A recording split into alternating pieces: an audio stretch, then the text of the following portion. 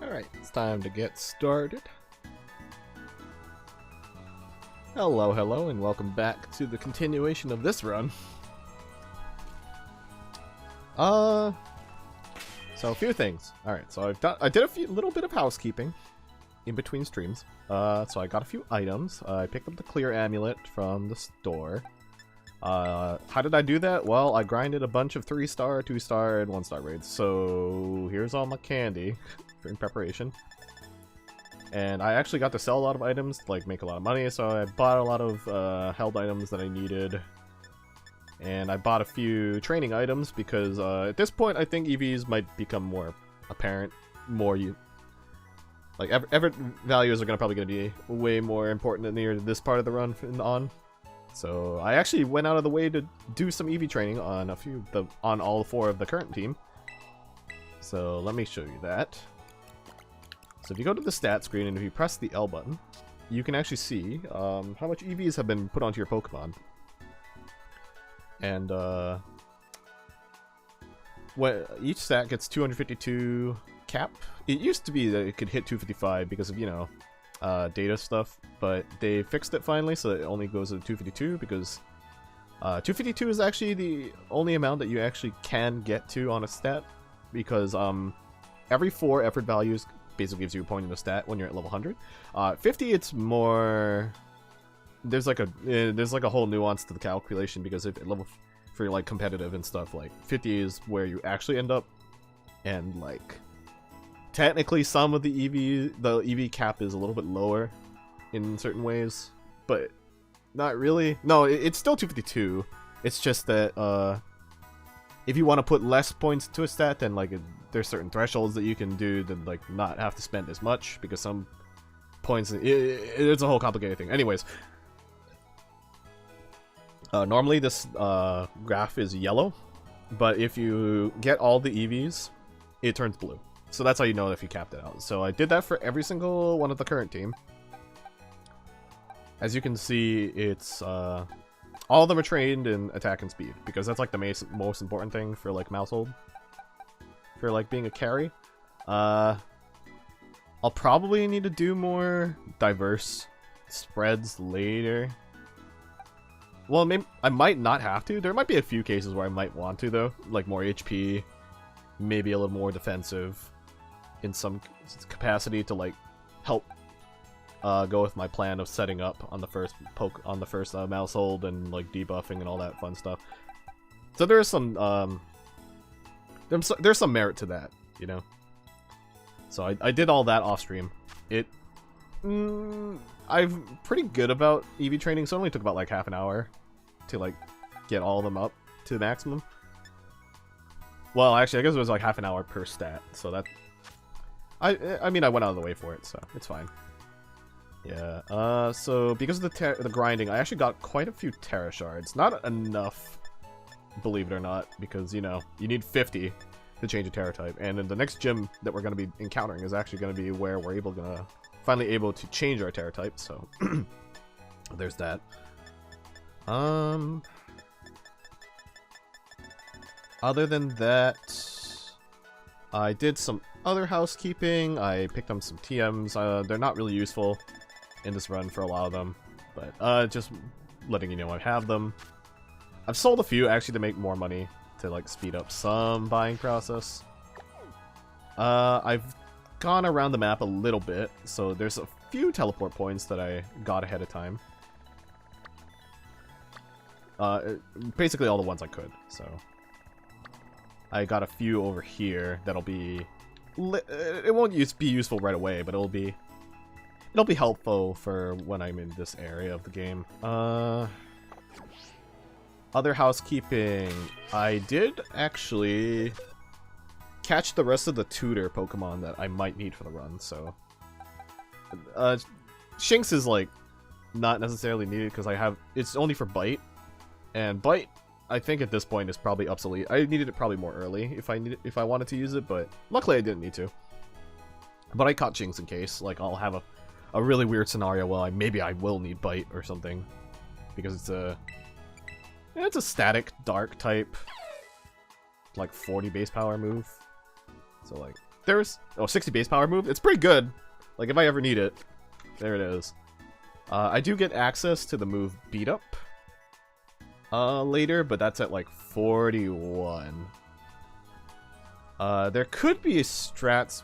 There might be a use case where I might need it earlier, in that which case I'll probably catch another Tandemaus and level it up, because so Pokemon earlier evolution stages, like they actually learn some moves earlier if you let them stay in that evolution longer. So so Tandemaus actually learns Beat Up at 37.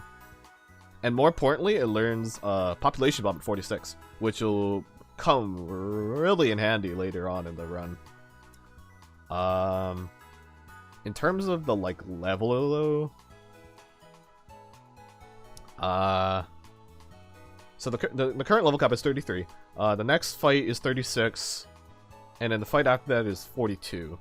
So there's a case to be argued that getting Beat Up would come in handy, but like for the Ghost Gym. But the Ghost Gym is level cap of 42, and we learned Beat Up on Maushold at 41, so it probably won't be needed. Getting Population Bomb early though for Grusha, now that'll be really good, because Grusha's level 48 cap, and then so yeah. And once we beat this and the next checkpoint, we'll be able to unlock having 5 Pokemon in our party, which will be great. Actually, let me double check. So this will be 10, 11, 12. Wait, hold on. 1, 2, 3, 4, 5, 6, 7, 8, 9. Yep. Okay, so 10 is this one. 11 will be Larry. 12 will be Rhyme. 13 will be Tulip. 14. Oh, okay. By Grusha, we'll actually have 6 Pokemon in the party, which is great. We unlock 6 after beating 1, 2, 3, 4, 5. After we beat the Ground Titan, so that'll be level 45. So yeah, right before Grusha, we'll have 6 Pokemon. So that's great. Maybe I should space out this a little bit better so I can see my thresholds better.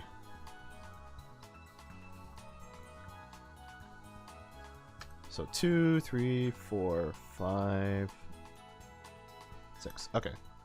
Now we have 6. So now we have 4, and then 7, 8, 9, 10. And 11 is Larry. Okay. 12, 13, 14.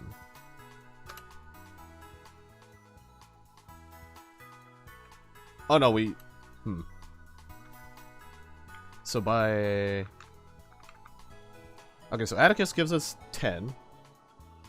Then Larry gives us 11, which gives us access to 5. Then Rhyme is 12, Tulip is 13, Ground Titan's 14. And then we need to beat Grusha in order to get 15. Oh, okay, yeah. So...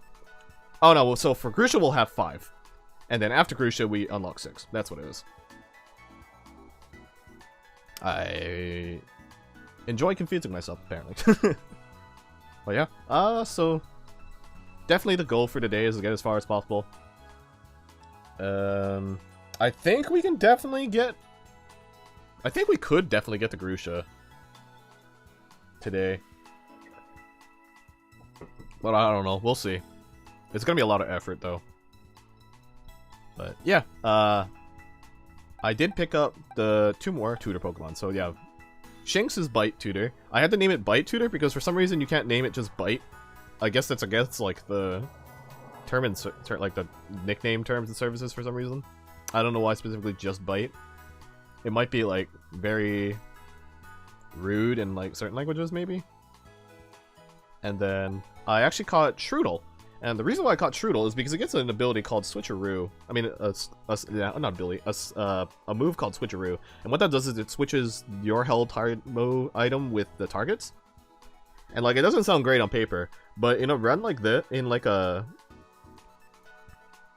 single player run, like playthrough, this is actually a really, really good tool. Like there's some gimmicks in competitive, but like it's not really worth it usually. But unless like you can really find a good use case. But yeah, so switcheroo, I'm thinking of using it kind of because like there's a lot of Pokemon that I'll go against that will have that. Some of them have like a certain script where like I know for sure they always go for a certain move. It seems like. I mean, I'm ready to be proved wrong. I've been proved wrong by the AI multiple times, even though I've played this game so many times. But so there actually might be a use case coming up in this coming up fight, which I think might be great. And switcheroo is not great unless you have items to take advantage of it. So it was really expensive, but I managed to buy a choice scarf. So what a choice scarf is it locks you into one move, and because of that, this item actually gives you like a +1 to speed without having to boost naturally for it. So like it gives you like an insta +1, which is really nice. So the reason why I grabbed it is with switcheroo, if I know that the enemy Pokemon is going to be using a move that's going to be very, very disadvantageous for the AI, and it will like lock them into that move, and I can just take advantage of that situation and use it to set up for my end game plan essentially. So yeah, that's why I have it. I'm actually probably gonna try tutor it onto butane, maybe. No, wait, sorry, methane. Yeah, methane. I'm actually probably gonna try to put it onto methane, but there is a small fight that I have to do before I'm able to actually do the base. So of course, because every single one has like some sort of fight. That's why they're all level 32. It's just in case I get too much EXP. Yeah, I probably will be okay, but it's always good to be safe. But yeah, once I beat that, I'll probably figure out my game plan a little bit and then move from there. Another thing to touch upon for the... So I bought items. But I actually went out of the way to like get a few items that are like in the overworld, and one of them is this life orb. It's in the middle of the lake, and because of that, I got those fly points I showed you on the map earlier, and I also triggered some dialogue so that we don't have to deal with that later. I've actually triggered a few areas of dialogue so that we don't have to deal with that later, so that's good. It'll help speed things along for the stream today. So. And I've rambled up enough for now, so let's just get into it and go in. Alright, so first things first, we gotta go in here and do the battle I was talking about. So normally here you get stopped for a little dialogue, but I did it already. The main problem in this area is just getting around kind of sucks. There's a lot of really tiny Pokemon. And this area, especially with rain, is gonna lag the shit. It is a lot better now. I feel like all they did was stabilize the frame rate at a certain point so that it's not as bad. Like, this is still bad, but like, it's better than before in a way. Because it's on average it's better, but... Yeah, I can't completely excuse it, but like, it is. I can say it is at least better in some regard. But enough of that. Let's just go get to the base. Okay. As you can see, I had like a little bit of a frame situation there. Alright, so let's go talk to these trainers and beat up this kid, because for some reason you fight this kid instead.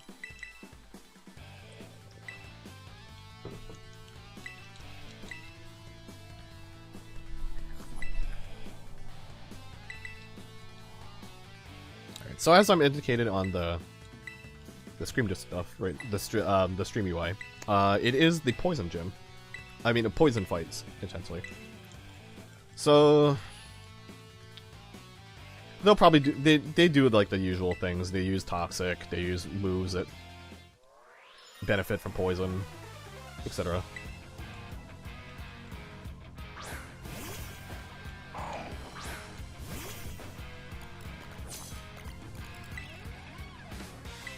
I probably should have led with Cassie actually for the ground potential, but double hit's fine here.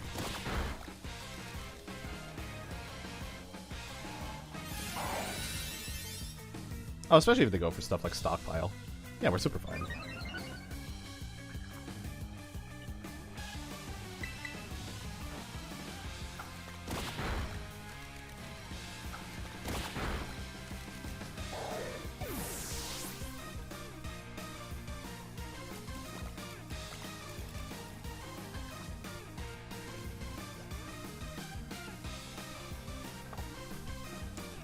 So normally, like, I do have more info on, like, random trainers, but, like, most places only really list, like, the bigger fights, and I can't really find, like, good listings of the trainers unless I go through this actual spreadsheet to prep beforehand for these smaller fights, but these smaller fights aren't, like, that bad, so I think it's probably only more...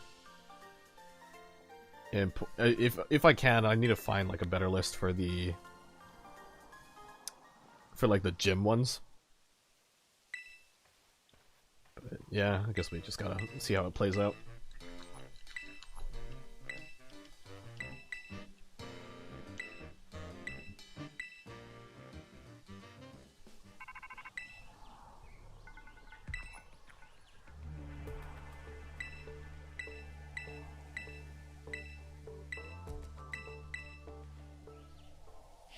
Okay. So now we're free to take down the base. So what I'm gonna do is I plan on... Well, first things first is Methane doesn't have any moves that I want to use yet. So what I want to do is get rid of Baby Doll Eyes. And I'm going to put in Switcheroo. Actually, I might also remove Double Hit. Alright, so the Atticus's first Pokemon is Skuntank. And what Skuntank has is Sucker Punch, Toxic, and Venoshock. So I'm hoping... So yeah, what I'm hoping is that the Skuntank goes for Sucker Punch immediately. And if it doesn't, and it goes for Toxic, that's fine. So what I'm gonna do is... I'm gonna teach it... two moves. So first I'm just gonna move two Pokemon out. I'm gonna move one out. I'm gonna put in Switcheroo. And I'm gonna put the Mirror Orb onto... I didn't do that right, but I'll do this now. Yeah, switch that on. Do the Picnic. And of course you need to be a little bit far away. Alright, so this will teach Switcheroo.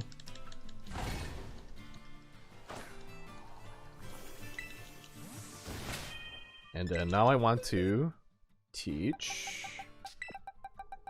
Tickle. So the reason why I don't care about Baby Doll Eyes is because it's a priority move, and because I'm already pretty fast, especially against the Pokemon they have Skuntank, Muck, and Revavroom, and those are like not very fast Pokemon. So like I should not be in danger speed-wise.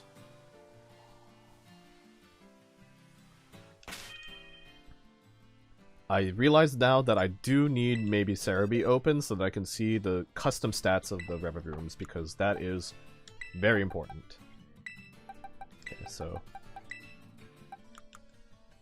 Alright, as you can see, I took off my Clear Amulet, which isn't super important in this area, because the only Pokemon that will give us trouble is probably Muck, because it has Mud Slap and Sludge Wave. But if we can manage to take advantage of Skuntank, then that's the plan. That is the overall plan. And yeah. So next thing up is let me save, and we're gonna use our candies to level up to 33, and maybe a little bit more. These fights don't give you XP, like I've mentioned, so there's like no real danger of... There's no reason to, yeah, not danger, but like there's no reason to edge towards 34, because we're not going to be even able to take advantage of that strat.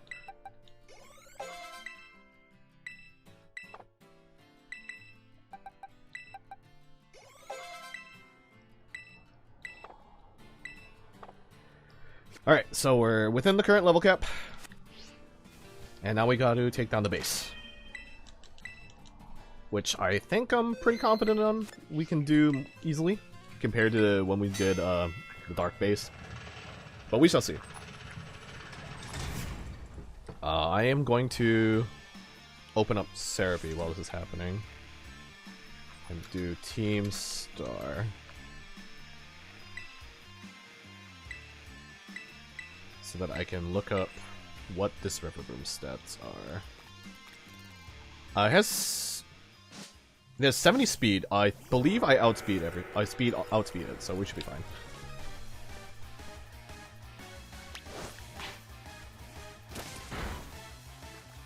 In the River Room, I mean, is the Starmobile, because like I mentioned before, they have custom stats, which is really weird. Instead of like being an actual form of Pokemon River Room, they legitimately just change the stats on the Pokemon in the data call. It's very interesting.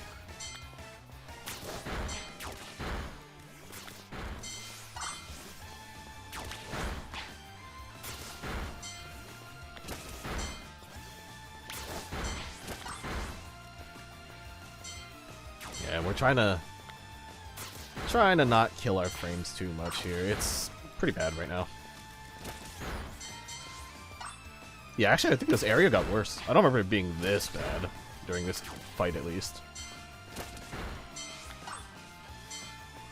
It could just be that I haven't played the game in a while, so I don't remember how fast things were before. Alright. That's done. Let's see how this goes.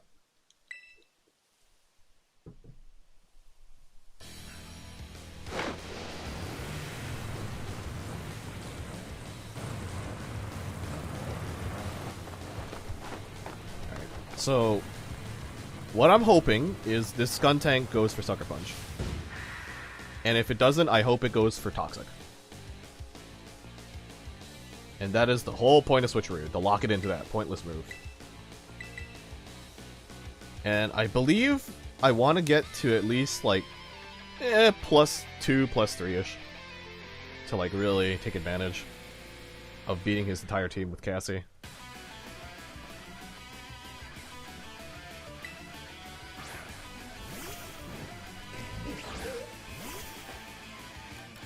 Okay, so we're Scarfed.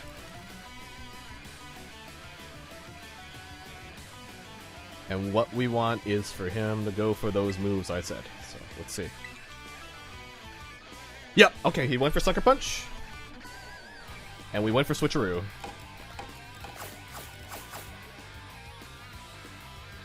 So now, Skuntank has the Choice Scarf, and now it is forced to use Sucker Punch. Which means that we can use Tidy Up.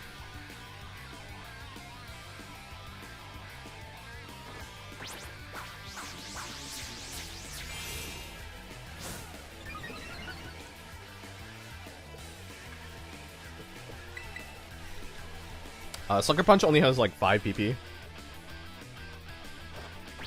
I believe. Yeah, 5 PP. So this thing will struggle soon.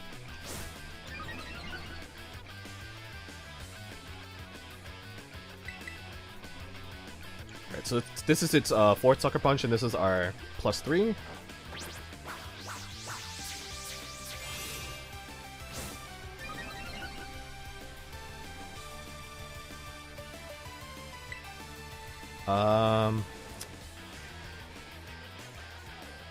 I think I can risk one more.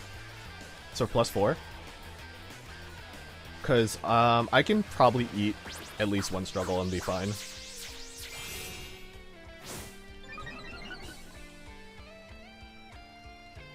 Alright, so I'm +4. I'm gonna Baton Pass into Cassie.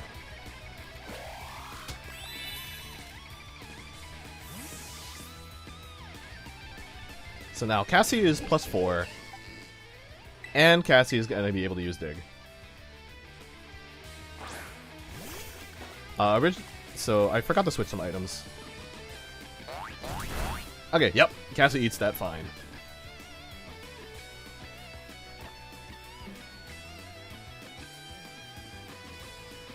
Luckily the AI does not switch them out when they're struggling, which is great. So now I can just use Dig and win.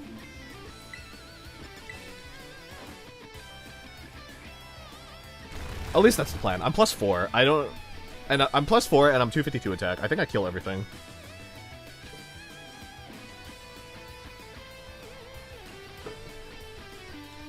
And Cassie has leftovers, even better.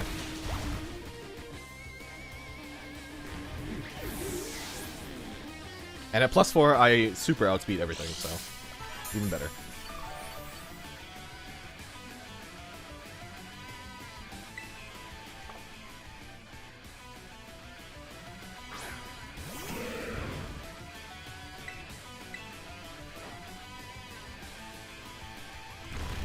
I'm actually curious if I'm able to take advantage of Larry in the same way, because that would be super good.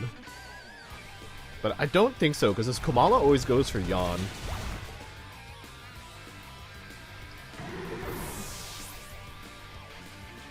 I might be able to go for like a taunt combo on that, but that might not be worth it.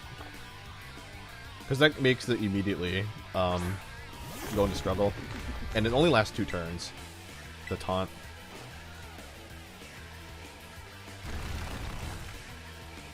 I don't know, maybe.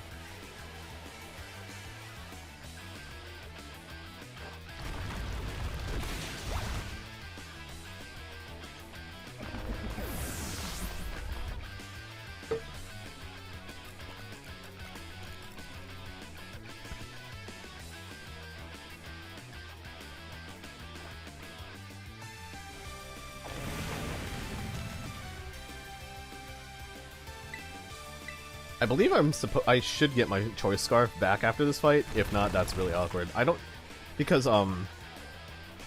consumable items are able to be don't get consumed. Items that used to be consumable don't get consumed anymore, except for like berries. Ooh, okay. It doesn't die. That makes sense. Oh, it's 80 defense. Okay, that makes sense. Luckily, it doesn't really have anything to go for here, so I'm just gonna keep using Dig. Yeah, that 128 just flat HP is pretty good too for it.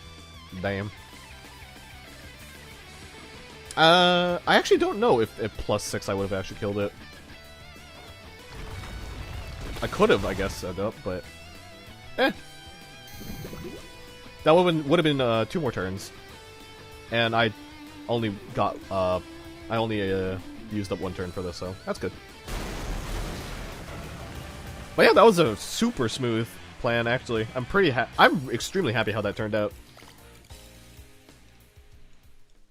Honestly, like, I thought it might go for Toxic, but I guess every time I've fought it, it always really usually went to Sucker Punch, so. Hey, experience, right?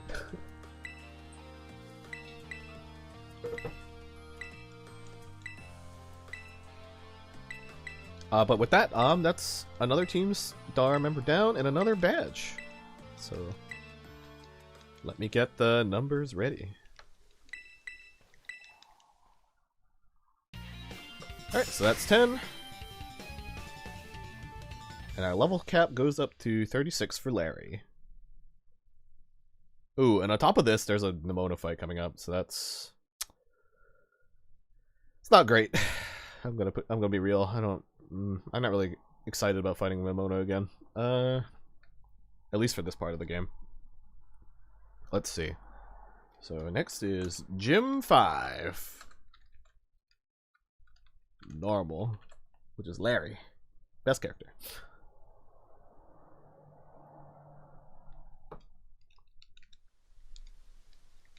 Yeah, I might need to open up another tab for this.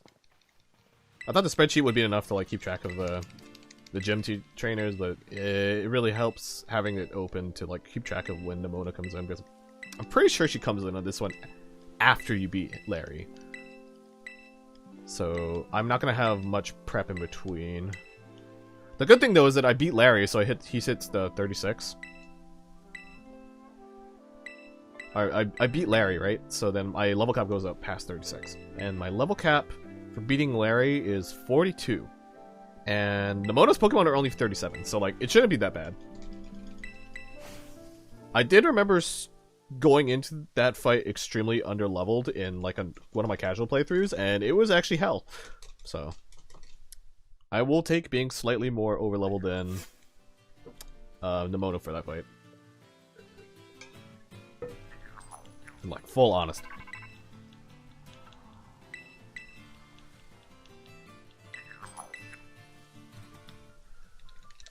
So I'm pretty sure Kamala always goes for Yawn.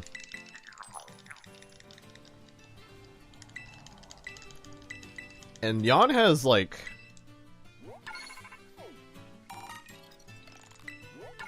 let me see. Yawn has like 10 BP, so like honestly might not actually be that bad. Like if I fall asleep, then I just wake up eventually, right? So I see it as a not too bad scenario of locking it into Yawn. It also has Sucker Punch, so the hope would be that it goes for Sucker Punch. But yeah, honestly, locking into Yawn is just as good.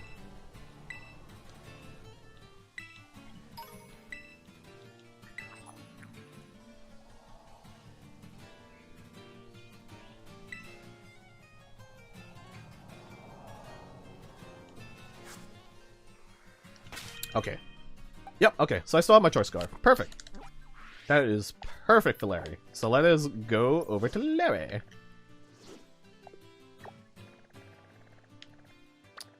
And what's great about Larry is he has a gym challenge where you could technically fight things, but if you know the answer, you can actually just skip the entire gym puzzle. It's great. It really makes subsequent playthroughs of this part of the game a lot faster.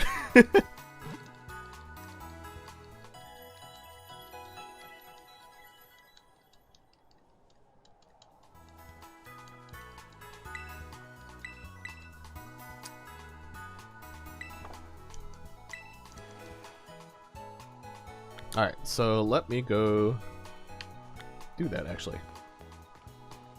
Let's go fight Larry. Oh, wait, let me level up first. Oh, yeah, right. So I have to go in here first. I forgot. It would be funny if you could just go immediately to fight Larry, but I guess not.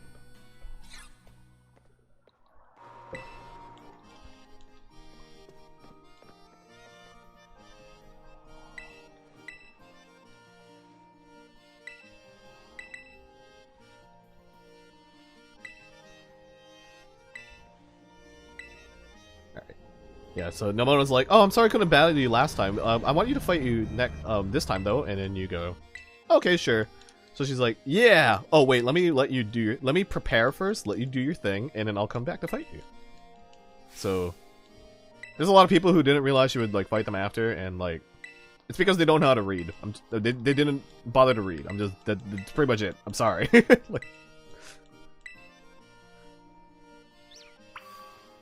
Like the game warns you. But a lot of people choose to not read a lot of dialogue. Which, I mean, fair, but like, there's no point in complaining, you know?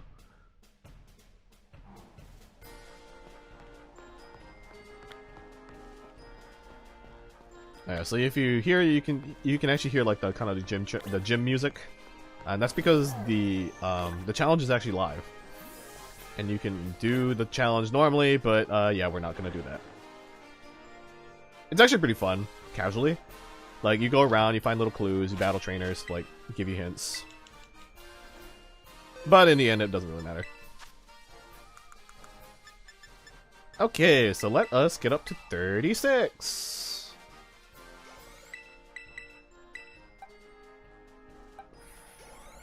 So that's 4. 5, 6, 7, 8.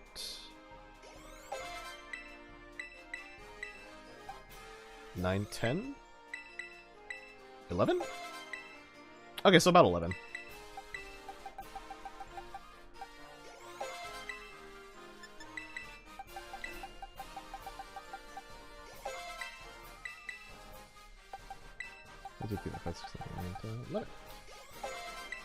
Alright, so now we're all leveled.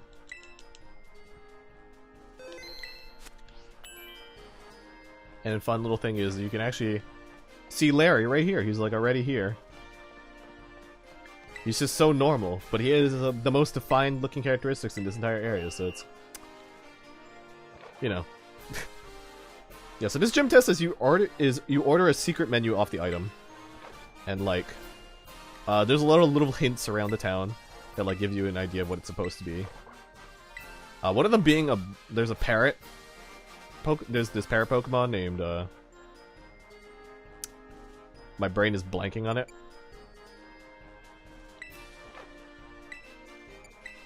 But yeah, that Pokemon is there, and it's a parrot, so it's just saying what the thing you're supposed to get is. It's cute. It's a very cute challenge. Also, I don't know what happened to all the people, but I guess they all ran out of the building and just put all the tables away.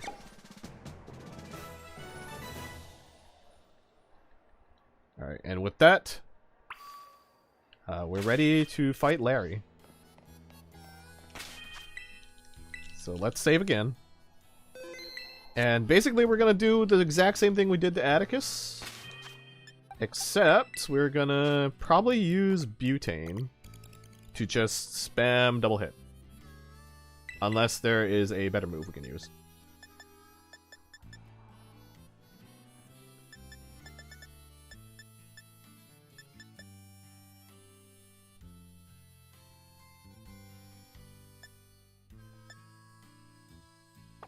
Double hit with metronome should be fine, unless we miss. What can go wrong, right? Oh, right. We don't talk to him. We talk to this guy and go like, do you want to challenge the gym? The exceptional everyman is Larry. And he's the most Japanese worker you've ever seen in your entire life.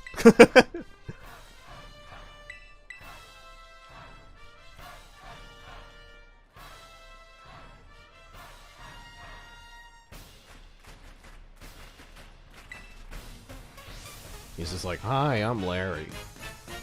I'm Larry. I'm so alive and tired. I'm not even tired. I'm Larry.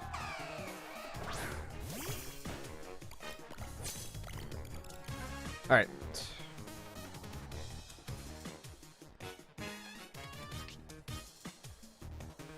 So, first things first. We're gonna go for Switcheroo again. And see if it goes for Yawn. Because most likely it's going for Yawn.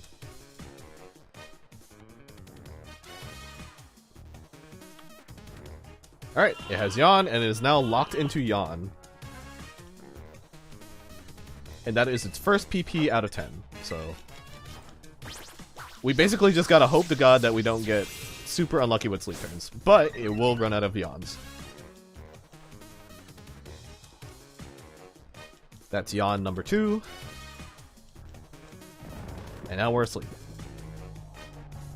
And basically, we're just gonna keep spamming Tylee up and hope that we wake up. This is Yawn number 3.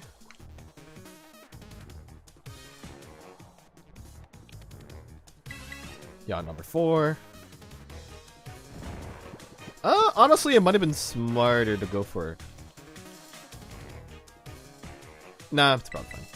I could have put Sleep Talk on this Maushold, actually, and that would have been really good. Because then I could just use moves while I'm sleeping. But, you know, hindsight. Okay, so I woke up, and this is the 6th turn of Yawn.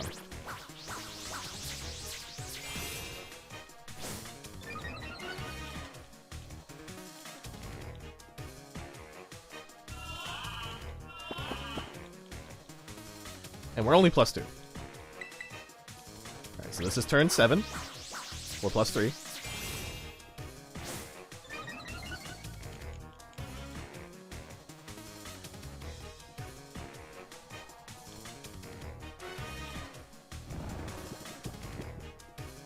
Alright, pretty soon we're gonna start getting hit by struggles. So this is turn 8.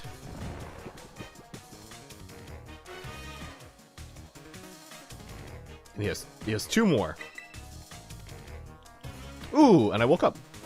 Turn 9. +4.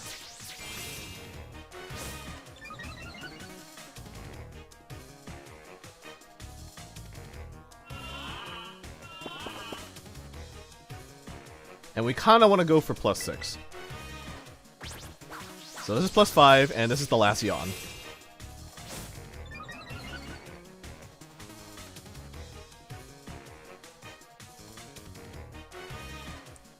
So now it's going to start struggling. We want to wake up as soon as possible. And we want to get one more +1, if possible. So we just gotta really hope that we don't die and that it doesn't die.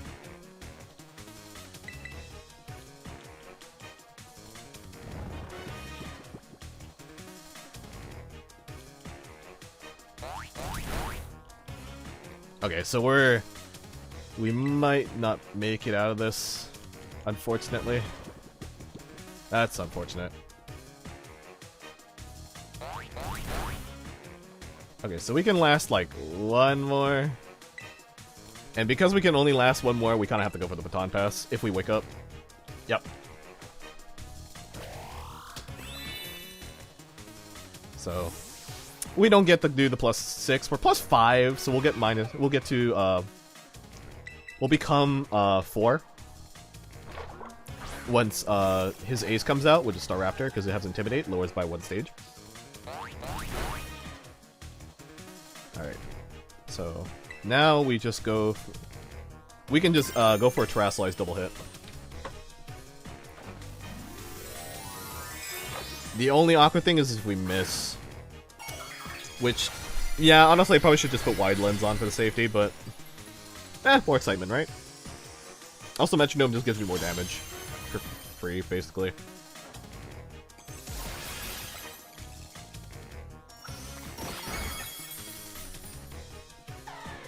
I don't think I have to Terrasilize to kill any of these things, but like, it's just a lot of extra damage. Alright, so I'm holding the item Metronome, and what that does is it gives you plus 1.2. It gives you like a multiplier of 1.2 for the first, if you reuse a move once. And if you do it twice, it goes up by another 0.2. So it maxes out to 2 times by the 5th turn of using it. So this next turn, it'll have... it'll be 1.4 times against this Staraptor.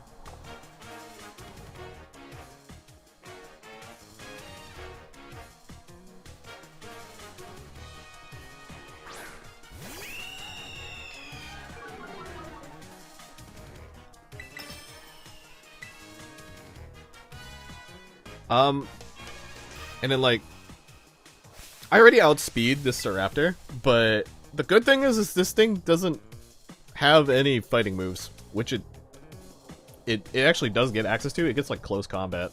I don't think it gets it at 36 though. Oh no, yeah, it gets close combat when it evolves. That's actually a lot worse. So like, the fact that they don't give it that is actually really good. So I don't have to deal with that horror show, you know?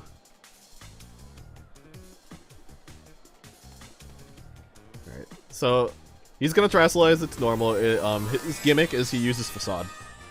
Because it's the most businessman kind of move ever. You're dead to life kind of thing, you know? And you're just kind of facing life. That is Facade. Alright, we got the animation, it means we hit. So at this point, we win. Oh, in fact, we super won. Even better.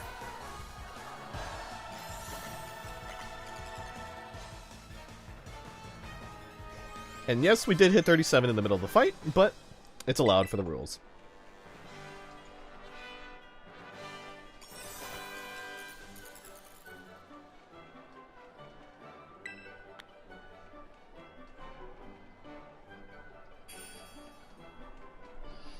Alright, and with that, we got another badge under our belt.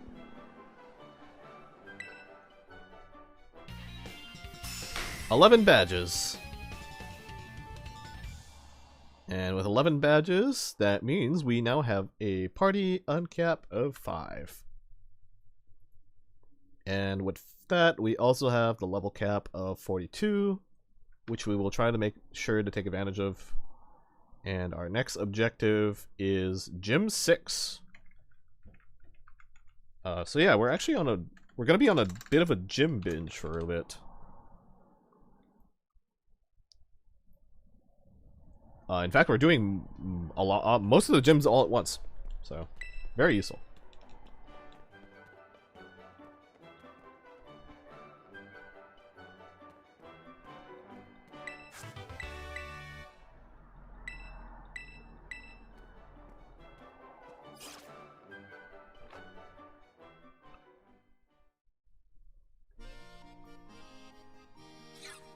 And yep, we're gonna have dialogue with Gita. So I'm gonna spam the B button because I think there's a prompt to ask you if you're ready to fight, and I am not ready yet. I need to prepare. Why do you call her that? Yeah, so this is Gita. She is the champion of the Paldea region. Well, champion is basically a title. So instead of other games where like there's one champion, it's a rank that you can get to in this region. So.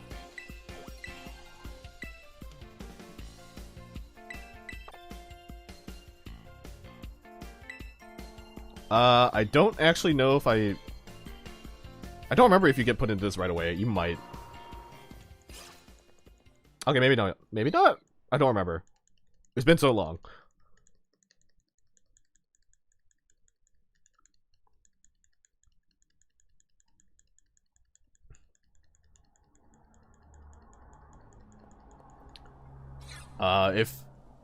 If it doesn't let me switch Pokemon, then this is gonna be really awkward. Because I have, Joy Scarf. Oh yes, thank you for healing.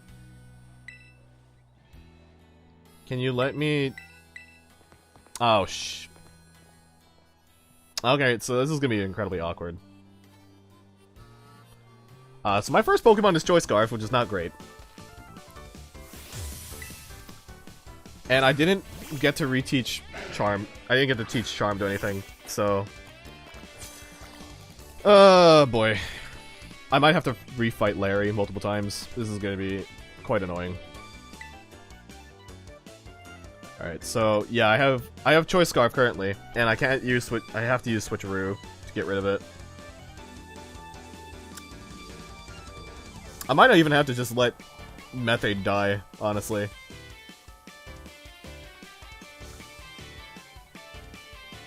Lycanroc has Quick Attack and Accelerock, so like, no matter what, it's always gonna be faster than me, other than Bite. So, let's just awkwardly get rid of my Choice Scarf that I used to completely shut down Larry. Oh, and she went for Bite and it crit. Of course it did. Let me just go for... So what we're gonna do is we're gonna lower its stats as much as possible so that Cassie can live as long as possible.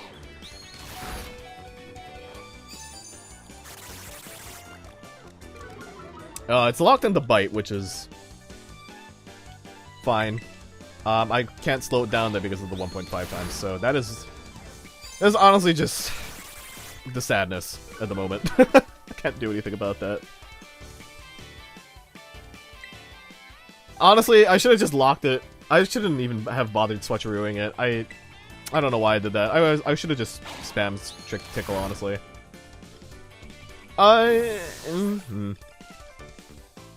Hindsight. It's all hindsight. It's all hindsight. Alright, so it is currently -3. The hope is to use this priority baby doll eyes to at least get it to -6. So that I, you know, just live on Cassie enough to buff, and then I just go hard on butane or methane. I mean, butane or caffeine. So one more baby doll eyes.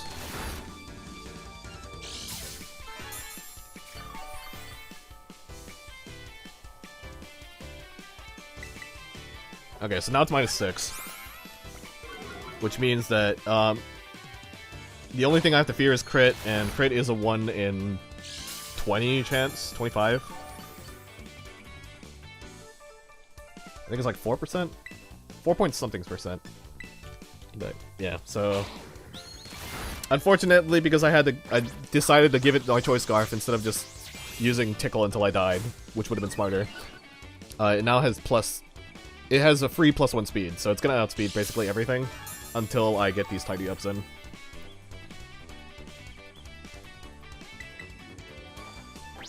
Alright, there we go. Now I'm fine.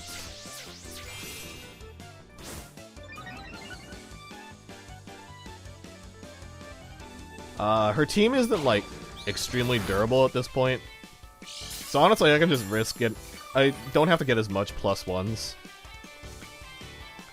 But, I mean, it's just safer if I do.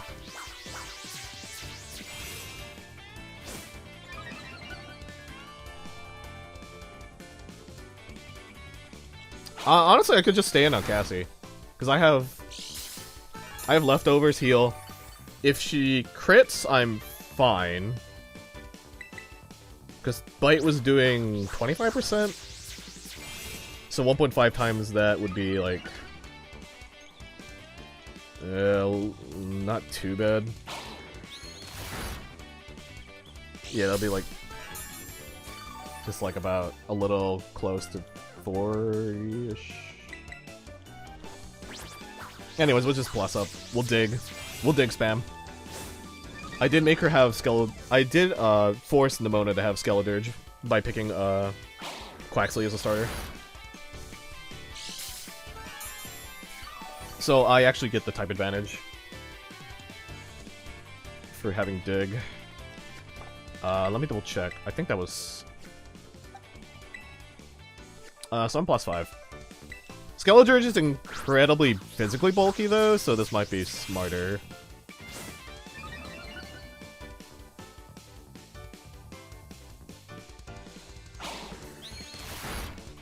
Did I leave any...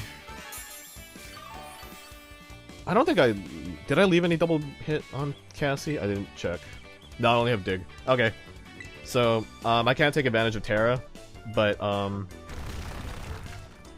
if I feel at risk on Cassie, I can use Baton Pass to switch into one of my backup carries. And because I can do that, then they'll have the entire +6 for free. The only problem is if that if that happens on Skeledirge. Skeledirge has Torch Song and it gets +1 every time it uses it for special attack, which is not ideal for Maushold. I get Charm now. No, I can't use a Charm immediately for this fight because everything else in this is special attackers. Her Pomo is focused on attack though, so like I might be fine. Alright, so there's Little Goomer.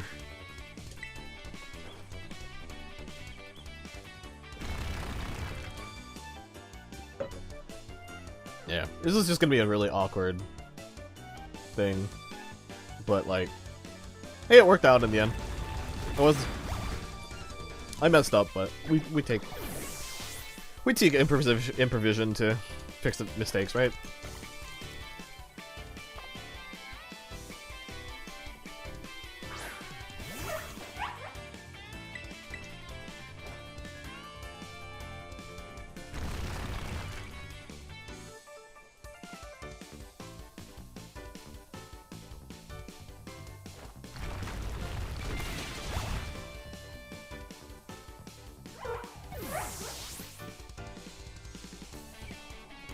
Okay.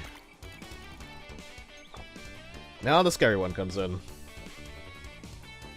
I am +6, so I'm hoping this does a decent amount. I hope it kills, honestly. While it goes, I can just run a calc, actually. So let me go see. So while this animation takes 1,000 years to do, let's just do a slow calc. Alright, so intelligence is 37. It's 25 per IV, I think, because it's Momona's.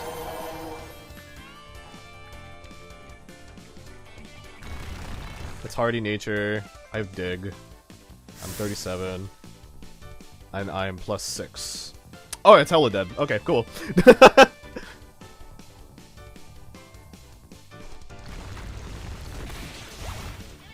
Yep. Alright. Sweet.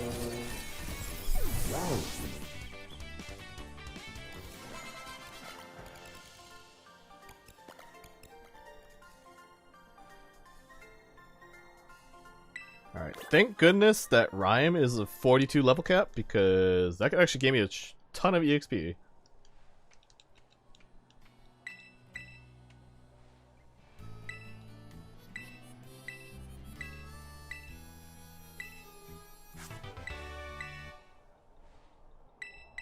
Oh, and I got access to Terra Blast. That's nice.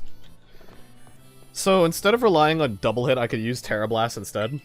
So what Terra Blast does is it's an 80 base power move that when you're terrestrialized, it picks your highest attacking stat, turns it into either a physical or special type move, depending on that. And then it's just an 80 power. It's a free 80 power base move. It's pretty good. So like it's more reliable than what I have currently, which is double hit. And double hit is a 35 base power double 2 hit move, which is it's like 70 power. It's 90 accurate. The main thing is that it's 90 accurate, and I don't want to deal with that. The only other problem with Terra Blast is that it requires you to be in Terra.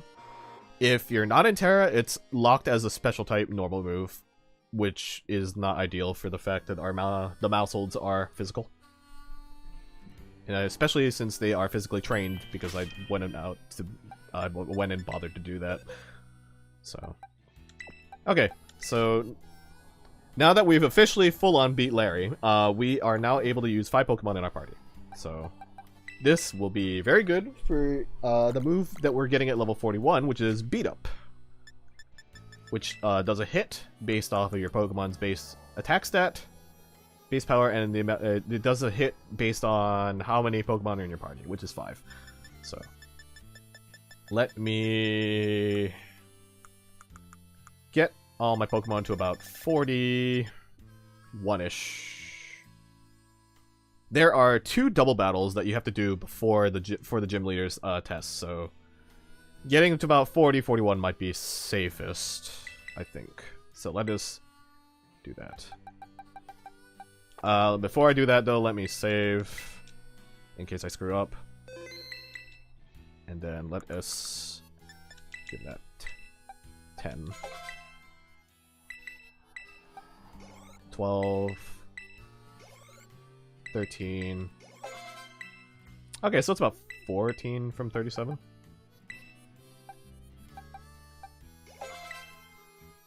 A little bit too much on that one, but it is what it is.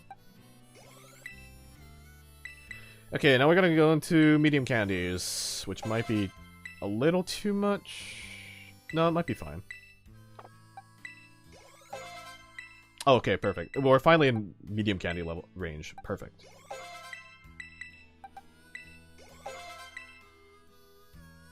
So our 5th Maushold is level 12. So let's see if one large candy can get it up pretty far.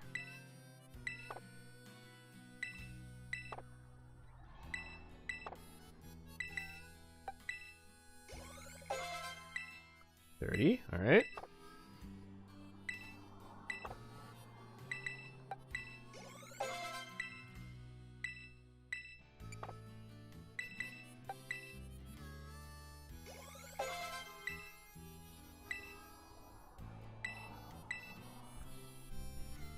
Alright, so Beat Up is good. We'll get rid of Echoed Voice on this one for now.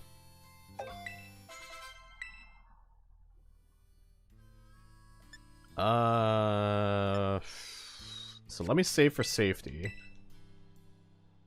I don't remember how much EXP extra large does. It might be a little bit too much still. Oh yeah, it's way too much. Okay. Honestly, I probably should have been using those when I was leveling it up, but it is what it is.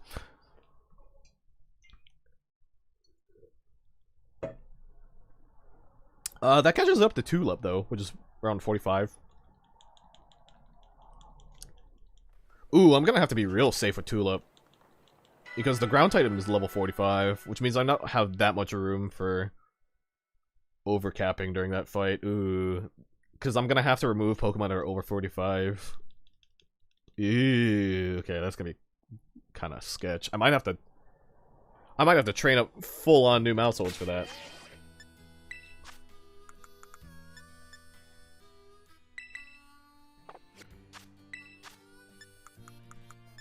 Okay, so let's do a little bit more larges. Oh, perfect. So funny thing about Tandemaus is that it only can evolve in a battle screen. Or in a battle. So if it gets battle EXP, that's the only way when it level ups that it ever evolves into Maushold. And the only way to ever see its evolution screen is if it's the one that leveled up. If it's a Tandemaus that's currently fighting, and it levels up, then you'll see the evolution screen after the battle. But if you have a Tandemaus in your in the back of your party, and it goes up to 25, which is the evolution level, you won't see the evolution gimmick, but you'll open up your party and you'll randomly have 4 mouse in your party. You'll 4 mice now. You know? It's kind of funny.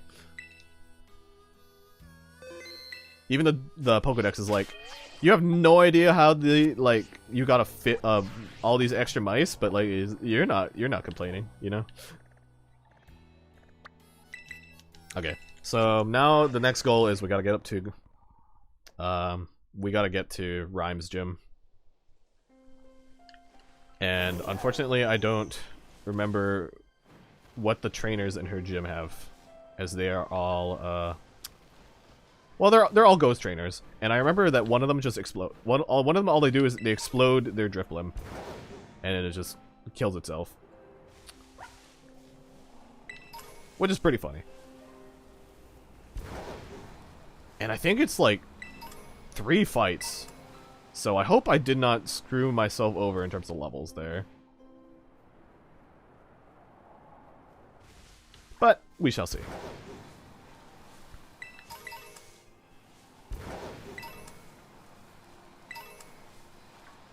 Part of me is realizing I probably should have did EV training on the newest member of our party, but honestly, I think it might not be worth it because I might need to train up a few Mausholds anyway, so I might as well do that when I hit that point. So let's just get all the way up to the Ghost Gym. So getting up there is pretty easy, it's just going up this road. And the fact that random trainers aren't really a thing in it anymore, like you don't ever have to fight them, definitely makes playing through the game multiple times a lot less of a pain in the ass compared to older games. Like, honestly, like, I don't mind Swish's early game, but like every route has so many trainers. Like, you can dodge like a good amount of them, but like the mandatory ones are kind of okay. So we're on our way to Montenevera.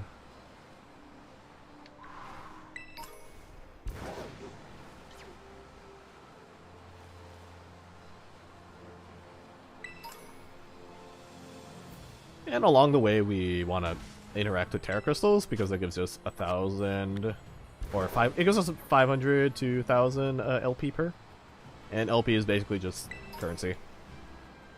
So it's free money just to interact with them. It's kind of like Swish, where it's the raid points. But unlike the Swish points, these points are actually useful.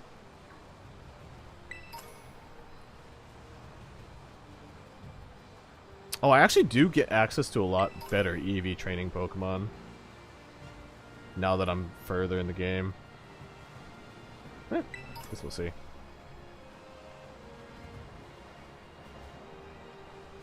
Alright, and now we are in Montenevera. Or Montenevera. Yeah, Montenevera. We got some free EXP candy. Oh yeah, so this is the hyper training guy. So what hyper training is, it raises your IVs to maximum if you give an item called a bottle cap. And it just so happens in this game that bottle caps you can buy, like, very easily, and you can get them from raids, which means that you can even if you get like a really bad Pokemon in your playthrough, you have the potential to just turn it into a good Pokemon, which is really nice. There's also mints that you can get to change Pokemon's natures, so if you have like a really bad nature on the one that you like, then hey, you don't have to deal with that anymore, and it's very, very cool. Alright, so we're probably not going to use this Choice Scarf strat for a little bit, so we're going to get rid of that and just stick with Clear Amulet for now. And we're going to make Methane relearn some moves, because it needs to actually be able to attack now that it, well, needs to attack, to say the least. So the problem with this gym is it's all ghosts, and our best moves are, well, normal type. However, the thing that I talked about earlier where I was like, I'm not entirely sure if this will be useful. It might actually be useful, so let me go do that real quick on a few of these.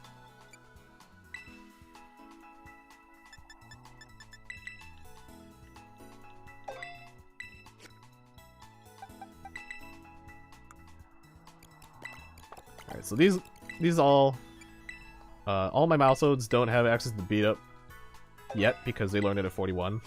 And the only reason why this Tandemaus has it is because it learns it a little bit earlier. So, this Tandemaus won't need to worry about beat up, but doesn't need to worry about having a useful move for this. So, luckily I have this little Shinx who is going to teach everybody how to use Bite. And to do that, all we got to do is get this Mirror Herb on every single Pokemon that we want to teach Bite. However, we need to be sure that we're out of the city, so let me go do that. And we need to be like in an area that's like somewhat leveled. Like, yeah. And we're gonna open a picnic. Never mind. This is not far enough. I do remember having trouble with this when I was training up some competitive mons. Because I wanted to be close to the area where you can do hyper training. Alright, so I think here? No? Really? Okay. Alright, how about we just fall down this cliff? You know? Let's just fall down this cliff and go to this somewhat more leveled area over here. Yeah, that works. Okay. So what we're gonna do is picnic. Never mind. This is still not good enough. Son of a bitch. Okay, this counts, I guess.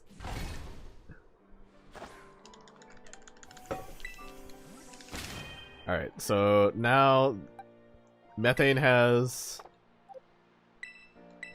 Bite. Now we want Butane to also get Bite.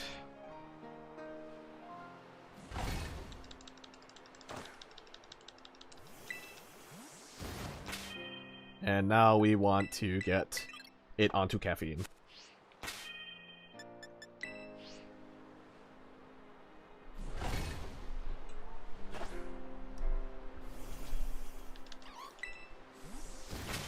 Alright, and we thank you, Bite Tutor, who had to be named Bite Tutor because for some reason Bite is not allowed as a nickname. We thank you for your service, and we return you back into the box. Alright, so currently we can't really use, I already forget what your nickname means. C6, H8... Ah, yeah, citric acid. Right. So we can't really use Citric at the moment, because Citric needs to evolve still. And you could argue that I could just keep Citrus in the box and just not use the 5th Pokemon that I'm allowed, which is a good idea. But I do want kind of like, I will have to train up something for Population Bomb after this gym? Is it after this gym or is it after the next gym? It's after the next. Oh, it's after the next 2 objectives, so... Yeah, at that point I might as well just train up a whole new Maushold that I'll just catch and do that on my own. So, it's fine if this one. It has no stats. That's the only bad thing. It doesn't have any EVs, so it's not going to be as strong as any of my other Pokemon. So it's more of like a backup of a backup of a backup of a backup. Because I don't want to do that training right now. Because that's going to be like an hour. We don't want to. I don't want to do EV training for an hour, at the moment. When I have more Mausholds that I need to train up, then sure, that makes more sense. But not at the moment. Another safety save. As we go in. So like I said, this next section is 2 double battles, because this is the gym that just does double battles, and that's the entire gimmick. Oh, also the gym leader's a rapper, and she's the twin sister of one of the teachers at the school. And the whole lore of that is that oh yeah, we got Lucky Egg, so that's pretty good. But yeah, so the lore of that is I don't know, I think she's the older sister, the one that's a teacher. She really felt like fulfillment in teaching, so she decided to retire as gym leader. And then her little sister, who liked Ghost Pokemon, took over and took Ghost Gym. There's like a lot more little tidbits to the trainers in this game, which I appreciate.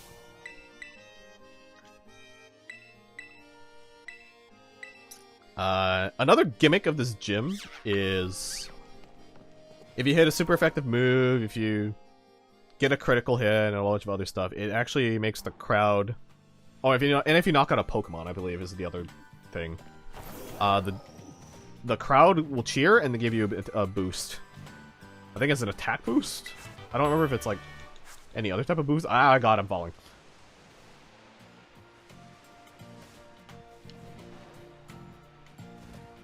But that is like the little fun gimmick of the thing.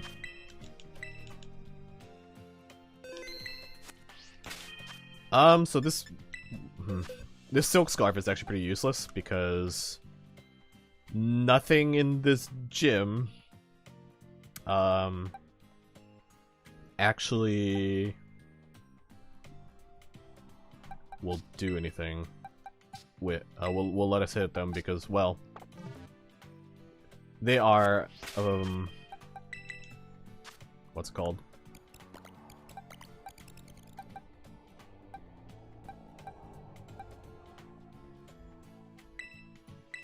I'm blanking on things. Yeah, this gym won't let them.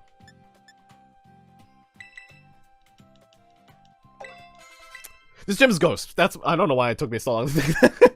This gym is Ghost, so no, I can't hit anything with normal type moves. Also, it looks like my tutoring thing failed because there were other Pokemon in the party who could teach moves to the Mausholds I was trying to do the tutoring to, so they learned it from them and not learned Bite. So Bullet Seed might be a nice alternative. I might regret that, so let's just save for now and then we'll just go in.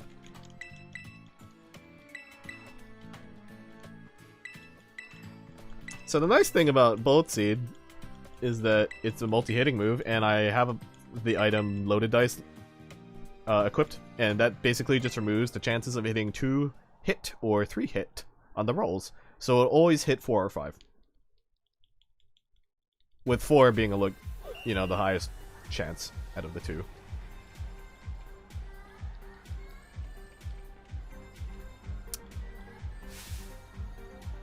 Alright, so this is MC Sledge. And everyone immediately, when they saw this character, was like, that's just Moist Critical. And you know what? It's very noticeable. Also, it's MC. Like, you know, like, that's like a DJ thing. But, like, in a rapper thing, but like it MC moist critical. It's just so perfectly stupid.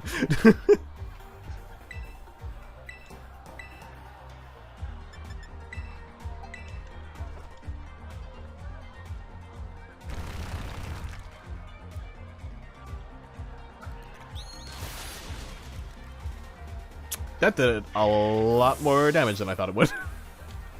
Holy shit.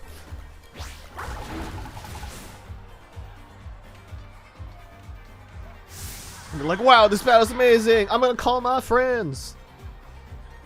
And we get a free attack boost.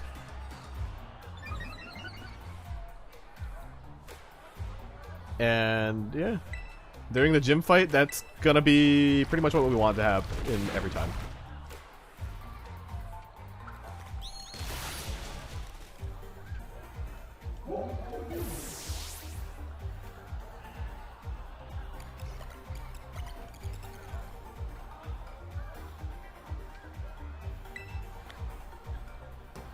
Okay, so there's another regular trainer, and then after that we fight Moist Critical.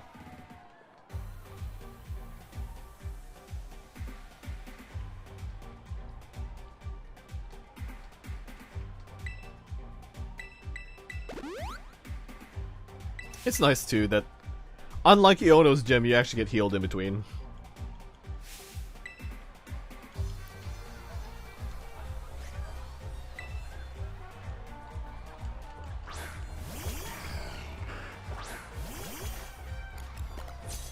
And so the mouse army marches on.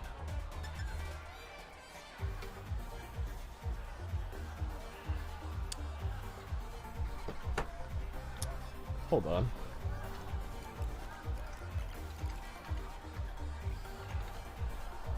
Did I fuck up? Ability levitate. Alright, so Cassie's just kind of screwed. And can't hit any of them because Dig is a ground type move, and they both have an ability called Levitate, which means I can't hit them. So we're just gonna swap out Cassie and subsequently hopefully murder this mystery boss.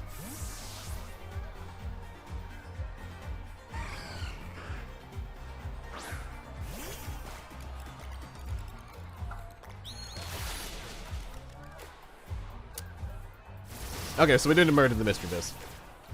But ow. We did do a super effective hit. Also, that's not great.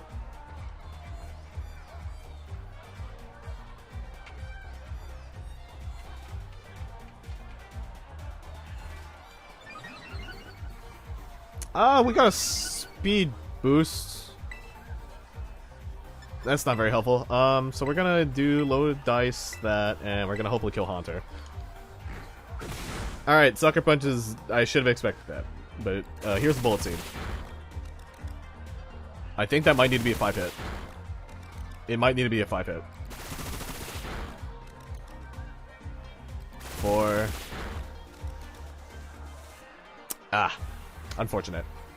Here's the Bite, though, to kill the Haunter. This Mr. View still has a move, though, so... What is it, I wonder? Ah, yes, Beat Up. This is a move that we want.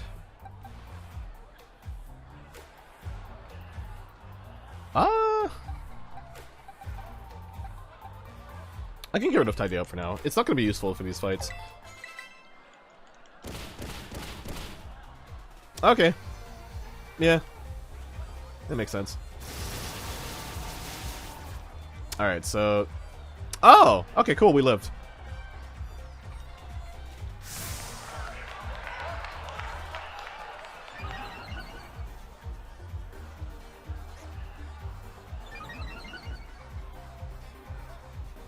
If you're curious, if the music's supposed to be this quiet, yes, the answer is yes. It's unfortunate, but it's this quiet.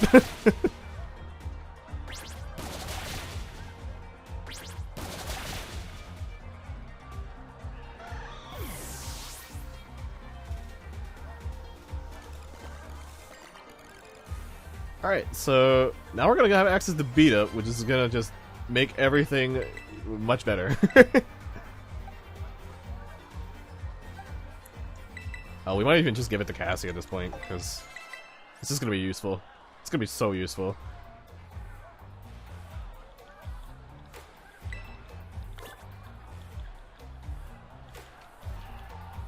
And yeah, we only have one trainer left, and that's MC Sledge.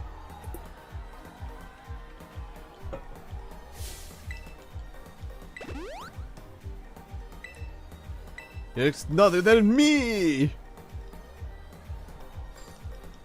Hello everybody, this is Moist Critical. I'm gonna battle some Pokemon.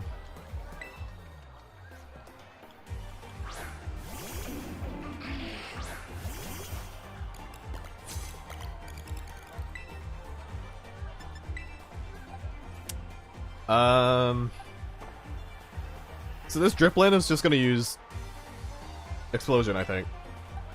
So we're just gonna double into Sableye, basically.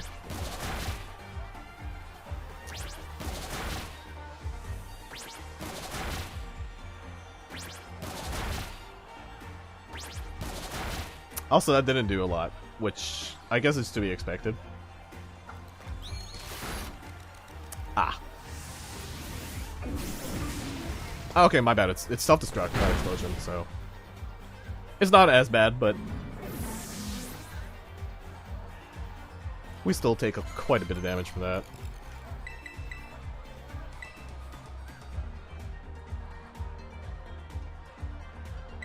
Yeah, we'll just replace. We'll replace Tidy Up. There's no real point to having it for these fights at least.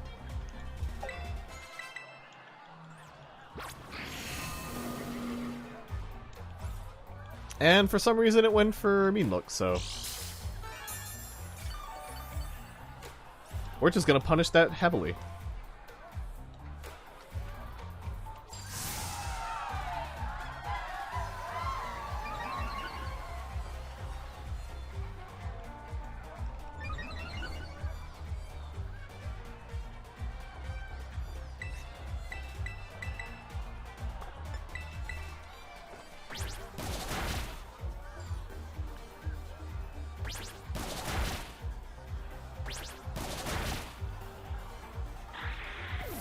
Yeah, so Beat Up isn't exactly our greatest move, but yeah, it gets the job done. And if we have two Pokemon using it, so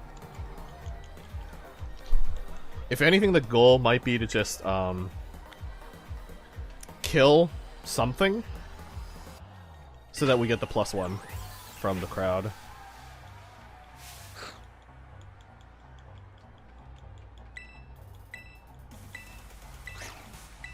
Ah, okay, so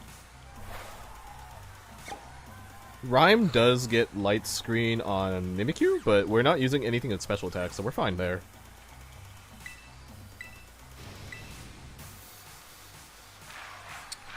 I'm debating using Switcheroo on one of these Pokemon, just to make it so that it's completely useless for the entire battle.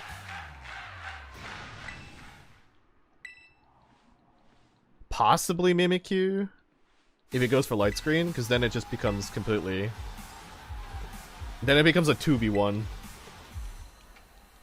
I might go for that, actually. Alright, so we passed the test, and now we can fight Rhyme. But before we do that, I'm gonna just get everyone to at least 42. As per level cap.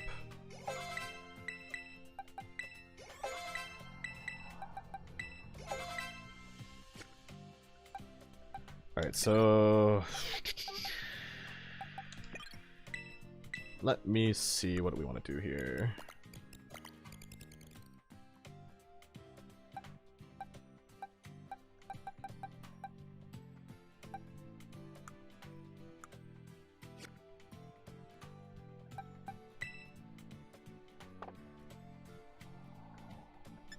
So we're just gonna leave the 5th guy still level 40 because it's fine.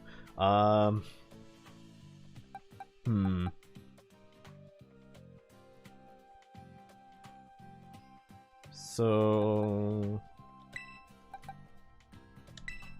Methane is definitely gonna just do Choice Scarf shenanigans, I think. I'm gonna use Switcheroo on Mimikyu on the first turn, because I'm hoping that Mimikyu just spams Light Screen.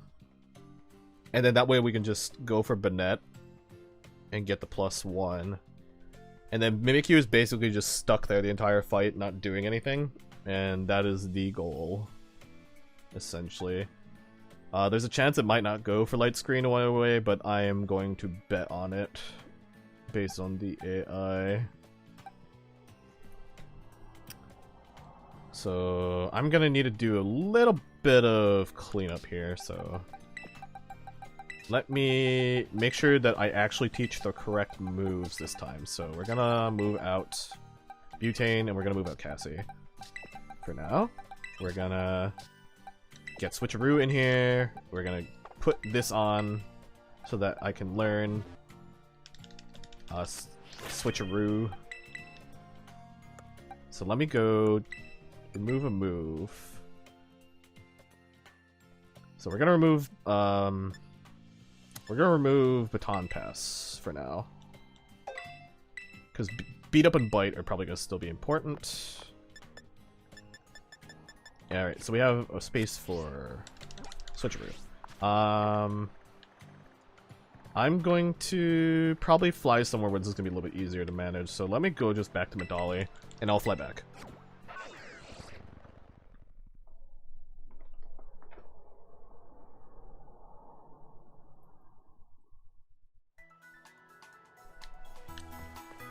Okay. So we're fine here, and let's do our picnic.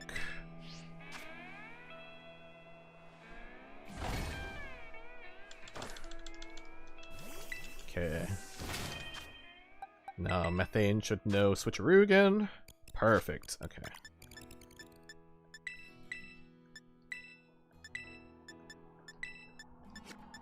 Yeah, this is a good order. I messed up. No, it's great. Okay. Alright, so Methane is set up. Let me switch back the item. Let's switch it back. And we're going to work on probably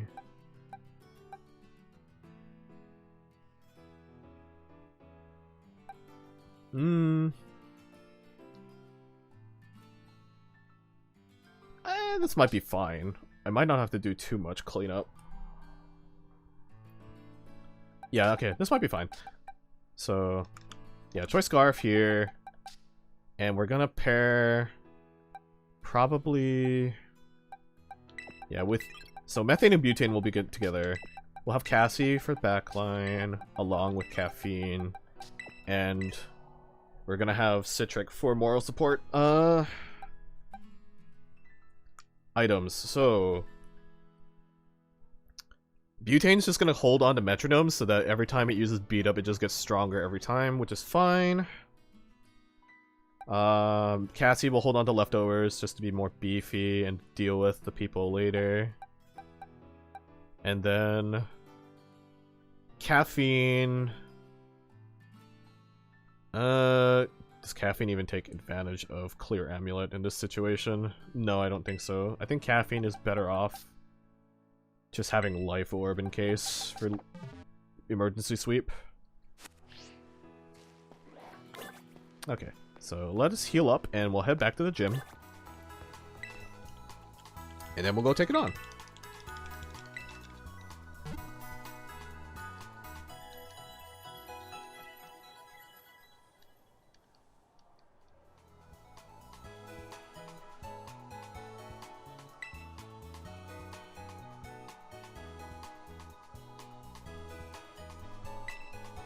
Okay.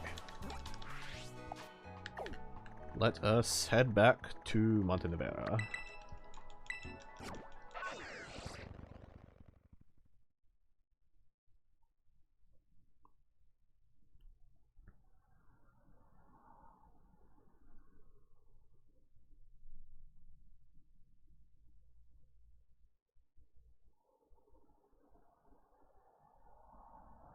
Ooh, it's really taking a while to load this.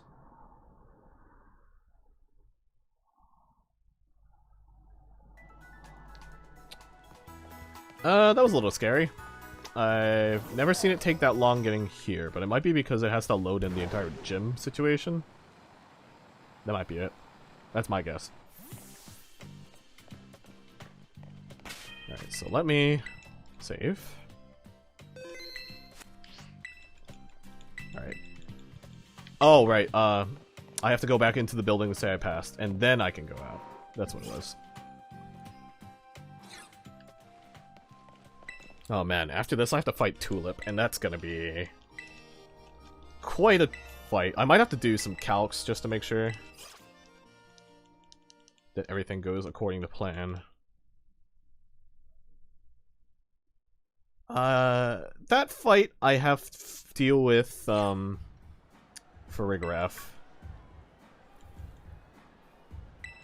Oh, you know what? Farigiraf starts to reflect.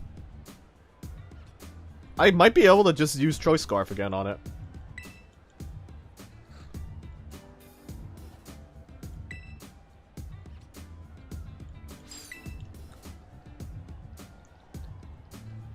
The bigger problem is that for Tulip's gym, I have to do this gym challenge that fights at least 2 or 3 people, I think. And I just want to make sure I don't overlevel during that.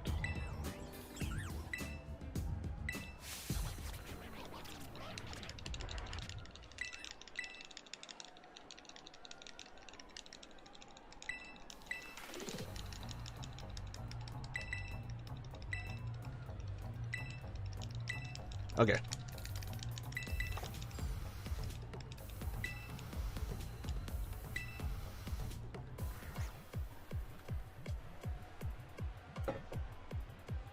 Alright, so this is Rhyme.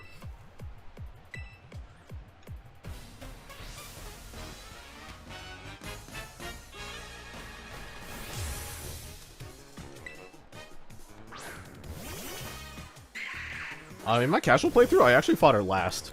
Because I didn't really understand who was the strongest. And it turned out I fought the strongest one like 4th. Which is really funny. Okay, so we're gonna hope that Mimikyu goes for light screen. And then if that's the case, then Mimikyu is basically out of commission for the entire fight, and we're just gonna beat up Bayonet over and over again.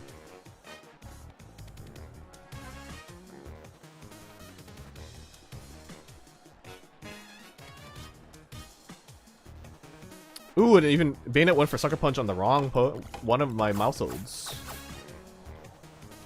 Good start. So Mimikyu has my Choice Scarf. Oh, it didn't go for light screen. Okay. I think it knows that I'm physical attackers.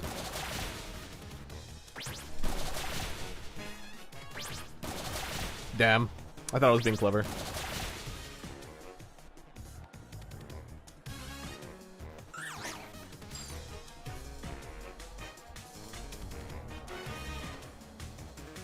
Well, I locked Mimikyu into a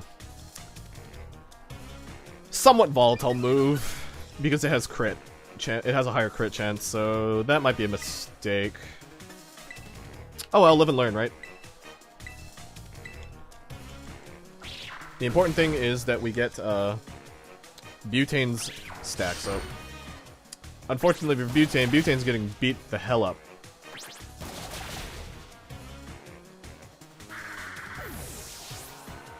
I believe I outspeed all of her Pokemon. It's just that they all have priority. Those two just happen to have priority moves. Okay, so this breaks Mimikyu's disguise, and then we hit it 4 more times.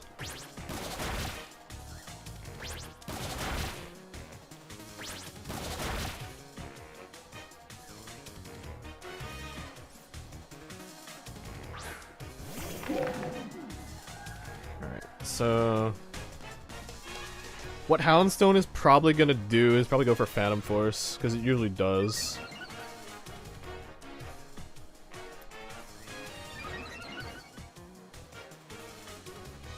Oh wait, never mind, I can't even use Phantom Force.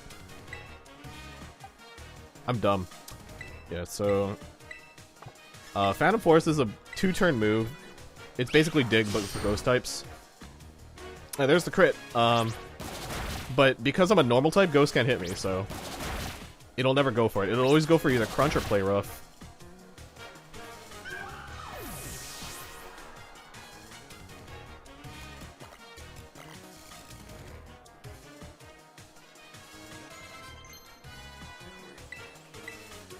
Alright, so that Tandemaus is now going to be a Maushold after this battle. 2, 3, 4, and 5.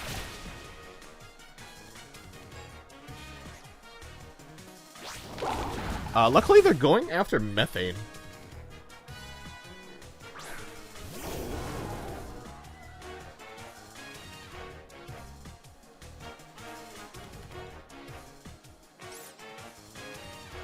I should now get more stuff. Perfect. I don't really need speed, but I appreciate it. Alright, so we're gonna target Houndstone because Methane doesn't have anything that really boosts its attack, but meanwhile, Butane has the Metronome, which is boosting its attack power by 1 point. Not attack power, but it's boosting the power of the move by 1.2, then 4, then 6, etc. So we've used it a good amount of times so that it's a pretty decent boost now.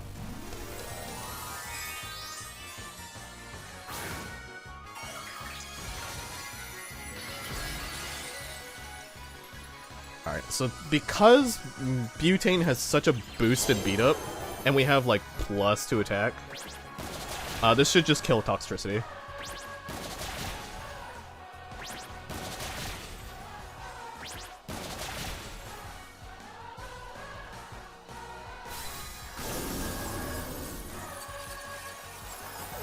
And Houndstone's already low, and it can't use Phantom Force, so this will be a win for Methane.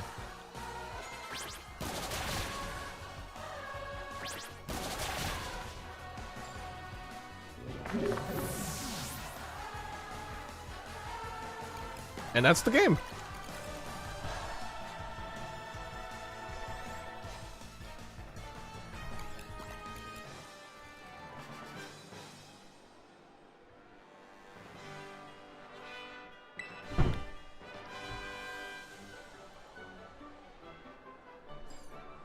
And with that,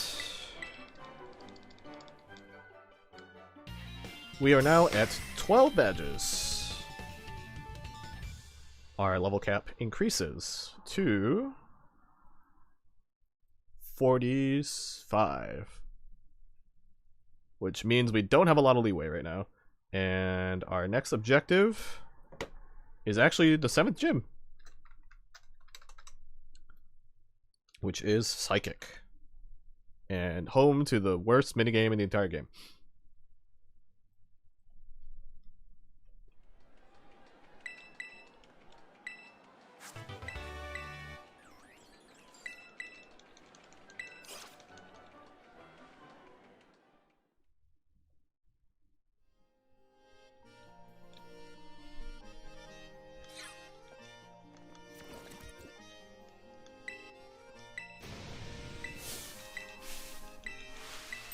Again, this is Hassel, one of the best characters. He's a teacher. He teaches art at the school, and like, he's kind of like an old grandpa-ish kind of character. So like, he's always proud of when like his students are getting stronger, and he just wants to see people get stronger. He's great. He's the goodest of guy.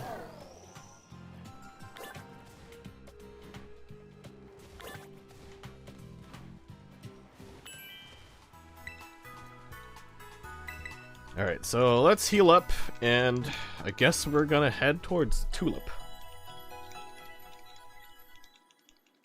Look at all them mouse. Alright, so Tulip. Anyways, yep, that's 2 more down. Let's see.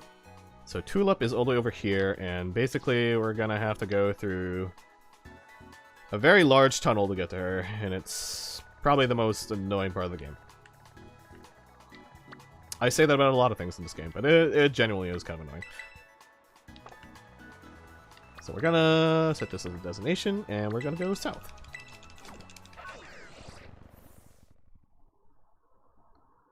Alright, so... her level cap is 45, but we need to deal with the gym trainers, so we're not gonna level things right away. We're gonna just kinda... we're just gonna play as we go for now, and then where that takes us, we'll see.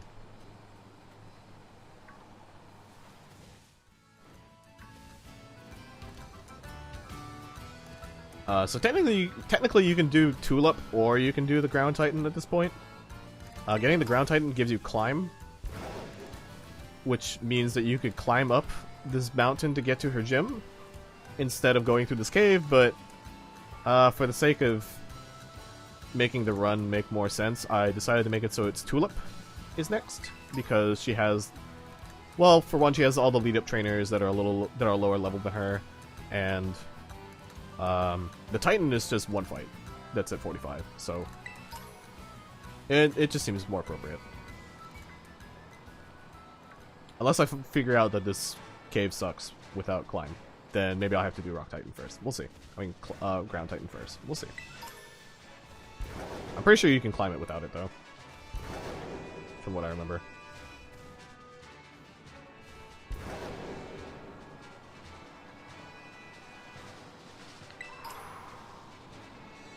Yeah, but the first playthrough through this cave, like, I feel like me and a lot of other people, like, got extremely lost of where to go.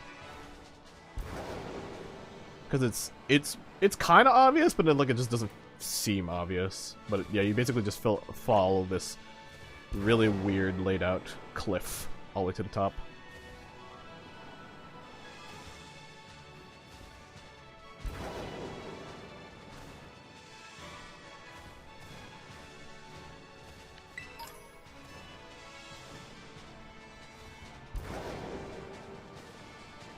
Alright, and with that is the end of the cave, and we're up here now.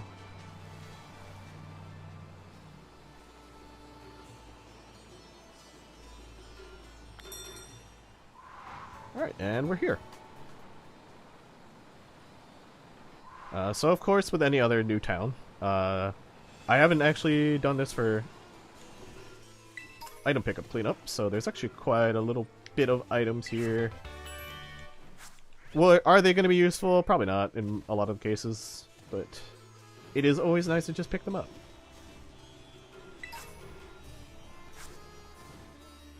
Like, that light clay would be really good in a different playthrough, but not in this one.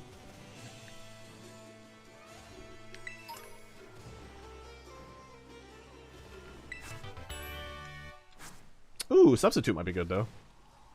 I didn't realize it was here. It's kind of one of the ones that I considered looking into, but it just didn't seem like it really mattered. And I guess it is. Here.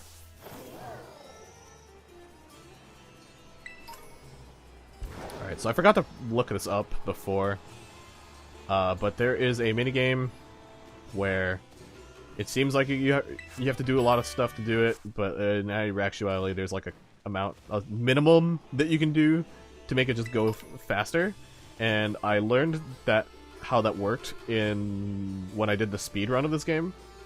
So like, I'm gonna go look up that speedrun doc, and then that should make this next part a little bit faster, because it is probably the stupidest part of this entire game.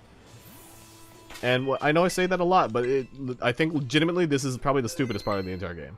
Like, out of any other section of this game, it's probably the dumbest thing that you have to do.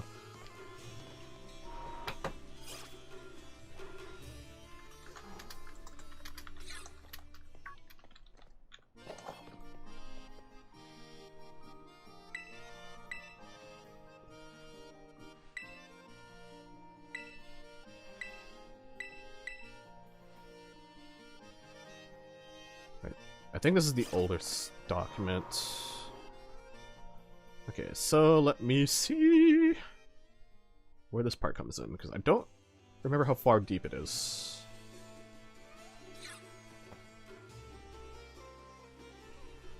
Let me look it up. Tulip. Wait, I'm fighting Nemona already? I thought she's the next one.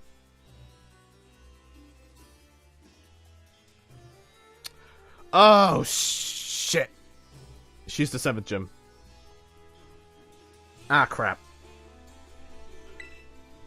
Did I save? Oh, no. Nemona's gonna make me overlevel. Oh, crap.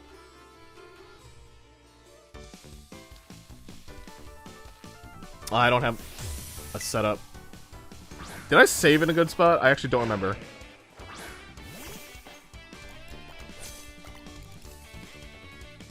I'm pretty sure I saved before the gym.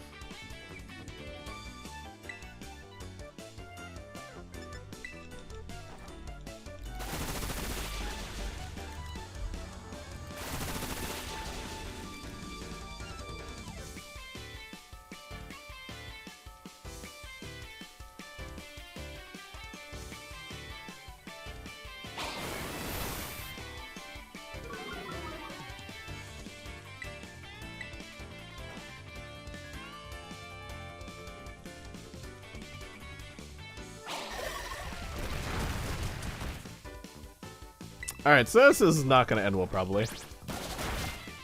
Oh, it's hella not gonna end well.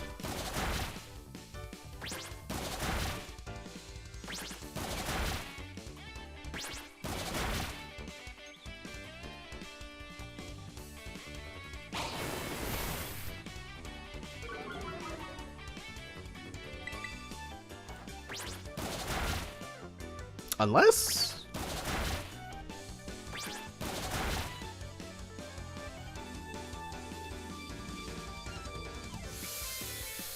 Okay. This is incredibly unideal. This might actually lead me to having to train up more Mausholds. Oh god.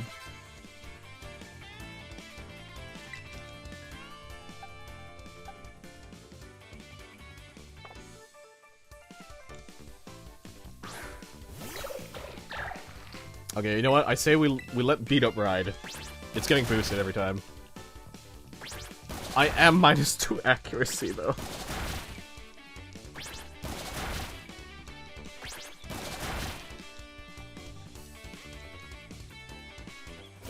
Oh, I'm fucking dead. Oh, really not? Okay. Alright, there's the mist. There's the mist.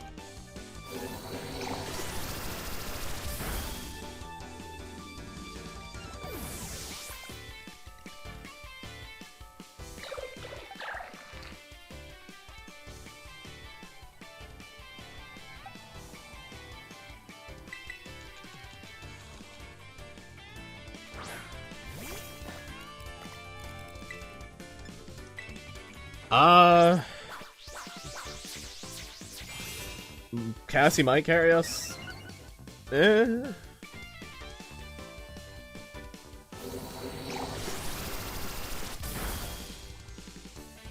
Alright, so at most I can get about +2 on this.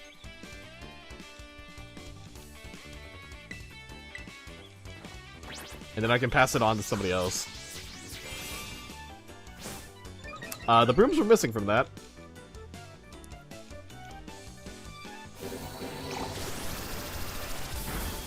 Yep, definitely only +2.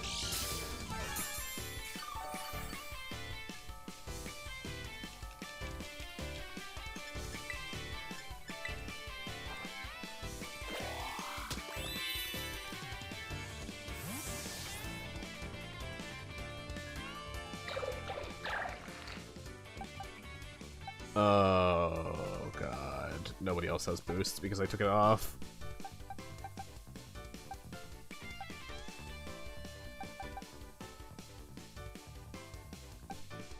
I mean... Oh, jeez.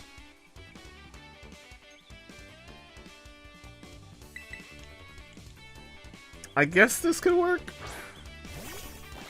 I mean, you know what? I might just.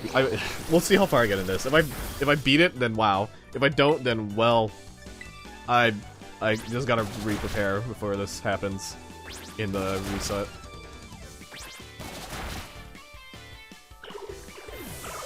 All right, so this Maushold's holding Life Orb, so it's getting boosted 1.3 times along with the +2. We'll see if that's relevant or not against this Palmut, though.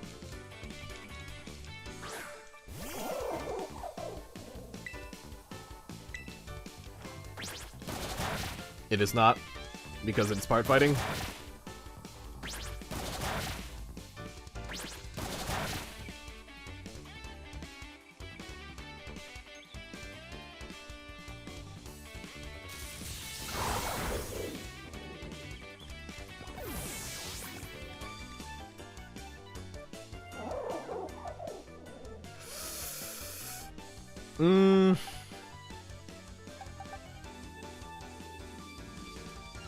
Okay, yeah, so there's no way we're beating this. Not when I have, like, no moves to actually use against anything in our team. Okay, well, let's just hope that I saved in a good spot. And I'm pretty sure I did, but, you know, I can't be too sure with my memory. My goldfish memory.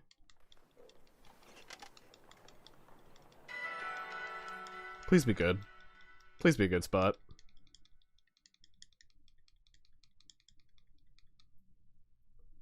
Please be in front of the gym like I thought.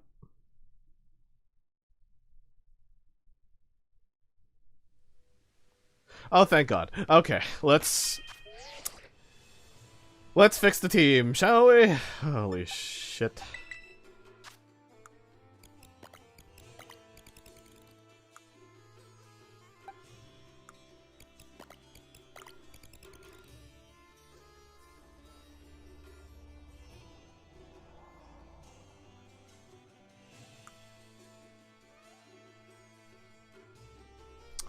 How much PP does Sand Attack have?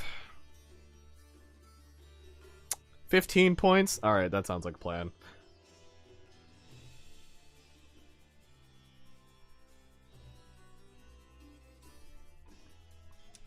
Alright, so for this... Alright, so it's probably gonna go for Sand Attack because it did that earlier. And we're gonna switcheroo it and then immediately switch into... probably Cassie.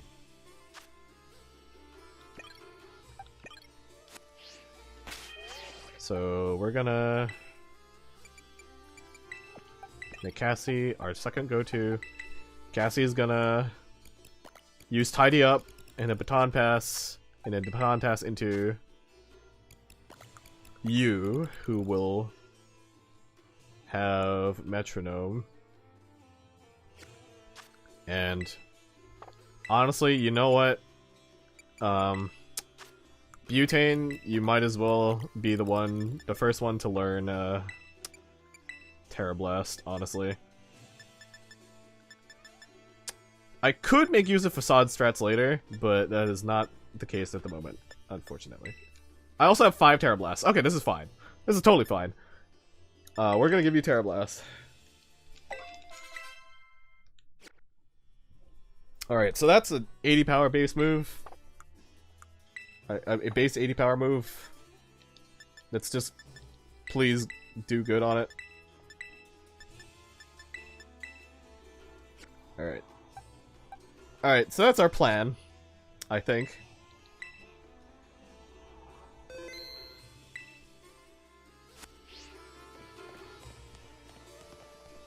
Let's see how far that plan takes us. You know?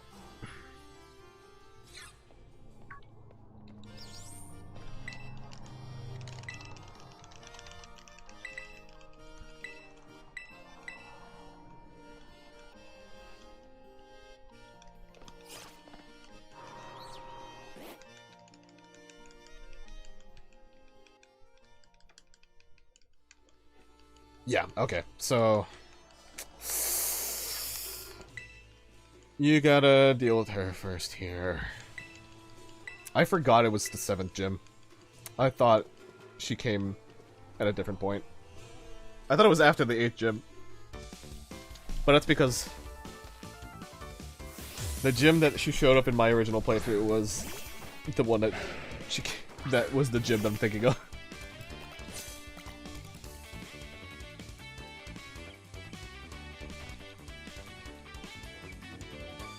Okay, go for sand attack. I forgot to put clear amulet on the thing. God damn it. That's what I forgot for the setup. And it went for rock slide this time. Okay. Well, this sucks.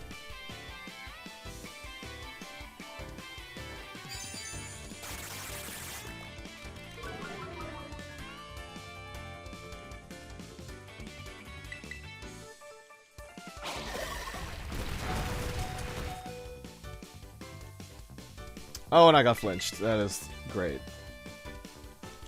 We just gotta hope for misses.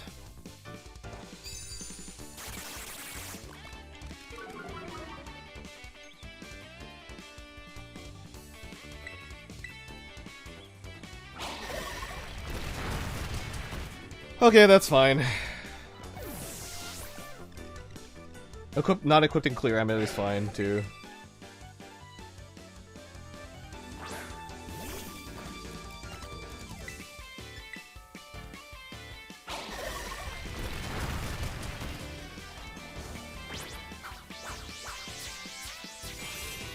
Okay, for some reason the animation for Tidy Up is not showing up on this stadium for some reason.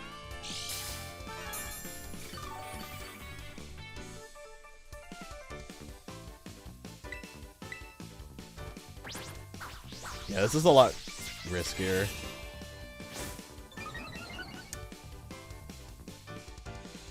I should be going for Baby Doll Eyes instead, though. Just because of Rock Slide. Yeah, I don't know why I'm not doing that. Alright, let's just get this in.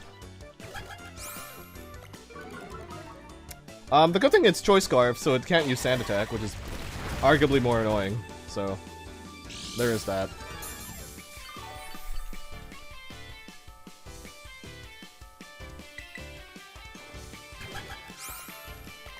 If it crits me though, I'm screwed.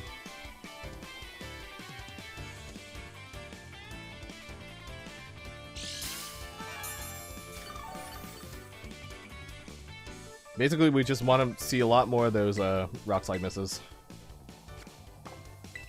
Okay, so I can afford to do 2 more.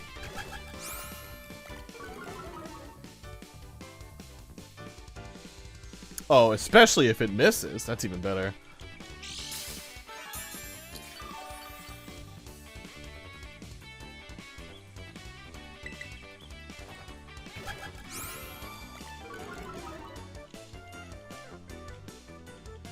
Oh, it is struggling now, though. Oh, thank God it doesn't do any damage. Because of the minus attacks. Alright, so we're just gonna have to go as quick as we can on this.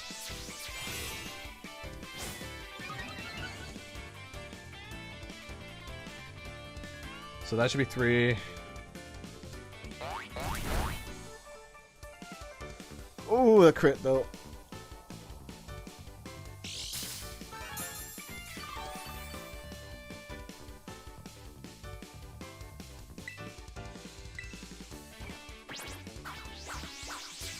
I think we go for 4 and just switch.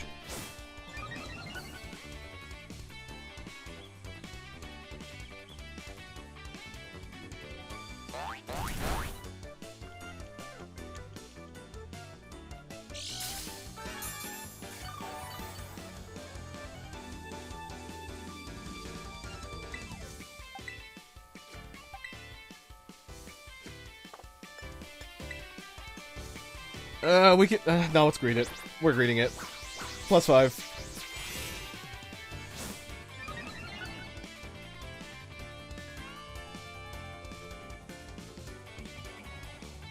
I wasn't keeping an eye on its HP for struggle though. Oh, it's dead.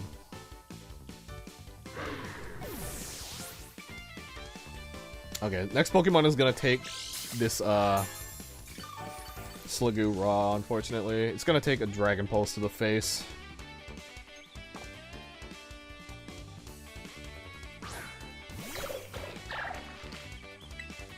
Okay, we're 5 though, so let's go Baton Pass.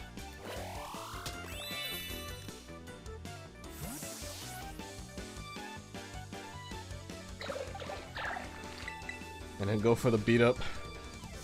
Well, not even the beat up, I mean go for the...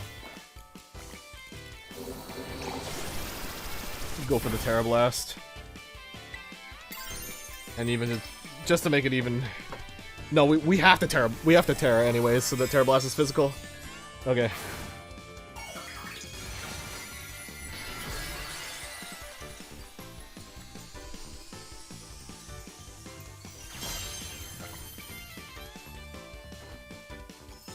Alright, Butane, do your thing.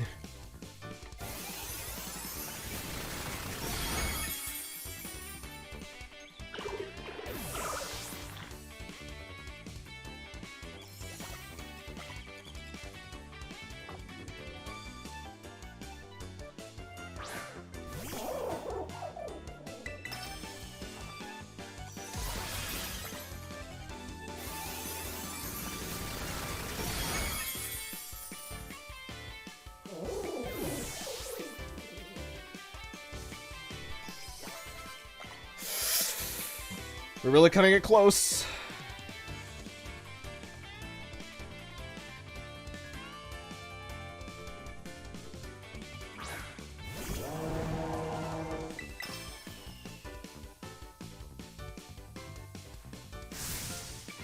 My hope is I don't kill Skeledirge, get close, and then finish it off on another Pokemon if it kills me.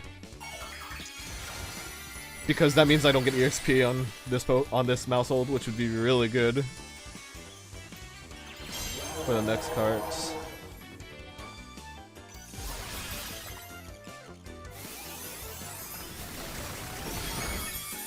Alright, we killed.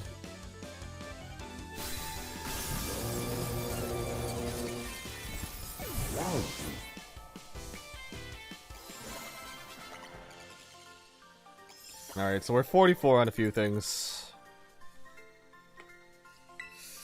That's gonna cut it close when we fight Tulip.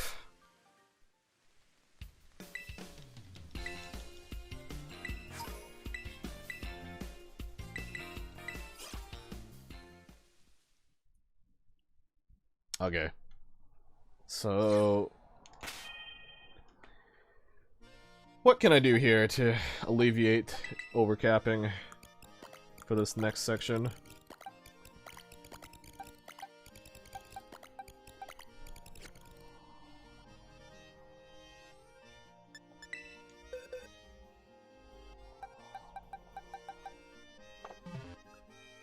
So 45 is the level cap, but ideally I want to be like still within 44.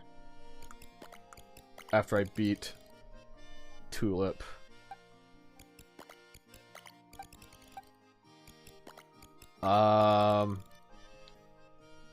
It honestly might be smart for me to catch just Tandemauses that are specifically there to soak EXP and nothing else. That might be the strat for this.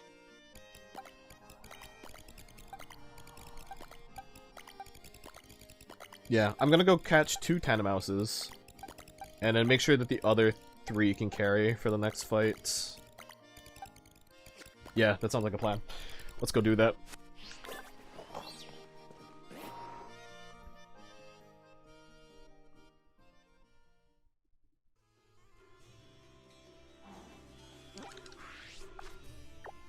Alright, so we're gonna go catch some more Tandemaus. Easiest ones is basically the ones at Mesagoza, so let's just go here. And our goal is going to be to catch 2.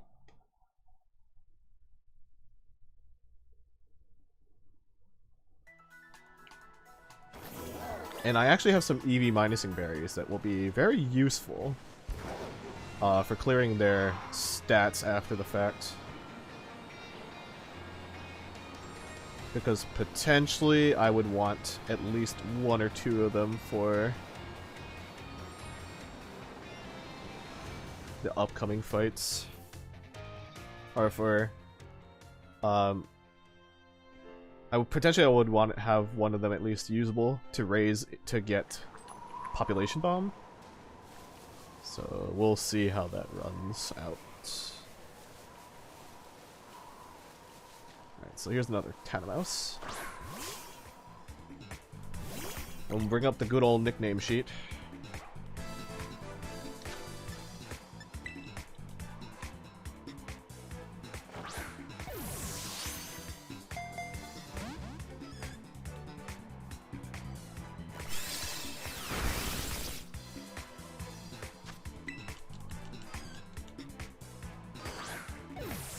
Okay, critical cap.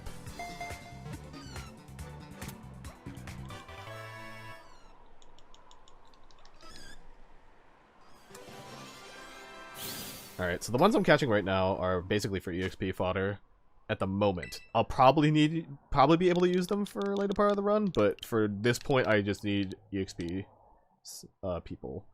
So let's call them the alcohols. So let's go with ethanol. So this is CH3CH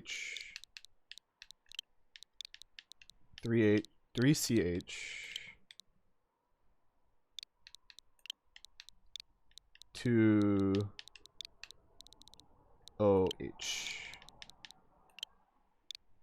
Or is that a 0?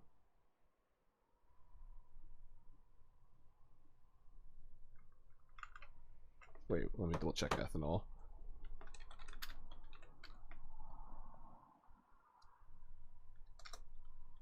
Formula.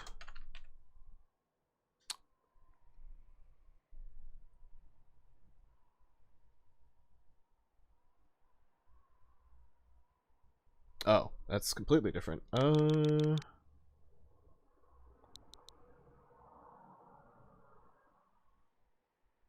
wait. No, wait.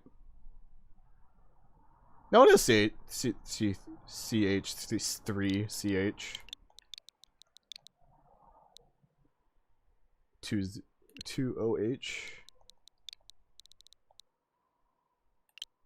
that an O or a 0? I think it's an O. Yeah, that's an O. Okay, so this will be ethanol. Welcome to the team.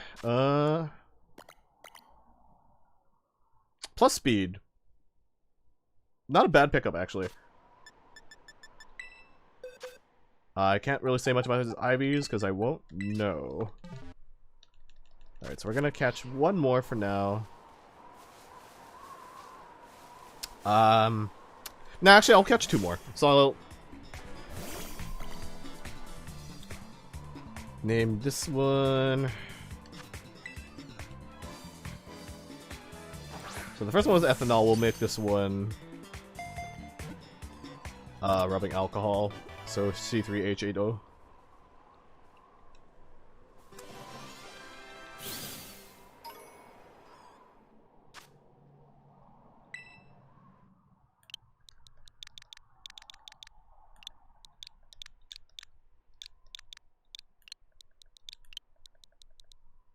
C3H8. Oh. Alright, so we have ethanol, isopropyl alcohol. Welcome to the team. Alright, so your nature kind of sucks, but like, we can change that later in the late game. Alright, and we'll catch one more. And one of these 3 I'm gonna probably save to be our population bomb user. Our early population bomb user. Which I'll need to train and etc. But, yeah.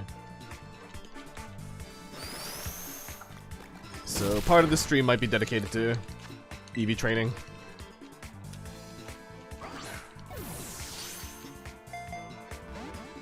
Ah, man.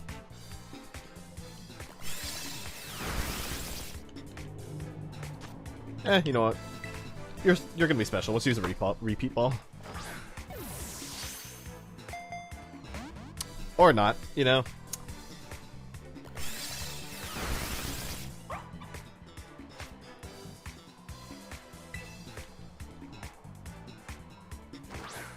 Okay, that's crit. There we go. And Cassie gave me some pretty funny ones that I will use on this one, I think.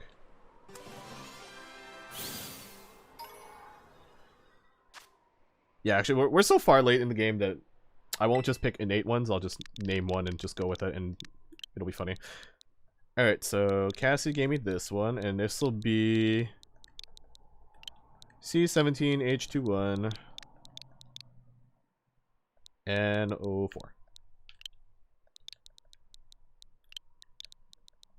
Which, is cocaine.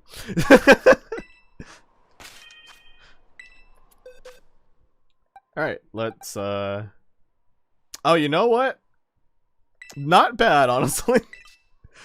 Plus attack, minus special defense. The special defense is probably is not that great, but, it will... I'm planning on using, it as a carry, so, like, this is actually pretty appropriate, so... It's gonna be another carry. And then... You two are EXP fodder for now. So... Cassie... And Butane will sit out for a little bit. We want to make sure that they don't get over leveled, and these two will sit in for now. Oh wait, I should get. They don't have items, which doesn't really matter, but I want to get the more useful items on ones that are in the party. So that's good for now. Okay. So, what is my plan for these fights? I think the plan is just to spam beat up and hope I win. And honestly, that sounds like a good enough plan to me. So let me actually swap the choice scarf off because I'm not using switcheroo stats yet. Or at the moment, so you know what? Take the life orb. It might actually come in handy. Alright, perfect. Let's head back to Tulip.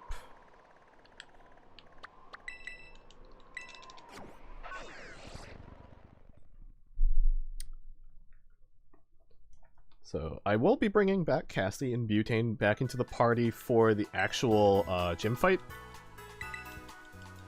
I just really wanted to make sure that in the gym fight, at most, they hit 45. Butane, I think, might be the only one that might go over. And that might not be too bad. I can probably get away with only having 4 at 45 for the Ground Titan. Because it's only one Pokemon, and it's 2 fights. So, and it's one Pokemon and it's 2 fights, so it's not that long. But, yeah, we just want to get through it as fast as possible. Or, we just want to get through it. But, yeah. It is going to require a lot of setup, that's why. So, that's why we're being a little more cautious with EXP. I don't have to save here, but I don't trust myself.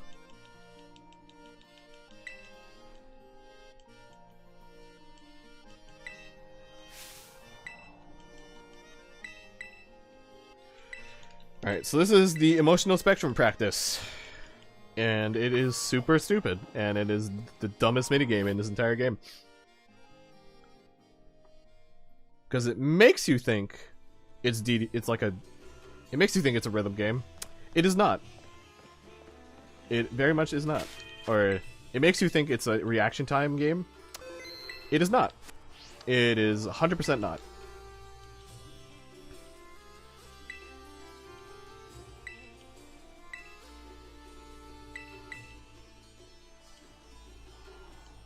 So this is your gym teacher, Dendra. She's friends with the gym leader, actually. And she's super energetic and happy, and she's a great character. She's fun. Okay, so this is emotional spectrum practice. In the speedrun, it tells me the bare minimum, so I'm going to use that knowledge to my advantage. So I don't have to really care about this minigame. So there's going to be 2 sets of this minigame. All you have to do is do the first 2, and then you can just ignore the rest of the inputs. Alright, so I'm just going to go to the bathroom real quick while this is running.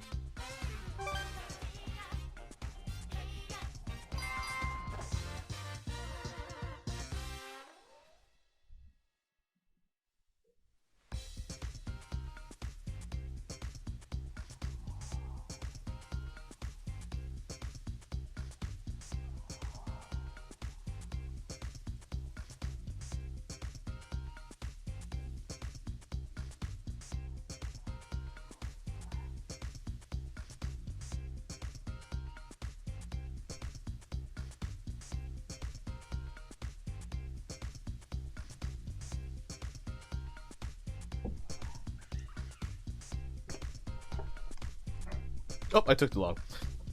Alright. So now we just fight a battle.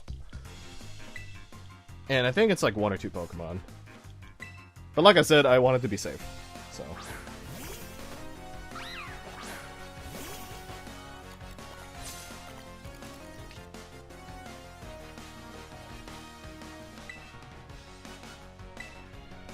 Because we have 2 Tandemouses in the party, I don't think this is going to do a lot of damage. But we might as well try. Yeah.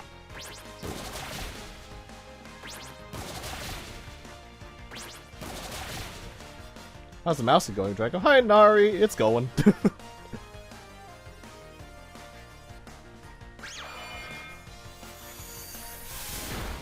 Ow, that hurt. Well, at the start of the night, we did 1, 2. We finished 3 goals today, so that's really good.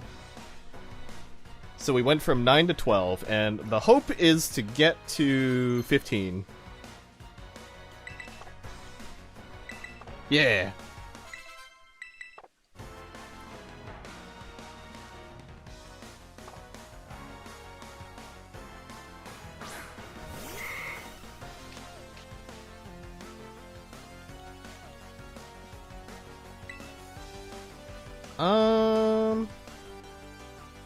I might as well get as much damage as I can on the Curlia, and then just fight it with something else.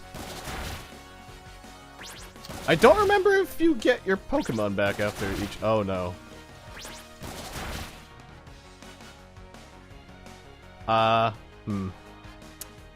Well, I hope Manthane doesn't die.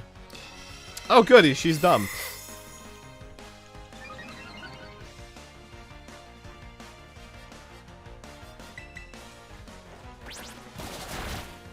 Perfect.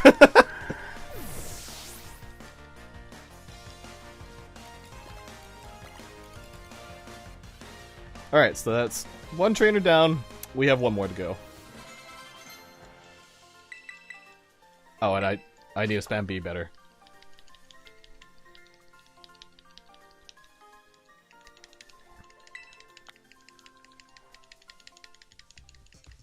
Alright, so... Once again, we return back to this really weird minigame. And, so the first time we had to do at least 2, we have to do at least 5. So that's 1. That's 2. That's 3. That's 4. And that's 5. I'm gonna go get water. I'll be back.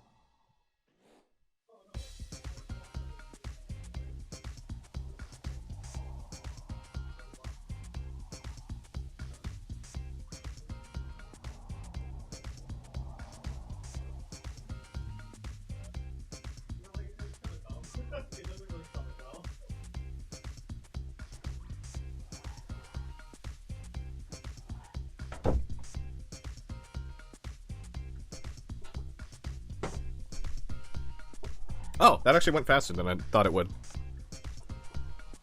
So I got my water.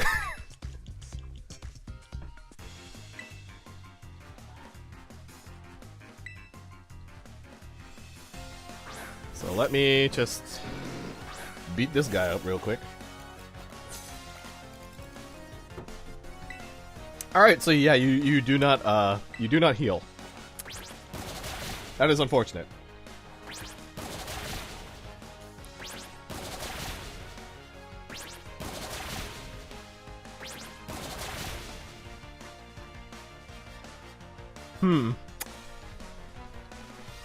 Well. Oh no. Well. That's awkward.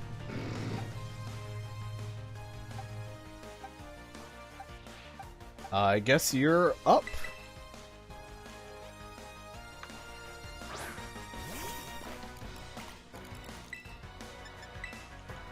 You were not EV trained in the slightest, but maybe you'll do fine. Alright, so one of my Mausholds died, so this is only going to hit 4 times now instead of 5.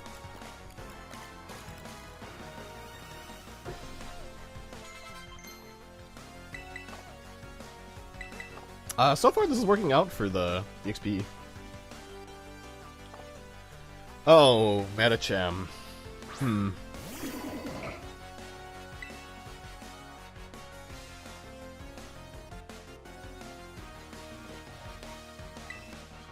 I might be able to just get away with beat-ups for now, and then switch into something else. Or get knocked out and switch into another thing.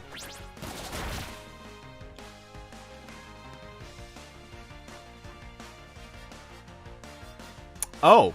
It went for high jump kick, and it missed. So that's great. Now I can just, not do any damage. Oh, there we go. There we go. Now it's fine. 2 more hits. Perfect. Thank God it missed.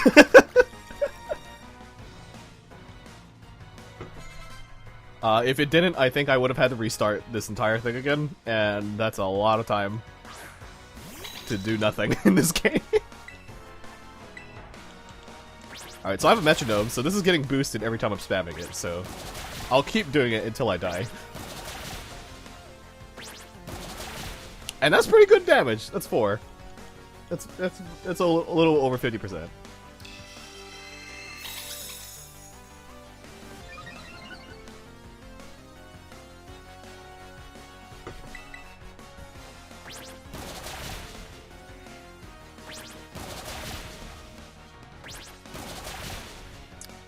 All right, we're free.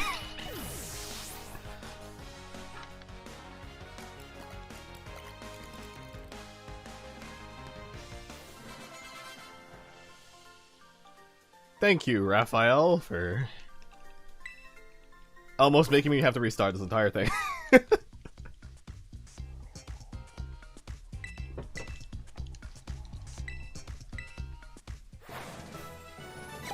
We did it. Alright, now we gotta... Oh god, now we gotta prep the team for this next coming fight. Alright, so coming up is Tulip. She is the psychic gym, and she's annoying. But we shall persevere, I hope.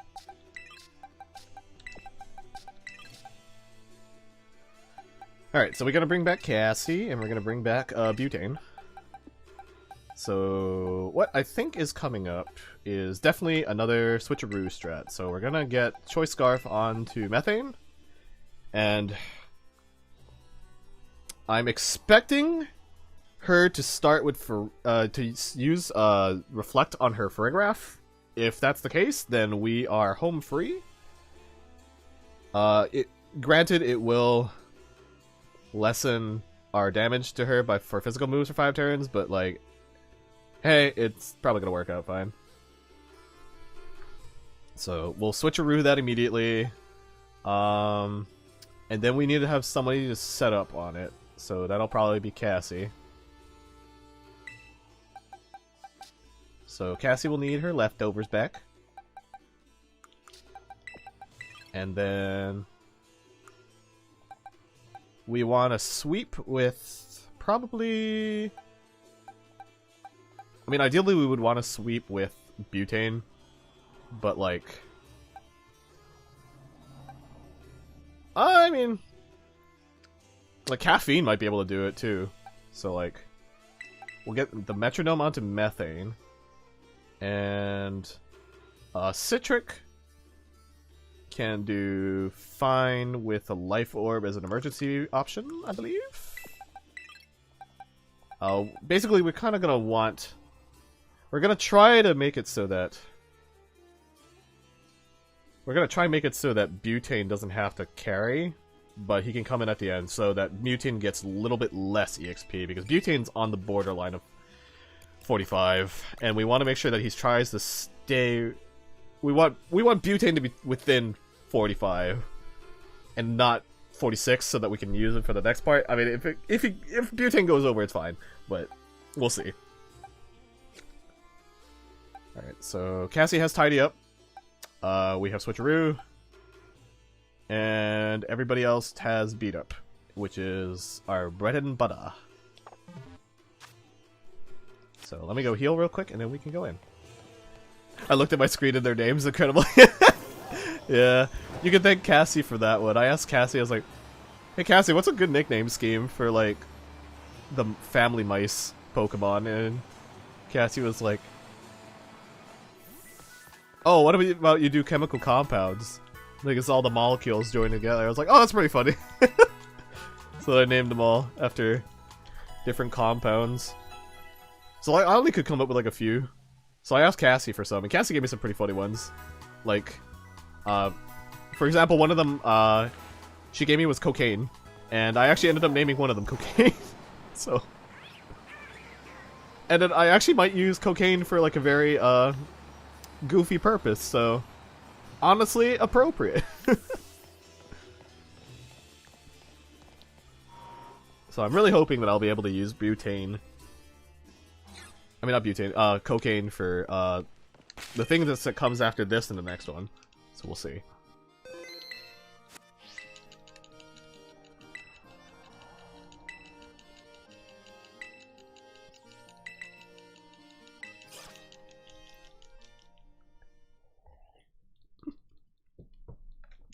Okay.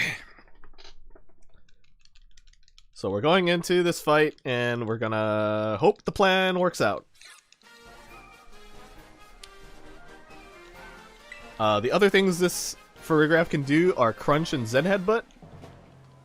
And... honestly, we might be able to deal with that. We might be able to kind of, like, make it a little bit more... well, I mean, we're gonna be able to nerf its attack, which is what's important, if it does end up doing that. The hope, though, is that it goes into Reflect, so that it spams a move that doesn't do any damage.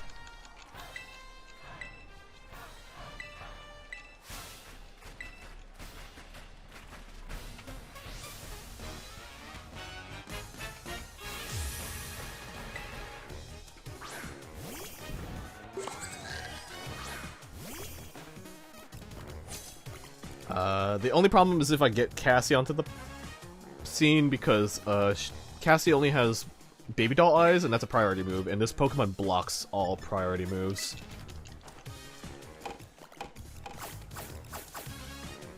So we shall see. Hope is Reflect. It went for Zen Headbutt. It's not ideal, but we'll take it.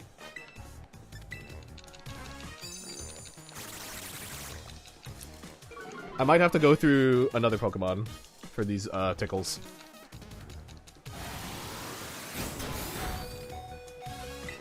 The fact that Tickle went through means that even with the +1 from Choice Scarf, this Farigiraf is actually pretty slow. So that's good.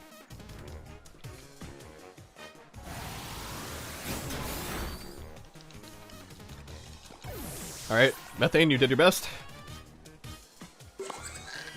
Okay, so... we need to use somebody with Tickle.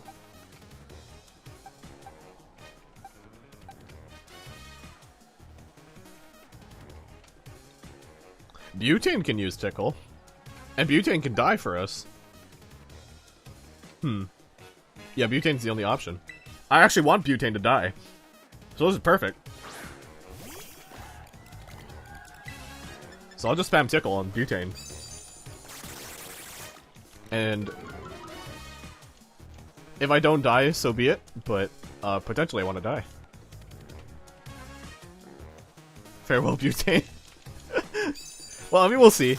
It's gonna be minus attack, so this Furgraph won't be doing as much damage. It's just ideally we would want. Oh, okay, yeah.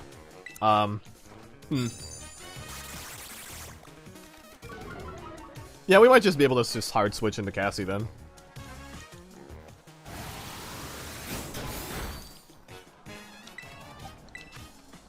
One more, just to be the safest we possibly can for Cassie.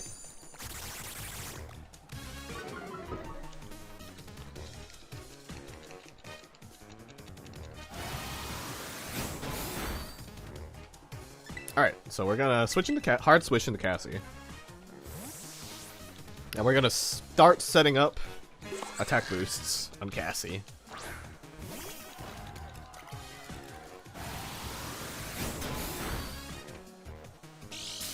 Because Cassie is there to support all her friends, you know?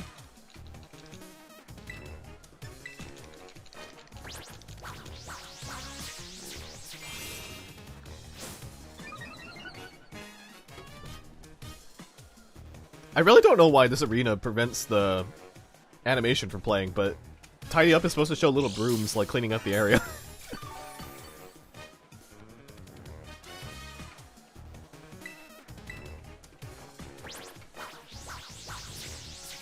It's a very cute animation, too.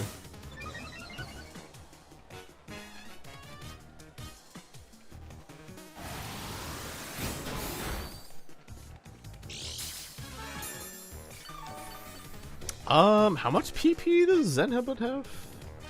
15. Okay. What turn is this? I don't know what turn this is. Well, it's -6, so that was 6 turns. And now I am +3? And I had to switch 1 turn.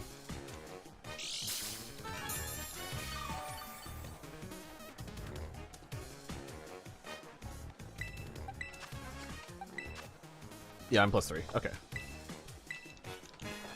Alright, so we want to hit +4. And then +4, +5, +6. Wait, so yeah, that 6 turn.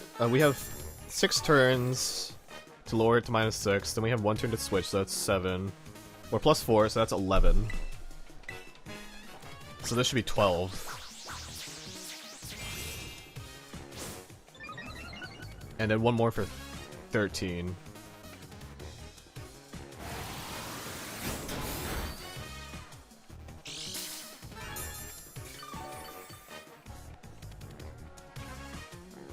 And then with that, we'll switch it up.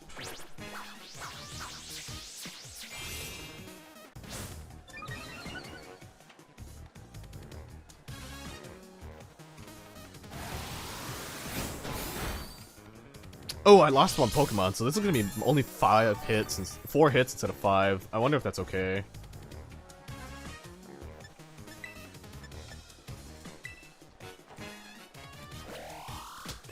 Alright, we're gonna pass the baton.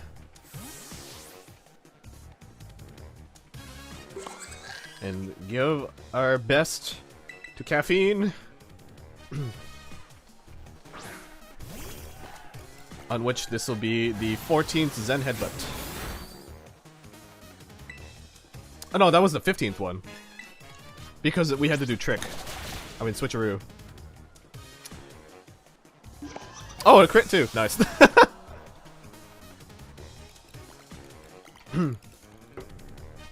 Okay. Ooh, that was a lot of EXP. Alright. Gardevoir.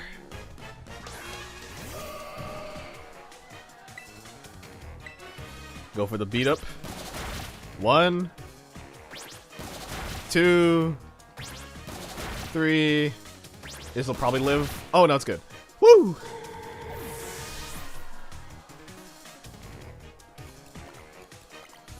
Alright, next up is Espathra.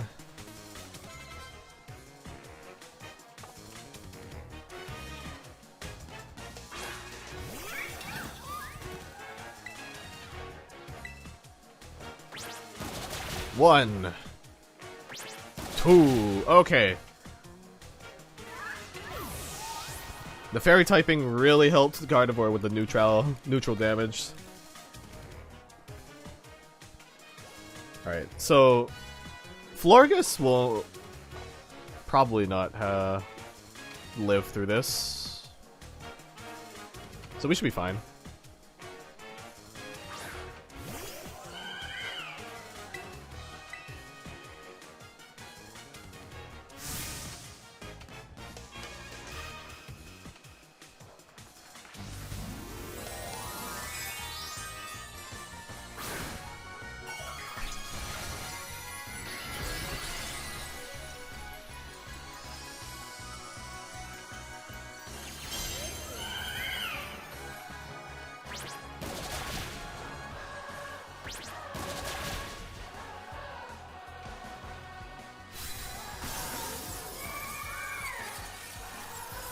Alright, that's Tulip.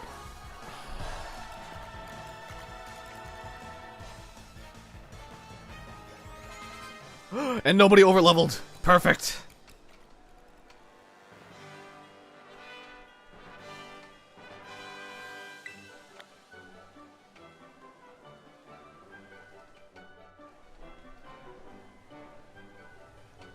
Alright, and with that, another goalpost down.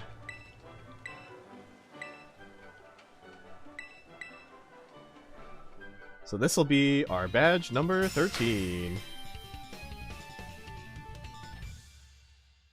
Our level cap is still 45 because that's the same level as the next thing, actually, unfortunately. Our party level is still 5, and our next goal is the Ground Titan.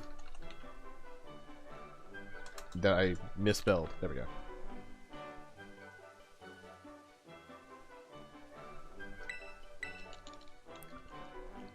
But yeah, with that, that is our 7th gym badge. Which means we're very close to finishing up the gym route.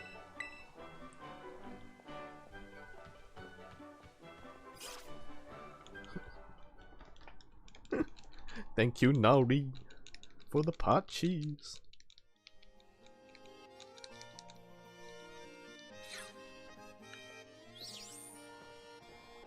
Ooh, it's Rika. Hello, Rika. Hello.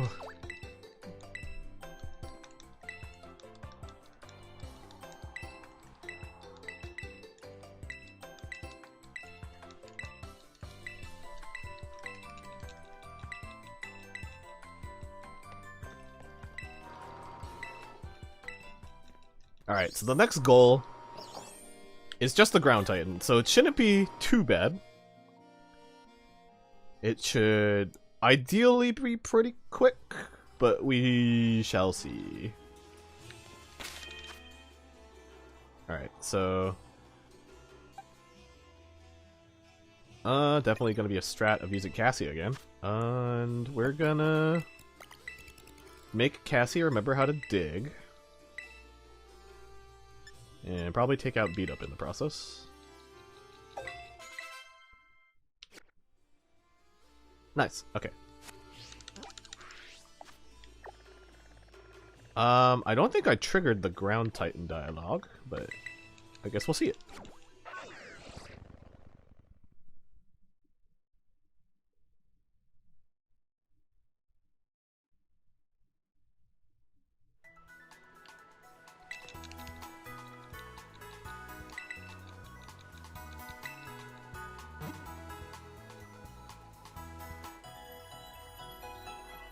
Ooh, we're actually getting really close to level 50, which means we can be able to buy bottle caps to make our stats even better, which will be great. Alright, so we're all saved up. Let's get to the next thing.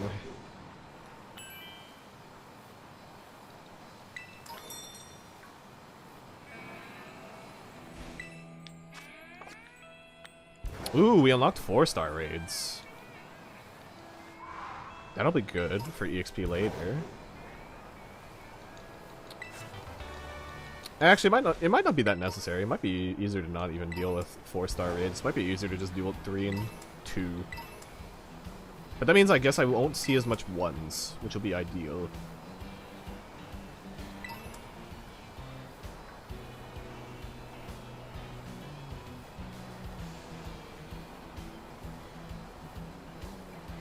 I completely went to a dead end. Woo! Almost hit that.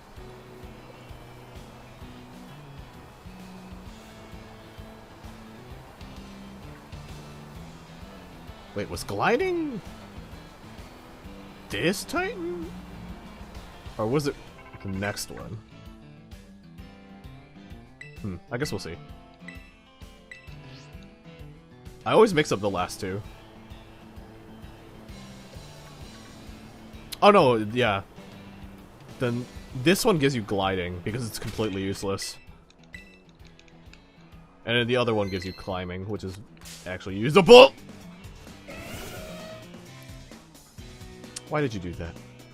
Why did you do that, Dawn Fan? Why you like this? Okay. Let's go see. Oh wait, yeah, we're not even close. Okay, it should be coming up.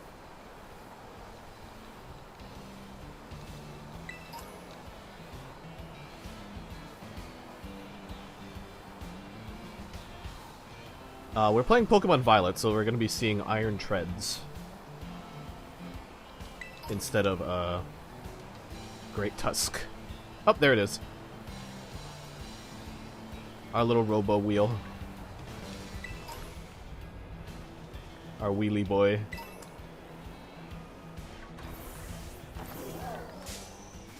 Ah! Damn it, Sandile!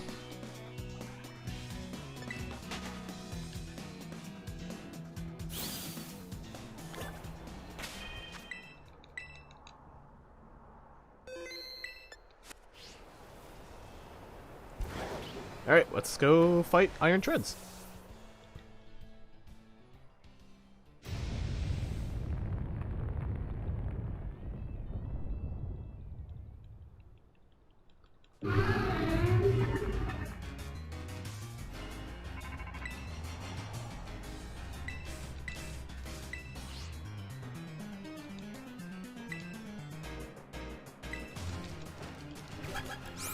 Alright, so let's debuff this guy first.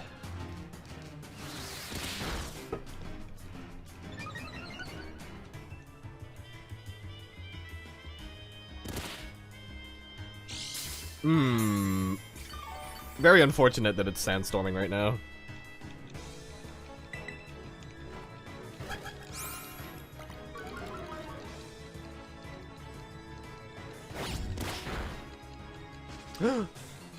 My leftovers. Oh no, it's still there. Huh. I still don't understand why it doesn't knock off. Oh wait, I'm high enough level to get Charm now. Why am I using Baby Doll Eyes still? I've been able to use Charm since Larry. Ah, damn it. I could have been using Charm on Tulip and it would have been a little bit faster.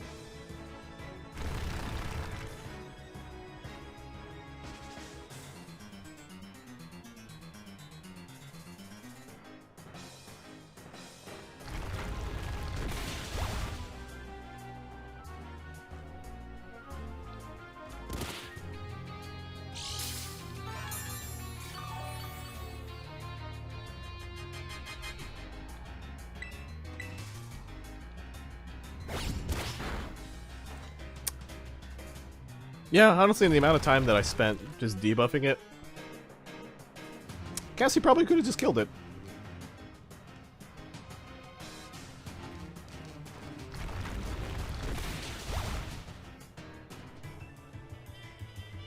Okay, so it's one more turn.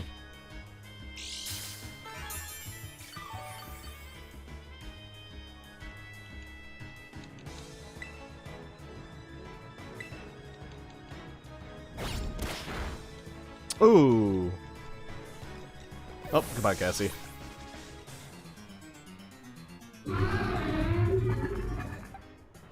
I think it just needs a little bit more of a hit, so...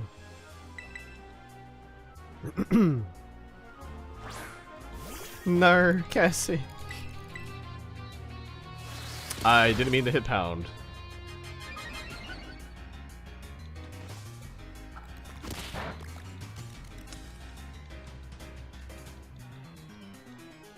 Was that enough? Was that not enough? It has to retreat at some point.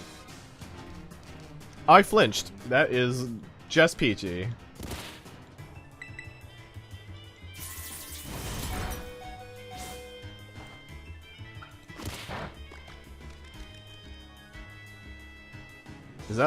Is that low enough for it to run away? It's not.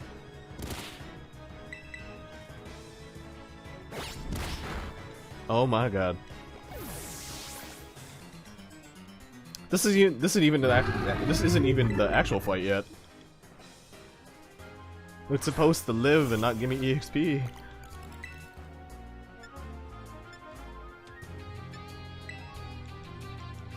Well, this will be 3 hits, but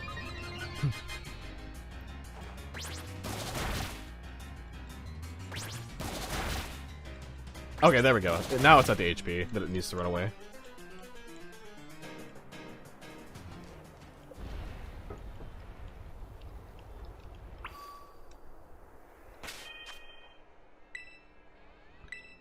Alright, let's revive our little friends, shall we?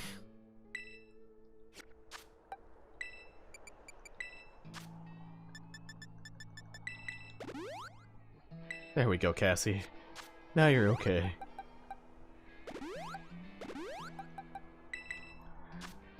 Alright, let's remove Baby Doll Eyes and actually use Charm, which is 100 times better.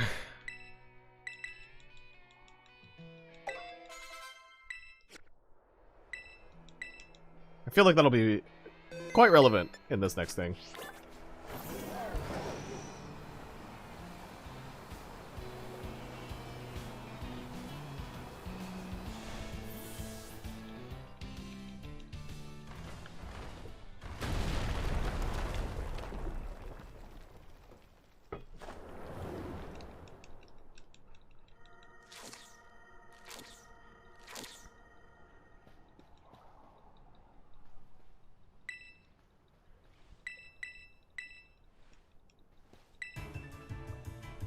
Alright, here's the real fight.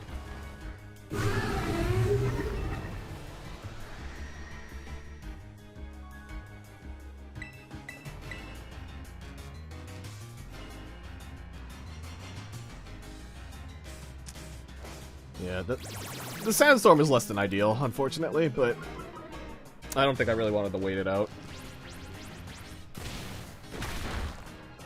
Ooh, down to Tantrum. Wow.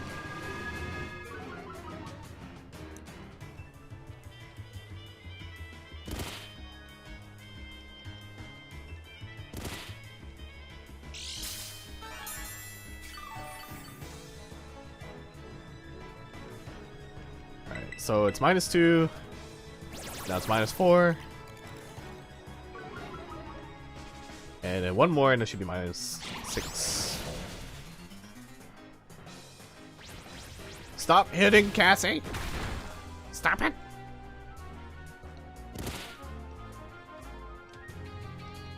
Cassie's just a little guy.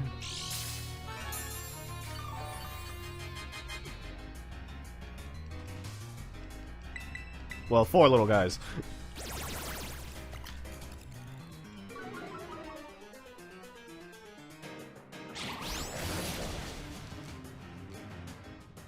Oh, thank God the sandstorm stopped. Ow.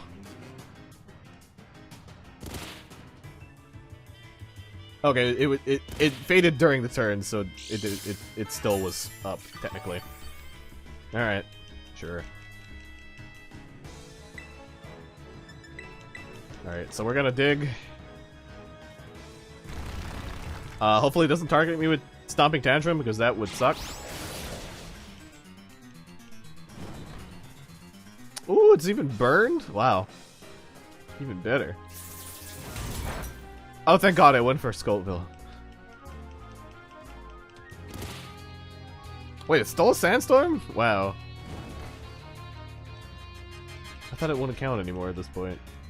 The weather is really weird during the middle of fights.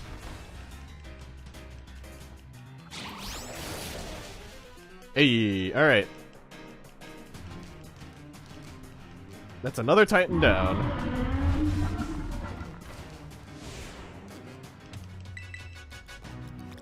The little blushies. Oh, so cute. Oh, heck yeah. Oh, not Copycat, though. Copycat sucks.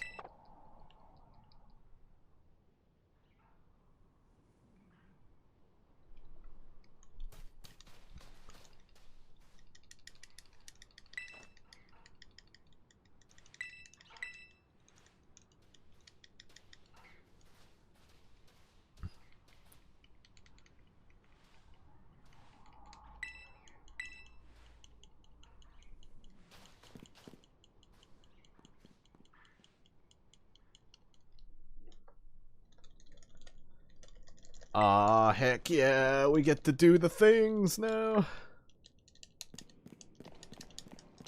We finally have access to Population Bomb. Unfortunately for the stream, that means it's gonna be me grinding up some EVs for a bit, so we're gonna have to deal with that, unfortunately.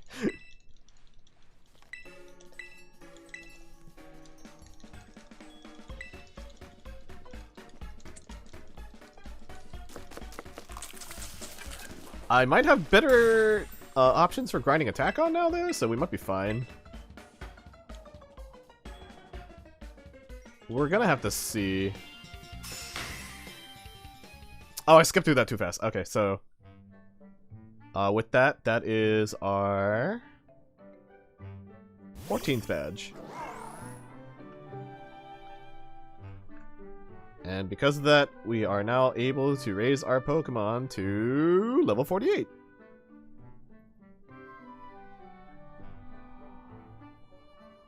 And once we beat this next one, we'll be able to have 6 Pokemon in our party, which is awesome. But yeah, Gym 8 already, wow.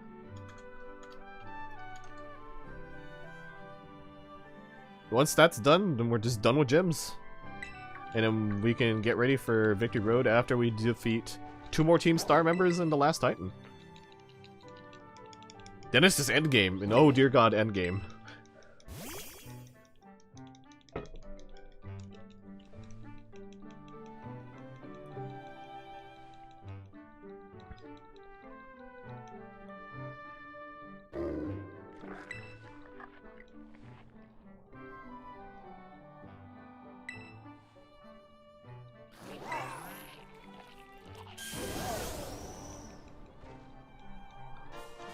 My little sandwich friend.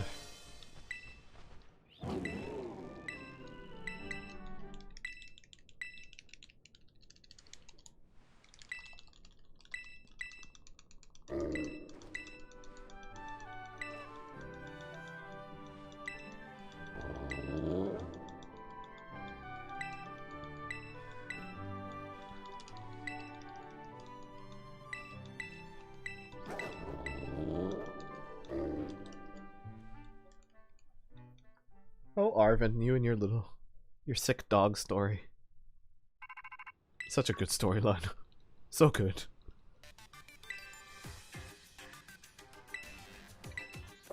Yep, it's Glide. Okay. Yeah, it is the last one that's more useful. I forgot. Alright.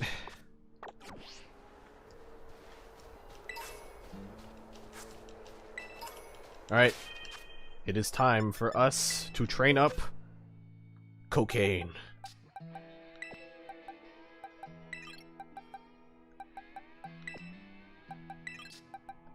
Alright, Cocaine. It is your time to shine.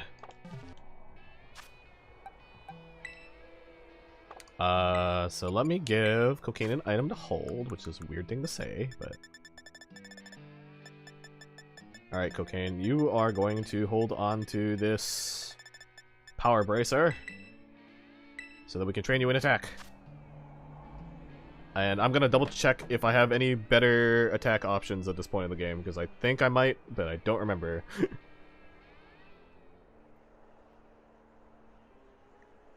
I can fight Tauros. That's actually not too bad. I can fight Tauros and Veluzas. There are the skull villains in that one area, but they have a lot of health. Luxio, Lurantis. Lurantis has a lot of health too. There's a lot. They're very high level too. Honestly, the area that I've been training is probably the fastest. As odd as that sounds. Alright, so we're gonna put...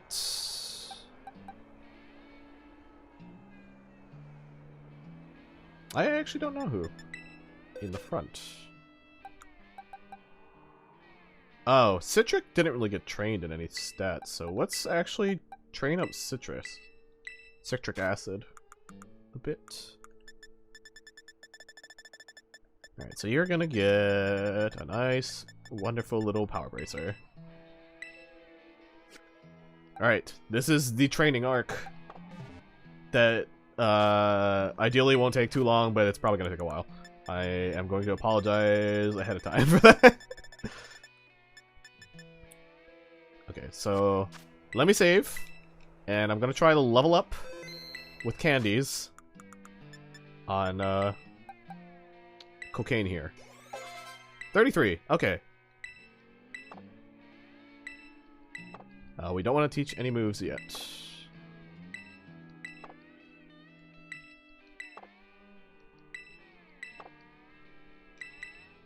And then hopefully this won't bring you past... Ooh, 42, okay, perfect.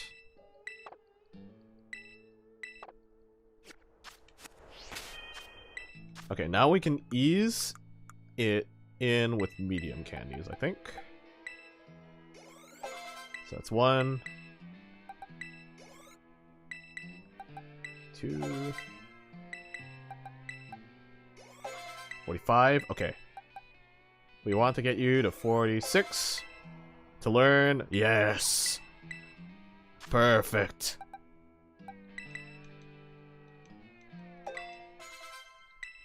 Awesome. Alright, so that's gonna destroy the entire game from this point forward. Hopefully. Ideally, it's gonna destroy the game. Alright, and we want to get you as close to 47 as possible. Good enough, honestly. Alright. Alright, now that Cocaine's ready, let me lower some of your stats, actually. Yeah, let me go lower Citric's stats a bit. Oh, you have attack already. I think I just need to remove special defense, HP, and defense, maybe. Okay, so we're gonna use some berries. Okay, so we want you to lose your special defense, ideally. Lost some points, special defense. Nice. I hope that's not all of it. Or that's all it is. Can't go lower. Alright, perfect. Special attack? Lost some base points. Alright, so the next one should be guarantee letting me know that... Can't go any lower. Perfect. Now we need to lower your defense. Can't go any lower. Alright, so its defense was already fine. So it's an HP check. Alright, perfect. Alright, so these two are ready for training.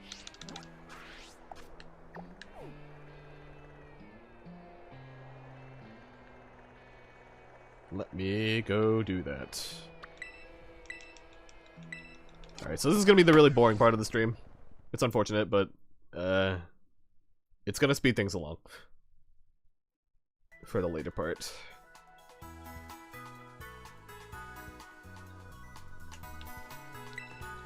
So let me heal up. I'm gonna teach my lead Pokemon Pound, because it should be able to one-shot pretty much everything here, and we should be Gucci.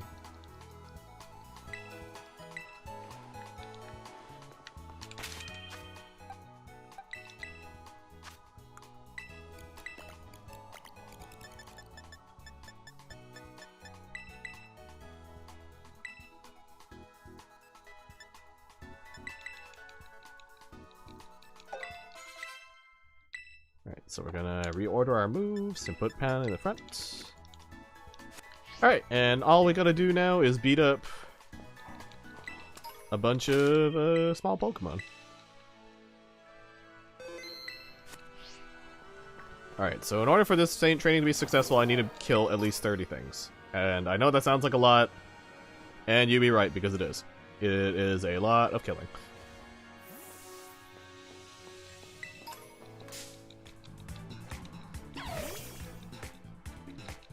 So yeah, this is gonna be the boring part. The super extra boring part, because granted the rest of the stream might have been boring, but like this is probably the even more boring part. So just brace yourselves for some grind.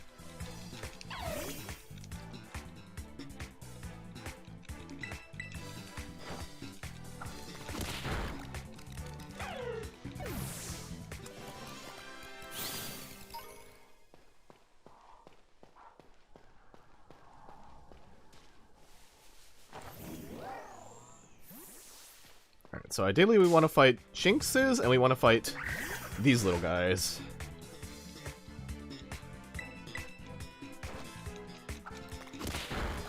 While I'm doing this, I might actually try to look up if there's a better place for me to train. Because if I can get things with +2, that's a little bit faster. So I guess to explain, every single one of these little guys that I'm killing gives me 1 point in attack power. And the item that I put onto the 2 Pokemon I'm training gives +8 added onto that +1. So every time I kill these things, I get +9 to attack stats. And those are called EVs, or effort values. And essentially, every stat, you can have a maximum of 252 effort values. And every 4 points gives you basically +1 to a stat at, like, level... At, like, so, like, in the end game, when you're like, level 100, like, every single 4 points that you give in effort values essentially gives you 1 point in that stat. At lower levels, it has a different calculation, and technically you don't use all the points for your stat, in a way. So, like, there's a lot of min-max things for competitive, but, like, we're not gonna go over that. But, in a playthrough sense, getting these stats maxed out means that, I'll have an easier time of taking out Pokemon in the game. And, like, it's kind of... effort values are basically the reason why, like... Part of the reason why, if you play through a Pokemon game, you have, like, a lot more variance compared to, like, your friend, maybe. If you both catch the same Pokemon, because there's like, multiple factors, so... ever since Gen 3, or... So every Pokemon game, actually, from Gen 1, has a mechanic that has the effort value mechanic, but they actually have, like, a few other things that are called IVs. In Gen 1 and Gen 2, they didn't come up with the concept of... Or I think it might be just Gen 1. No, it is Gen 1 and Gen 2, because I think Gen 2 has certain things too. But yeah. It's a stat called a DV, which is like a determinate value, I believe is what it stands for. And what it determines is Gen 2 it determines like gender, shininess, and all that other stuff. But it also determines your stats. Because it's basically what evolves into the mechanic later in the game is called IVs, which is individual values. And what that does is it's a random number between 0 and 30, 0 and 31, and that will give you that much points in a specific set. And just like EVs at lower levels, it only gives you a certain amount based off of the level divided by a certain number, and there's like a whole other thing about that, but like we're not gonna go into that too much detail. But basically, it's why if you and your friend caught like a Pikachu, why their Pikachu might be, wow, my Pikachu is so fast, and then it's like, well, my Pikachu is super slow, and that is what an IV is. It's to make Pokemon more unique. In competitive, it's to make Pokemon more annoying. But in a casual playthrough, it gives you like a more of a sense of individuality for your Pokemon. And in Generation 3 is when they also added in a mechanic called Natures, and Natures it's basically a personality of a Pokemon. It makes one stat 25% higher than normal, and then the other stat like 20% lower than normal. There are natures that don't do anything in either direction. Those are called neutral natures, and those are most of the time in competitive you never ever really care about neutral natures because they're kind of useless. There might be like a very niche scenario where you might want a neutral nature, but in most cases not. But when I say niche, I mean niche. Like, that 25% like makes a lot of difference in a lot of cases. So like, yeah, honestly,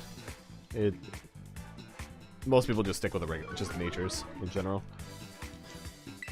But that's also another factor that controls whether or not a Pokemon is different than any other Pokemon. So that's really cool. But yeah, that's the rant on that. And in later gens like this game, they make it so that you can change the nature for competitive, which is really helpful, so you can pick the stats that you want to be higher or lower, so you don't have to breed for a specific one. You used to have to breed for specific natures. Basically, a whole eugenics kind of thing for Pokemon. It was wild like that. But yeah, nowadays you can just change natures. You can... so the best IV is of course 31, so they made ways so that you can give Pokemon 31s in a stat without having to breed for it. And they're called bottle caps and hyper training. Before you used to have to have the Pokemon leveled all the way to level 100 in order to take advantage of hyper training, but then in this game they nerfed it to level 50. So what's even crazier is that they made all the items for doing that incredibly accessible early. So like,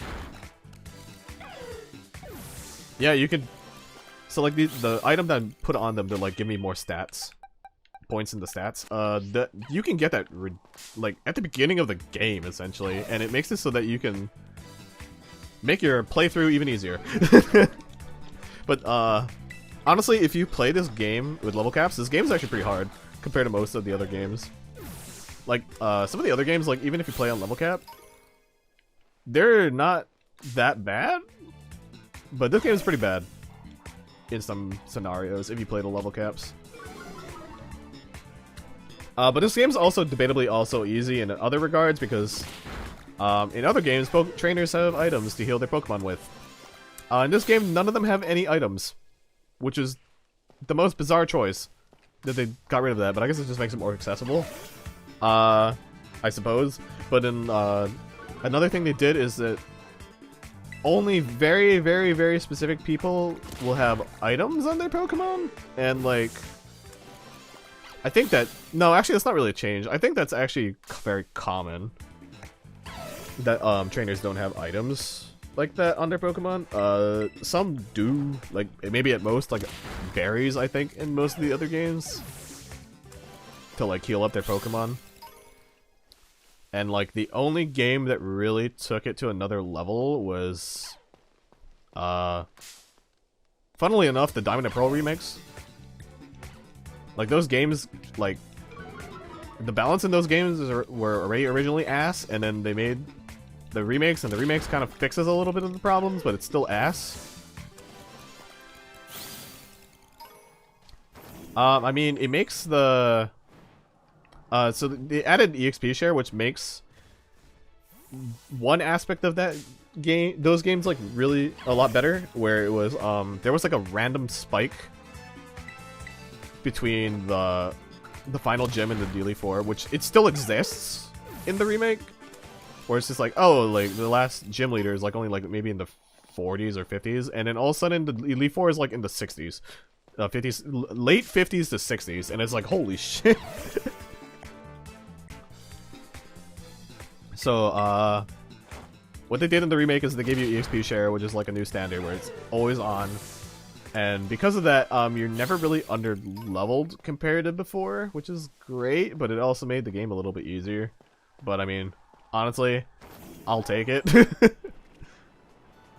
When I played through that on this channel for an 8-hour stream and then a 16-hour stream, beating the game was very quick, very satisfying to do within only 2 days. I think when I originally played it, it definitely took me a couple of days to get through the entire game. And I was playing probably just as much non-stop as that stream when I played them.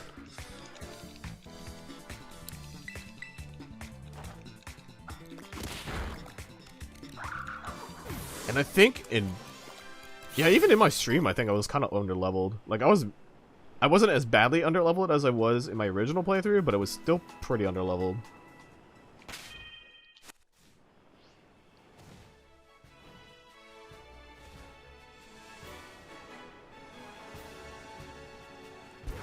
But yeah, that's just me rambling.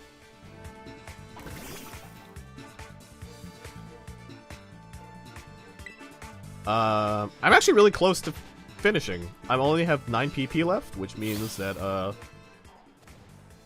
I only need to hit I need 7 left. I need it so that there's 7 left PP left, which means that I'm maxed out on the stat because I need to kill at least 30. And as you can see by this graph, this one's already maxed out, which is good.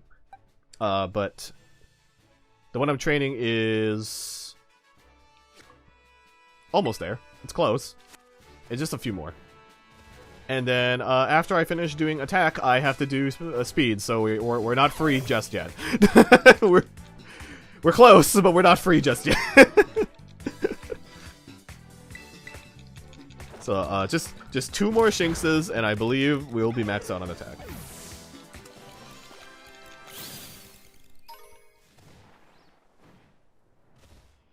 And then we get to fight Grusha, who is another very popular character who was revealed fairly early into the game.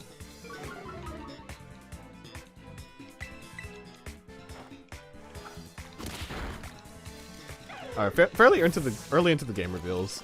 He was like a very popular character. Okay, so if we go here and we check again. Alright, so attack is done. So we can put these away. And next up is we need to train them in speed. And how do we get speed? We beat up birds. Because what else is fast? Birds. You know? Birds are quick.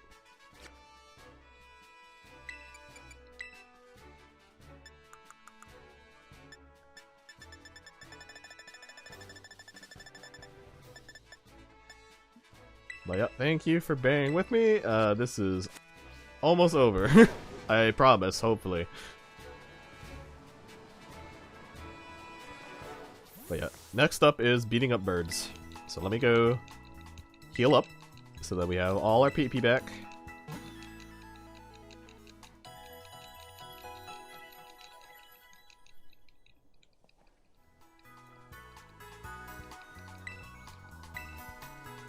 And we're gonna save, and we're gonna start beating up birds.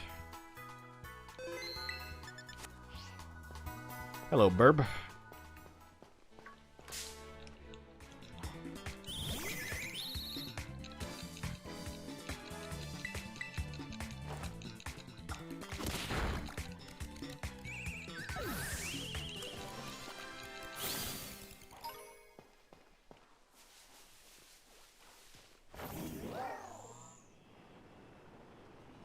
Oh my god, Nari! So bloodthirsty.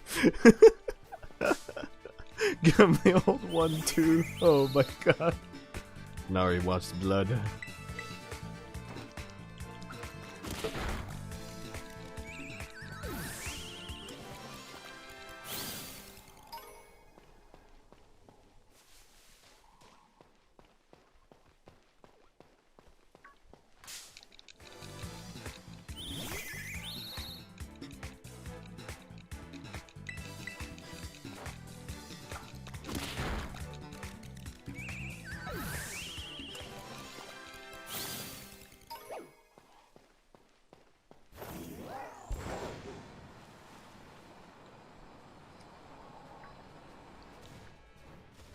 Alright, so to ramble on to another mechanic thing, I guess. So yeah, every Pokemon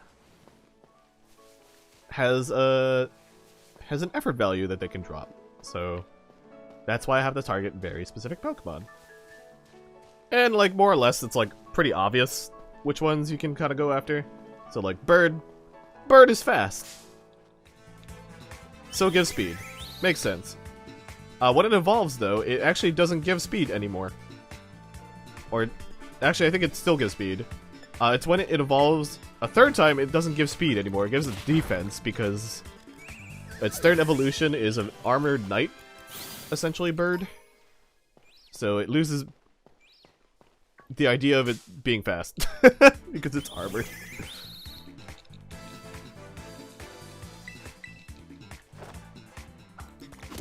And then like the little dudes with the boxing gloves, they look like they could be attack, right? They're HP. Why? It's more or less it seems like that whatever a Pokemon gives out for EVs, it's like kind of their highest stat. I would kind of say. Or it's like it's like their most like recognizably good stats. So like Makahita has a lot of HP, which is why even though it has big fists, it does have good attack. It actually gives you HP. The little rocks going around, they're little rocks, and that's why they give you defense. The little lions, they're little egg or little cats, so they obviously they want to kill you, so they give you attack.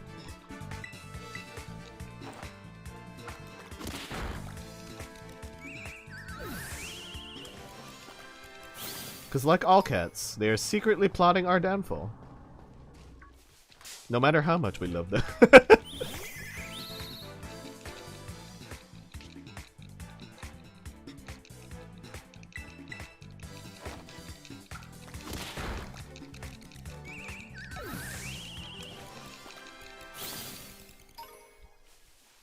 Me with my friend's cats today? Oh no, what happened?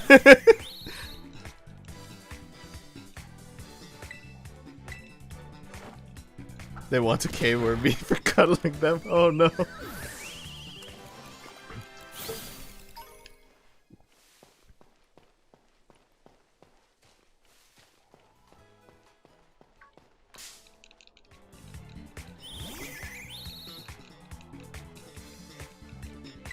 I definitely want a cat in the future.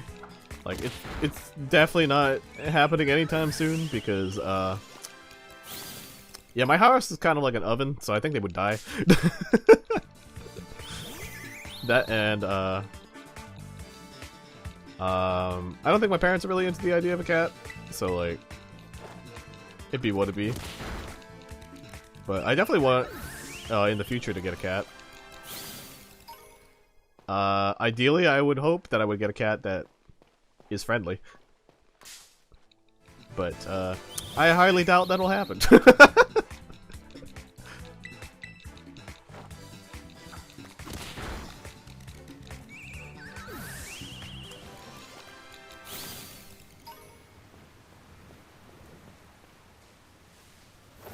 Cats are so hard to please. Exactly! Exactly. Cats have like their own rubric for life, and we're barely passing it.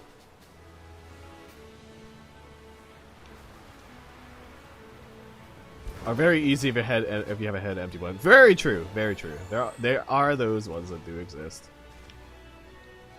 Head empty cats. So true, so very true.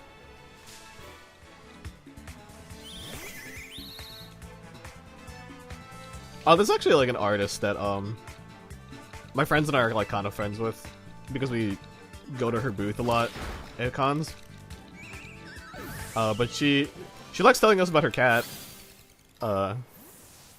Arthur. I think it's Arthur, but like,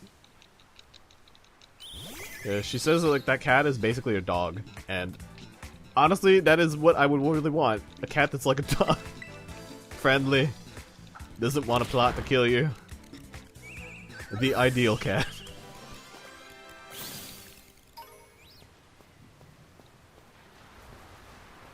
And that artist is Wispy Will.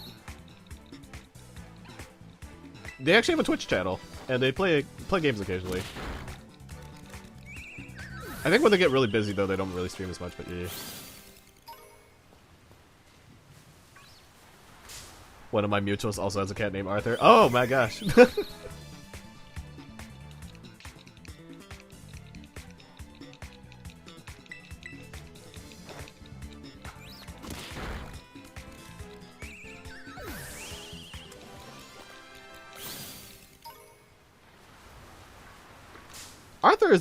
Arthur is honestly a pretty fun name for a cat, I think.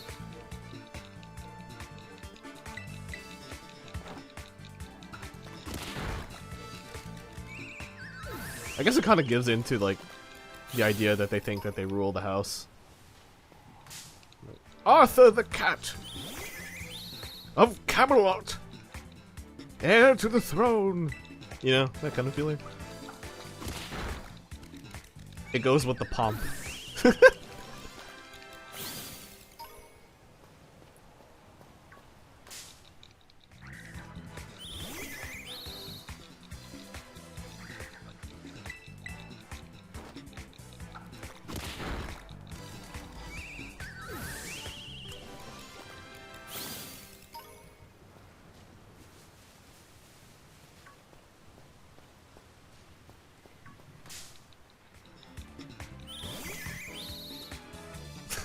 I love it when they have unnecessarily long names, but the nickname is just something like Wally.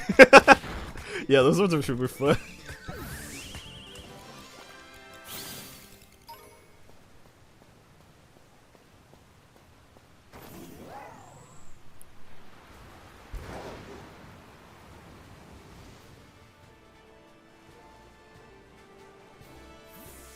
Like, oh, little... What's your cat's name? Oh, you know, it's Wallabinkle Meyer the Third. Oh. Do you say that all the time? Nah, we just call him Wally.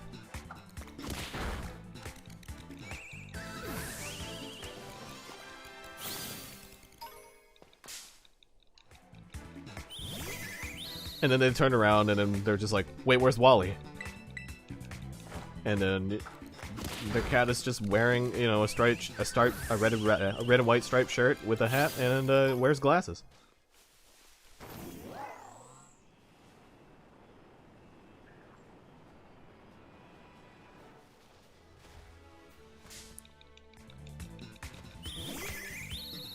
I actually didn't know for the longest time that Waldo in other countries is Wally.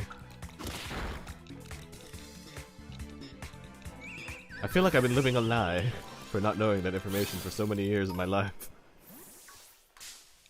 I actually learned it, like, probably, like, in my post-college years, too, I feel like. Because I watched quite a few British YouTubers, I guess. Like, Tom Ska and, Eddie Boley. They're British. And then I think Eddie Boley is actually the one who, like, said, oh, his name is Wally. And then RT is Irish.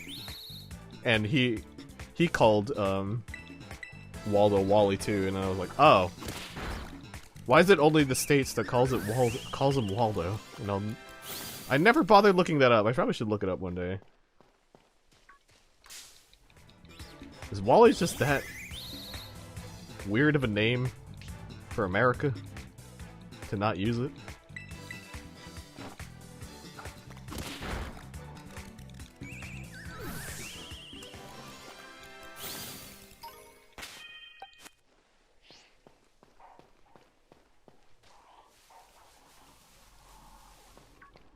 I'm sure it's something along the lines of wanting to be independent from the rest of the world. You know what? That definitely makes sense.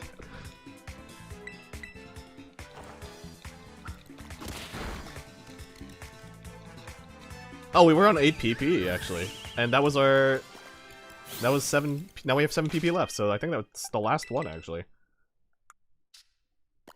Hey, attack and speed are maxed. Perfect. All right, so you can have 510 EVs total, and the way you can tell that you're done with all 510 is if it turns blue like this. So we actually have like about 6 points left that we can get. So to do that really quickly, I'm just gonna hope that I have items for it, because I think I have items for it. Oh, we do. Okay, so we're just gonna do this. Yep, exactly 6. And another one. And exactly 6. What's this do? It gets us like about 1-ish point under stat for HP. But, yeah, now they're done. Wow, that went really well. The only thing that didn't really happen is, this one didn't evolve. So, we're gonna go fix that real quick. We're gonna... So, we're gonna have to end up all the way over here. No, over here. For Grusha. So, on the way, we can kill something so that it evolves. Because this Pokemon only evolves through combat. Combat EXP, specifically. Because, it doesn't necessarily have to be out. It only needs to be out if you want to see it have its, evolution animation. Otherwise, it just evolves in the background, and you just don't notice until you open your party again.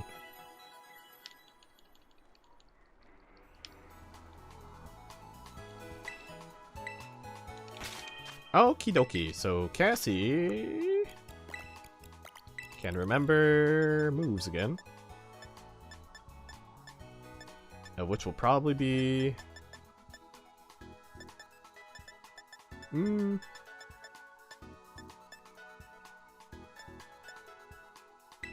Probably Bullet Seed. I mean... Probably double hit, just in case. Okie dokie, so...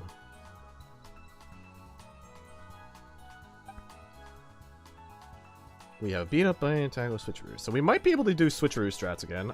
It'll be against this Frostmoth. Which I think might try to set up Tailwind. I'm not entirely sure. But that is the ideal situation for a Switcheroo.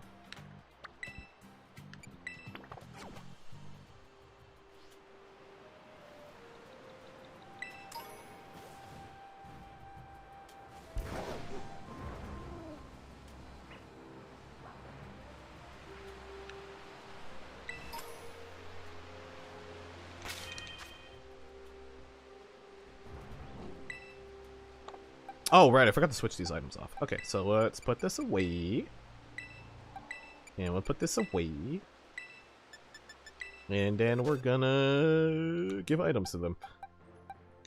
Alright, so no matter what, because we're using Population Bomb, we kind of have to use Wide Lens, because otherwise Population Bomb really sucks. And then... now that they're trained up, they can use... Honestly, this Clear Amulet might be really good.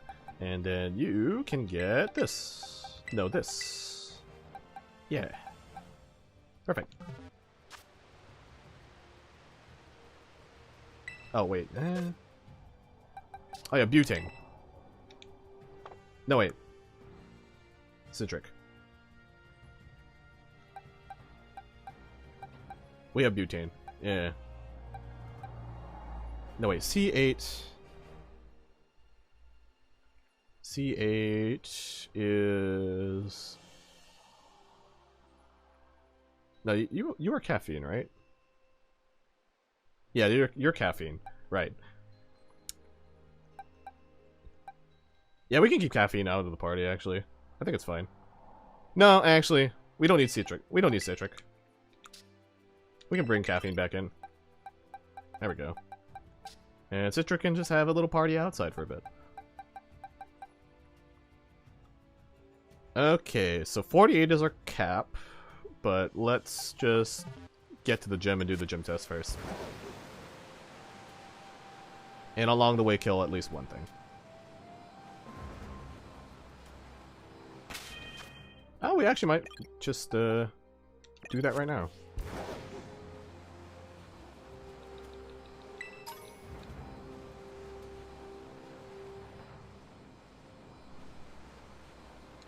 Okay, let's. You know, let's kill a Sawsbug.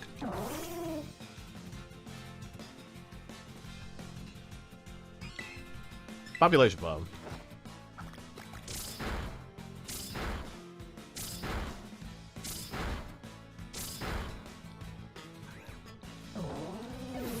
All right.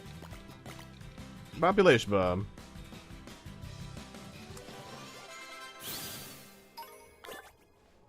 And with this, caffeine of all... I mean, not caffeine, cocaine.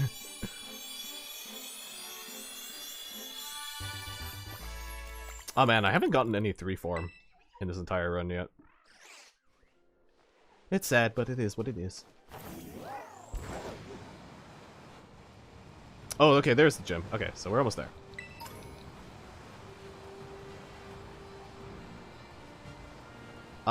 I believe this gym does not actually have any fights before it, so we might be okay to just do the gym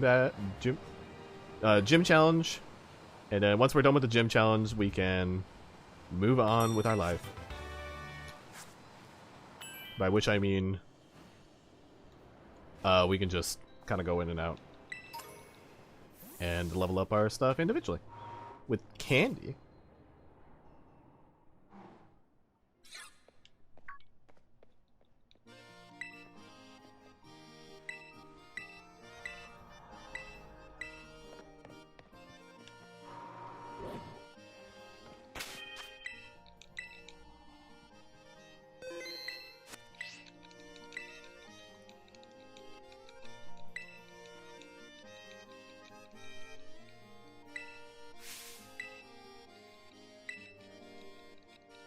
Alright, so this gym isn't too bad.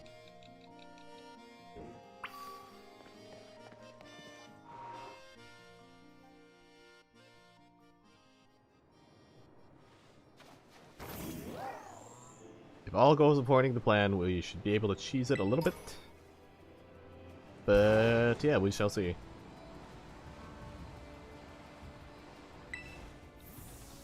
But first, let's do slope run.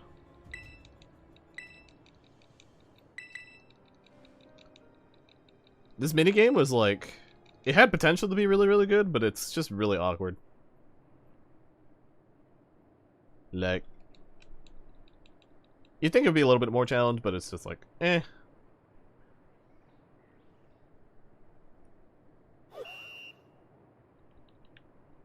What really helps is that you can actually knock down the signs, because it still counts as being inside the goal.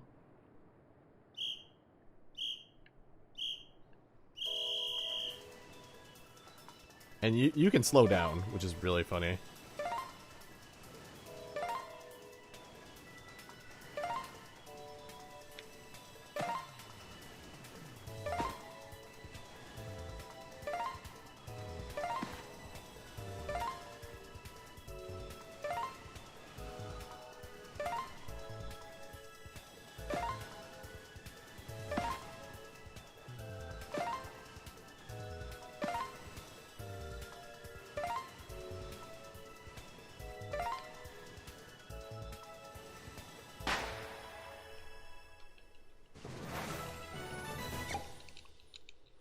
Yeah, as you can see, it had potential to be really fun.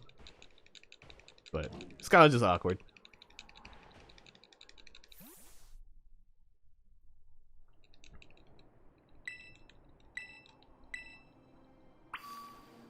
So what's fun for the speedrun of this game is that you actually do a lot of those little minigame challenges, and like, you end up skipping the gym until you just do it later for a lot of them. That's really cool. Alright, so we're done with the challenge. We can get everybody to 48 if we want. because the next level cap is 51, which isn't... we don't have to worry about being overleveled. That's good. So 48.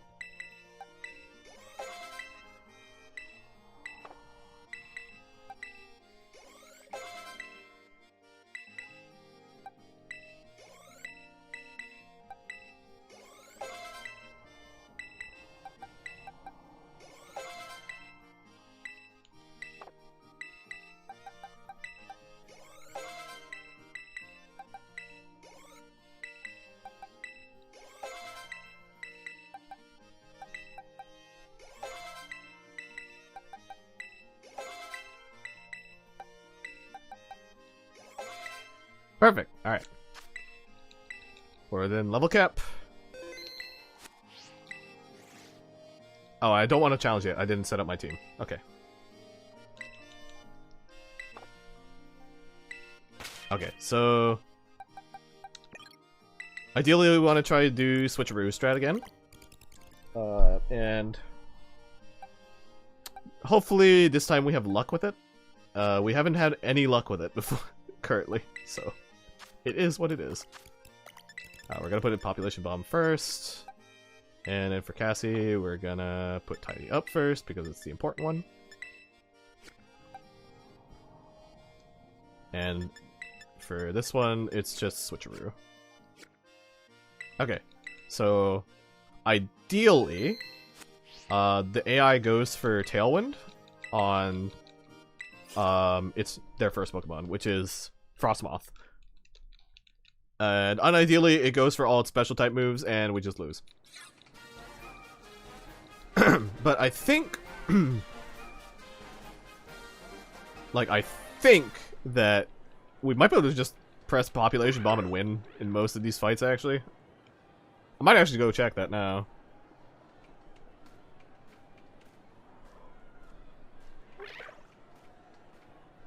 So let me type in population bomb on the calculator. We're 252 attack. And I'm gonna do... so Titan. Because Titan will have the most HP. And we'll do 20, 20, 20, 20, 20, and 20. So, population bomb at... +6 is actually not gonna kill. Wow, that's interesting. It will do 25% without +6. Alright, if I normal Terra though. Oh wow, it only has a chance to kill this thing too. Wow. Okay. No, yeah, we 100% have to set up. Interesting.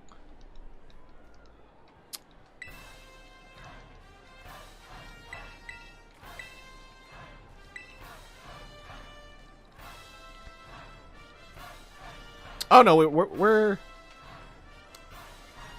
plus attack, so yeah, getting six stacks is good. We should be able to kill and win if we get our setup. So it all depends on this RNG. And if I would think it goes for Tailwind because it needs to set up speed for his entire party. Because it's what his that's what his set is. That's what the moveset is for the AI. I don't remember if the AI does prioritize the Tailwind or not.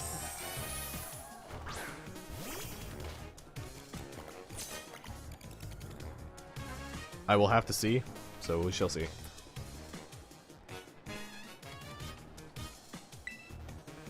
Alright, so we're gonna get the Choice Scarf onto the Frostmoth. And hope it goes for Tailwind. And if not, well shit. And the answer is, well shit. It went for Blizzard. Oh dear god. Alright, so ideally this is not great.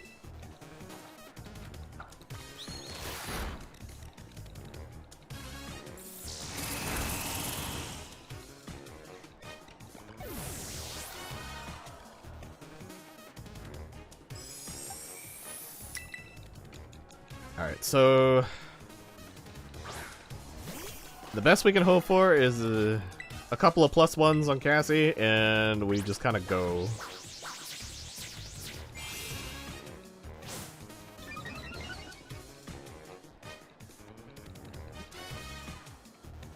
Like, I think ideally Cassie can live 2. Cassie does not leave 2.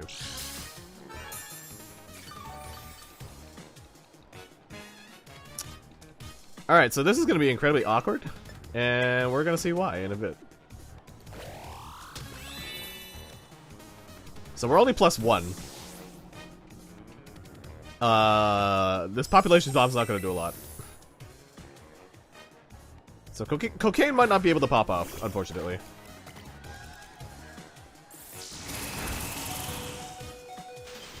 Oh, and we're frozen.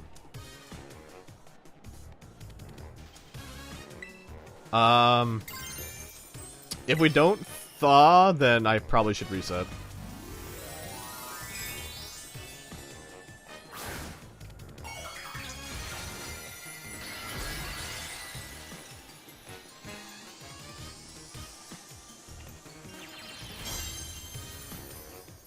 Alright, so we're still frozen.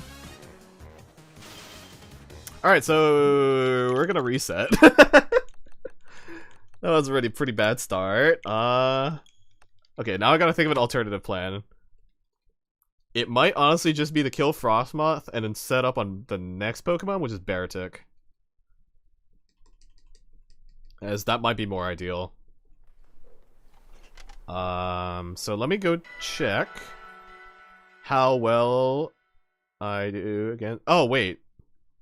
Oh, I forgot to change the Titan's level to... I forgot to change the Titan's level. So population bomb. Oh, at +0 we just win. Hold on. Hold on. I might not even need to set up. I think population bomb just kills every time. You know what? Yeah, let's just go find out. Let's just go fuck around and find out. I think population bomb just destroys this gym. And I'm just dumb and didn't calculate it correctly.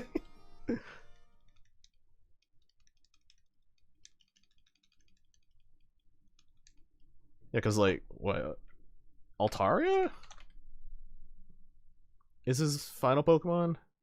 At level 48? Oh yeah, he's just dead. I overthought this one. Alright.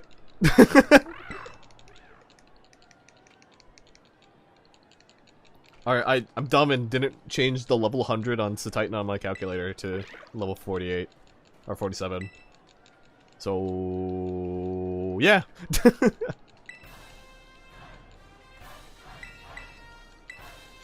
Alright, let's just do this then.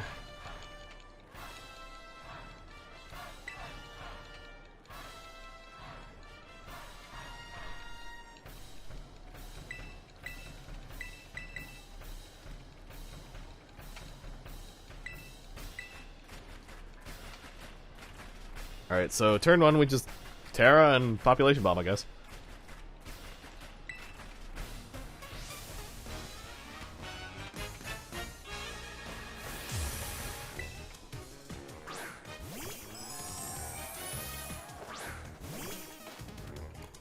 Alright, cocaine pop off.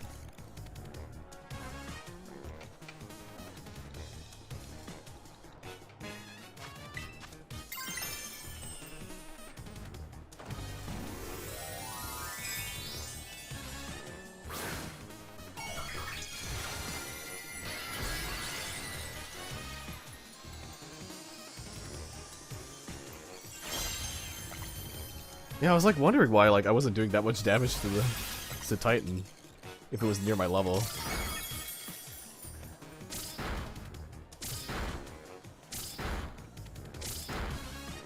Oh yeah, they're just fucking dead. Alright, perfect.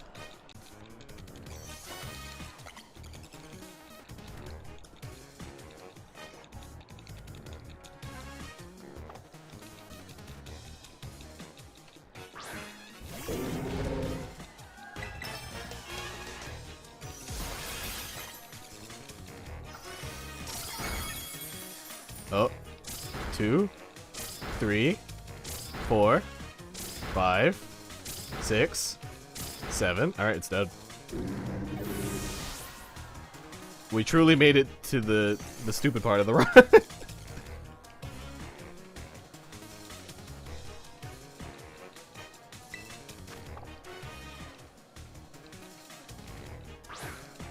Alright, so this is the thing I was doing calcs on because it has like a shit ton of HP, but I think we just win. Or maybe not. Ooh. 2, 3, 4, 5, 6, 7, 8. Nope, it's dead.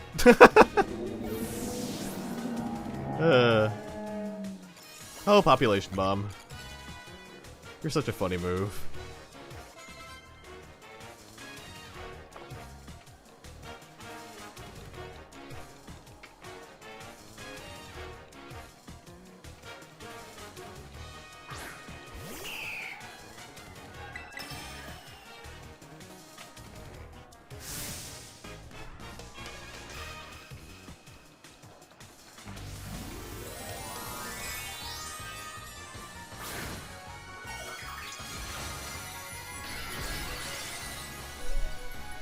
Alright, so right, we have population bomb at 53 for the rest of the team, and the next level cap is 51.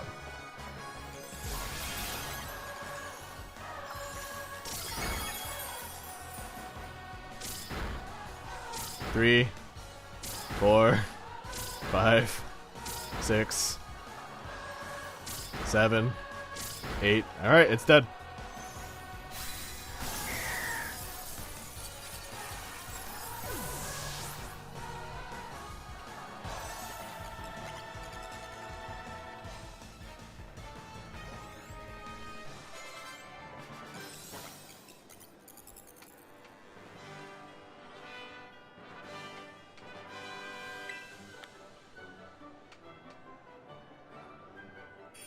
And that's Grusha, the final gym leader, but not the final part of this game's route, because there are 3.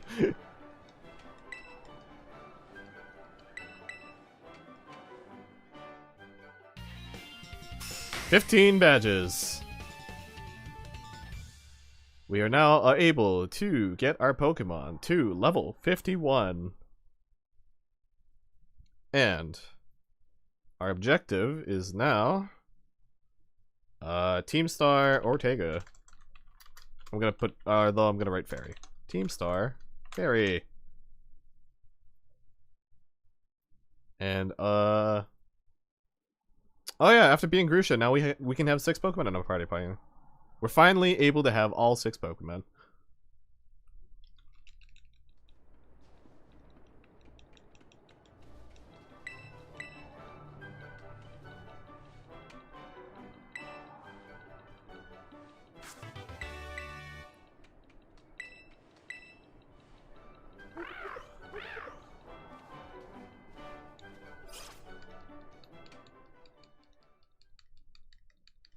Okay, yeah.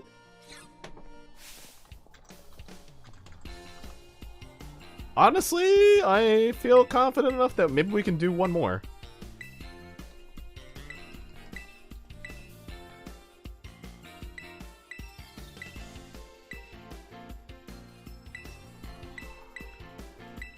Alright, so now that we're done with the Victory Road route, they're like, oh, you did it. You can go fight you can go fight what's it called? You can fight the Elite Four now. But we're not gonna do that because we gotta finish up some other stuff for the other routes.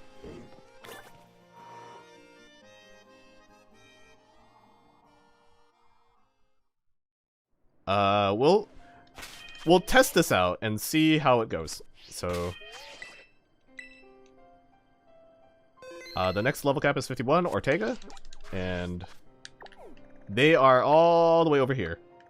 And it is probably the location that has the worst, second to worst lag in the entire game.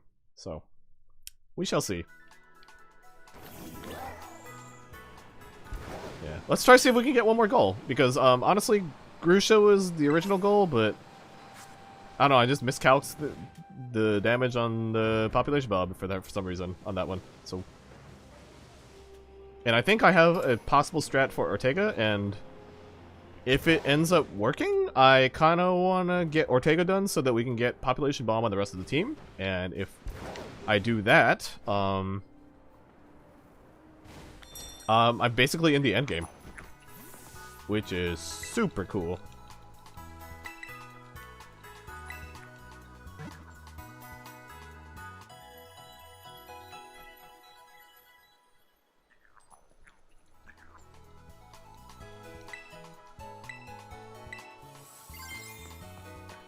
Alright, so first things first, we gotta deal with some story related things in front of this base.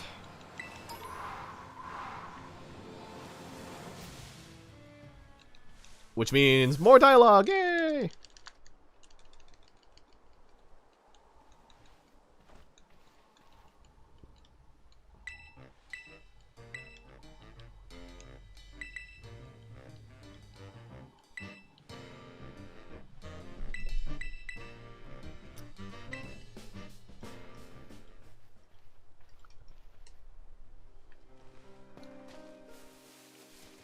So this is Team Star, and this is the second to last of their fights.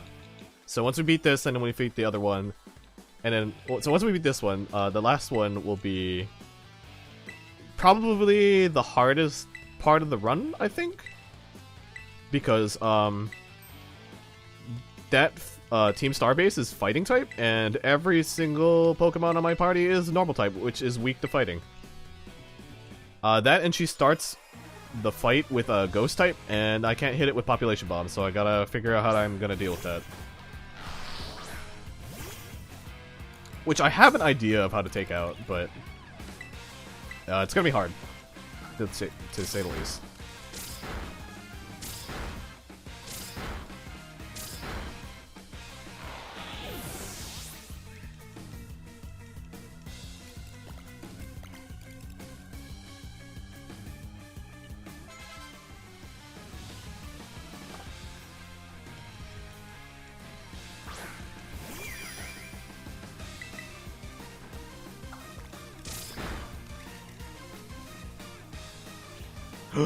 I only hit Population Bomb once? Oh my gosh. My wide lens failed me.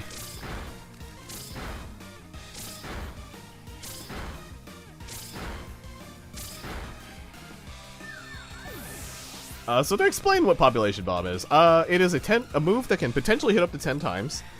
But the way it works is that if you miss the accuracy check on it at least once, it stops moving. It stops happening. So it has a chance of hitting anywhere from 1 to 10 versus other multi-hit moves that are 2 to 5. So the more accurate... so if you have an item that increases your accuracy like I do, it's supposed to, you know, ideally help it hit all the time. For all 10 hits. But, as you can see there, I got RNG'd pretty badly there. And only got 1 hit in. So that one miss that I can potentially get on any fight from this point on, it is probably, case in point, a possible run ender in most stuff, so. Okay, so how am I tackling this fight? Well, I know my Choice Scarf strat hasn't worked for a while, but ideally his Azumarill goes for Charm, because I think it always goes for his Charm as its first move, which is a -2 attack, and we don't want that ever. But if we can lock it into always doing it, then that is quite ideal. So the switcheroo strat might be working again. After that, we actually want to have a Pokemon that has this Clear Amulet on it, so that it cannot lose stats from the Charm when it's stuck in it. So we're gonna have that as our petition 2. Welcome back to the team, Caffeine. I mean, not Caffeine. Welcome to the team to Clear Amulet this whole problem. So, and potentially we want the Clear Amulet Pokemon to have Tidy Up. So we're gonna go reteach Tidy Up.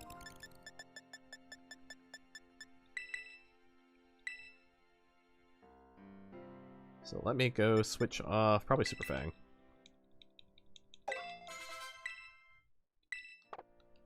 so...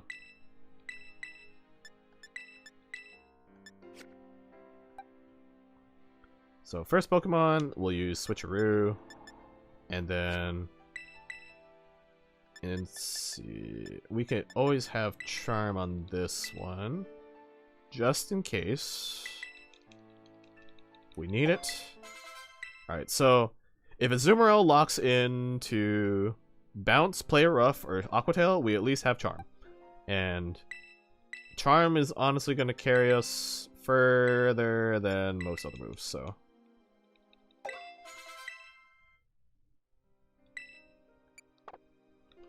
So we want this here, and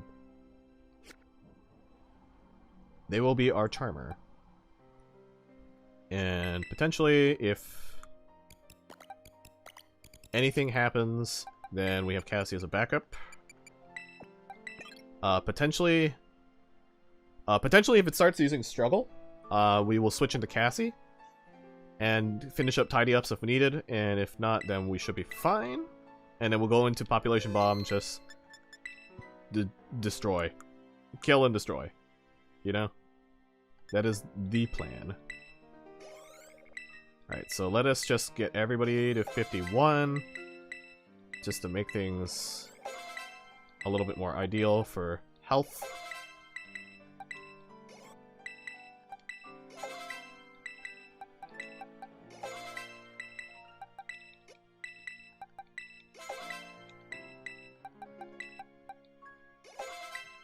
Perfect.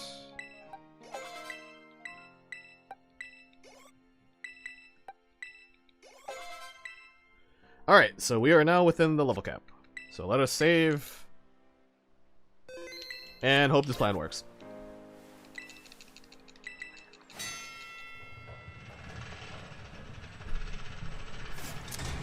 Since it's been a while since we did a team star fight, this is how it works. You throw your Pokemon out and it just kills stuff.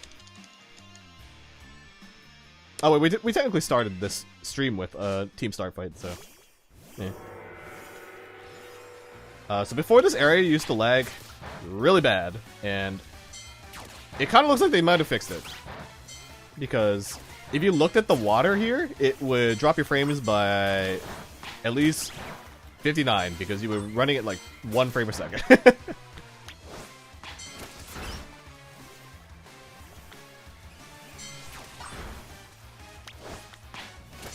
Well, actually, this game isn't 60 FPS, I don't think, right? I think it's like 30. It has to be 30, right? I actually don't know.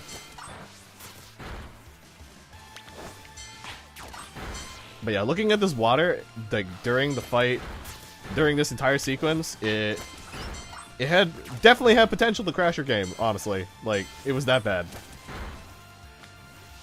And now I can actually move. So this is a vast improvement to before.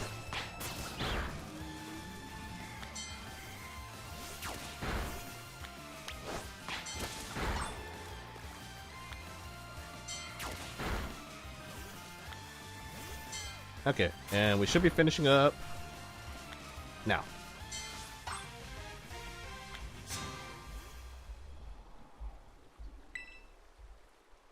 But yeah, as with like many games, including this game, look, if you're having frame issues, you kind of look upwards, and then that'll make things upwards or downwards, depends on the game, and then like that'll reduce the amount of polygons on the screen, and then that will speed up things because it deloads things. But luckily, I don't have to use that strat here.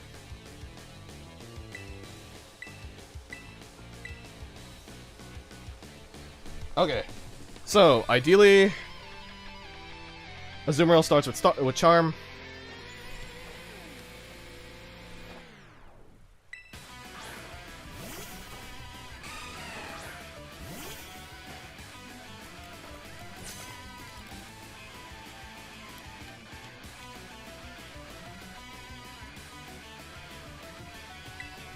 Yeah, so ideally, this starts with Charm, and that's what Switcheroo is for. And if it doesn't go for Charm, we have alternatives.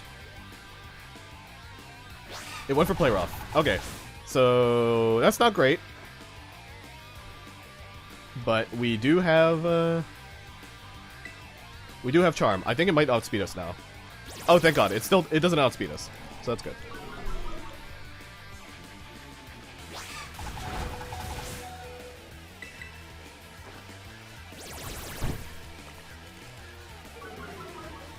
All right, so the strat here is just to get it at -6.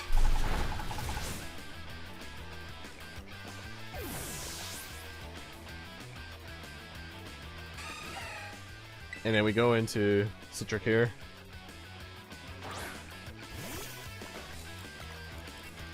And we go for the Charm to make it -6.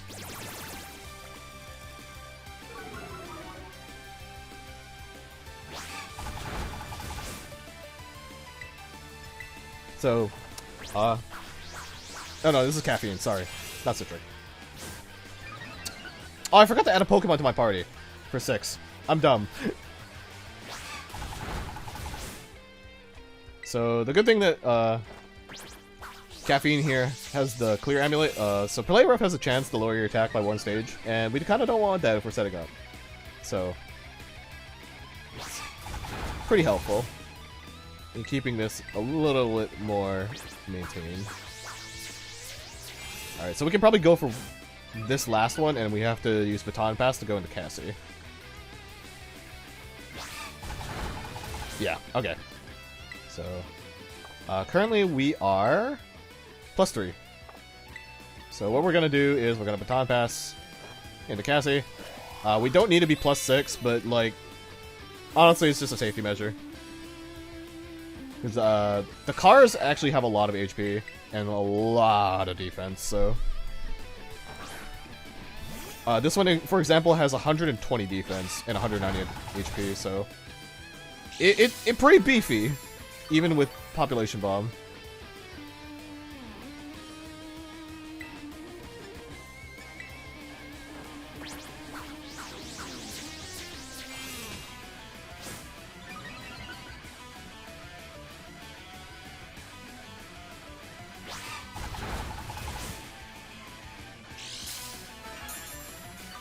Cassie has leftovers, so this is actually going to help us survive a little bit more.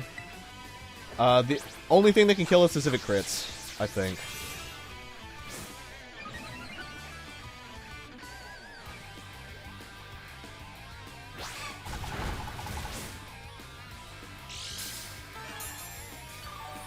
In fact, I might be in crit range, so...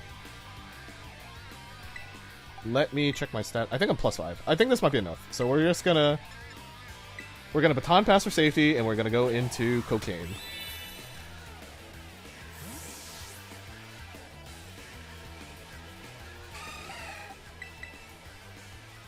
And by going into Cocaine, we're gonna take a little damage. We won't die to crit. Oh, and it's struggling. Okay, this is even better. Alright, perfect. Yep, and we weren't dead to crit, so perfect. So we're gonna Terrasilize and we're gonna Population Bomb.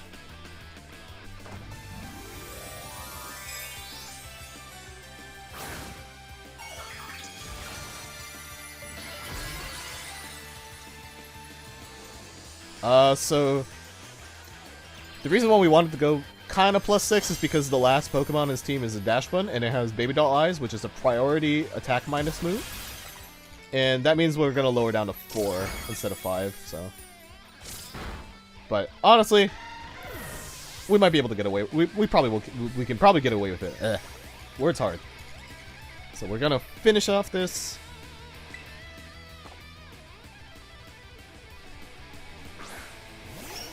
So we're gonna finish off this fight, and yeah, that was probably where we ended for tonight. Because at that point, it's all endgame fights, and they're all really hard. And I might save that for like a Saturday thing, because then it means I have a lot of prep time in between the streams, so I can train up like more Mausholds for the backups and whatnot. Because there's going to be a lot of really close level caps, and because of that, I might over-level things, and it's safer if I have multiple Mausholds in case.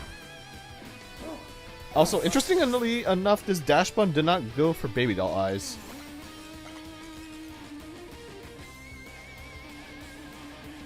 Alright, so now he sends out the Starmobile itself. And since we're +5 Terra with Population Bomb with Widelands, I think we should be fine unless anything... Literally, if anything bad happens, if we miss, I think we're just pretty much... That's pretty much it. Eh.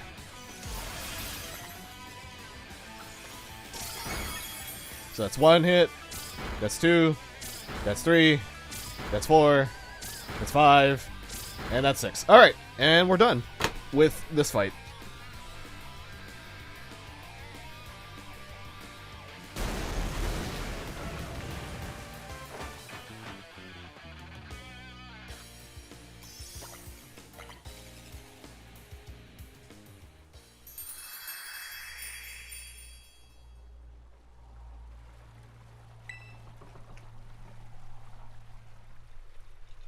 And of course, more cutscenes.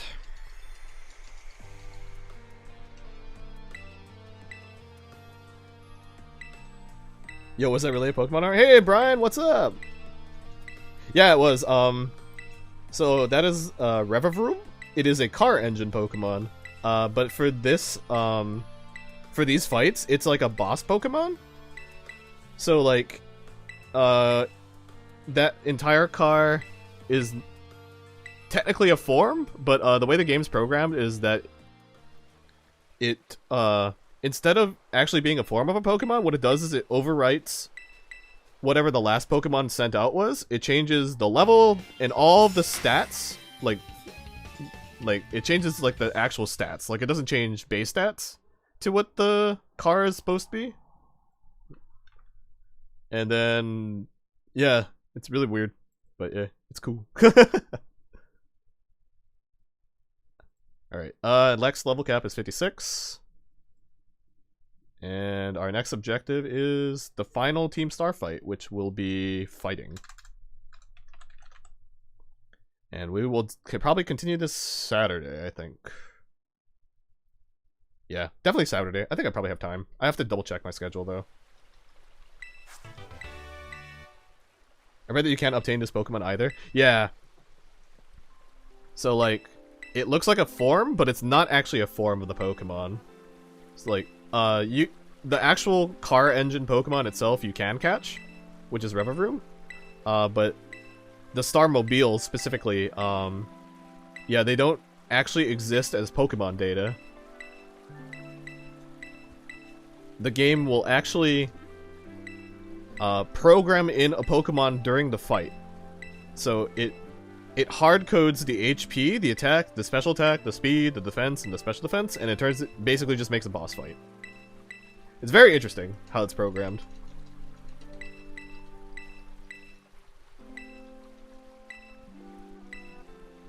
Oh yeah, and it overwrites the ability too.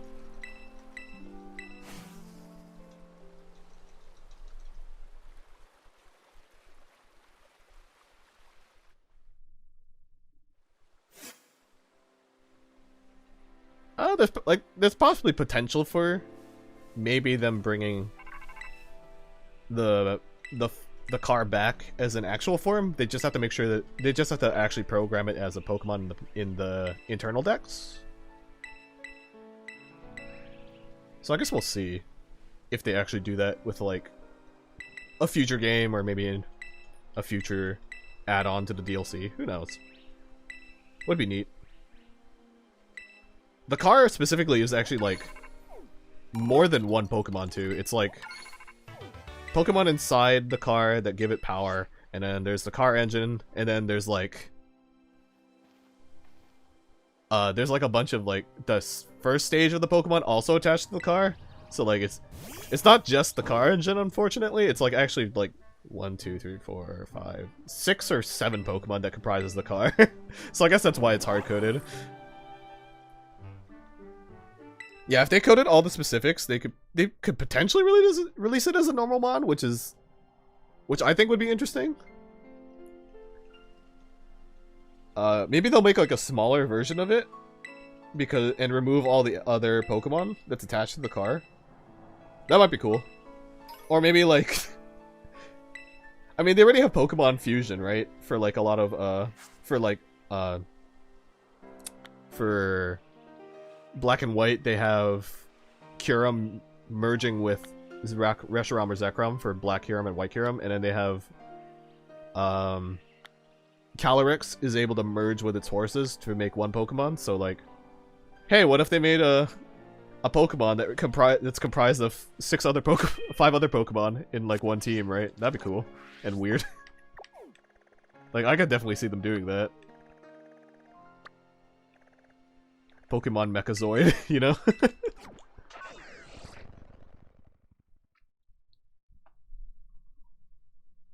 But yeah.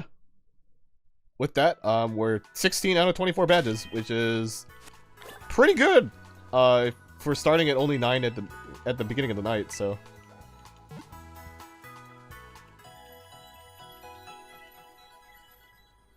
This is probably a great time to call it.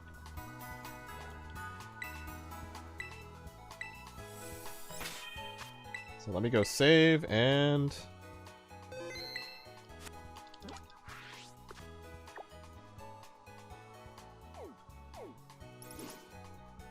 Yeah, look at that. The route we have taken for this entire run. And we only have 2 of the goalposts left in the game before you actually start doing the final fights.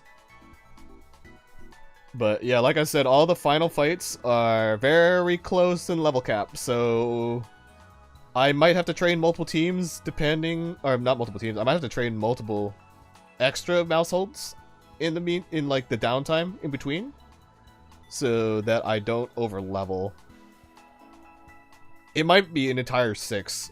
An entire group of 6. I'm not entirely sure. I think it might actually have to be. We'll see. I'll see what I can accomplish. Alright, so let's go look for somebody to raid. I actually don't know who is awake at the moment. Let's see. Oh, Saku's online. I could raid Saku. Also, thank you for the Otsunari. Alright, so I'll be raiding Sakumitsu. They are playing the Great Ace Attorney Chronicles. I've actually been playing that game too, and then I'm actually going to be finishing the... I'm going to actually be finishing the game on Friday, so that stream will be at 7 PM PST. So... if you're interested in joining that, I'll be with my friend Kiro again. It'll be his, like, 4th time beating the game, but, like, he likes the game a lot, and it's really fun playing with him. So, yeah, there'll be that on Friday. So, yeah, I shall leave you all in Saku's care, so please enjoy the rest of your evening, or what have you. And, yeah, I'll see you all next time. Laters!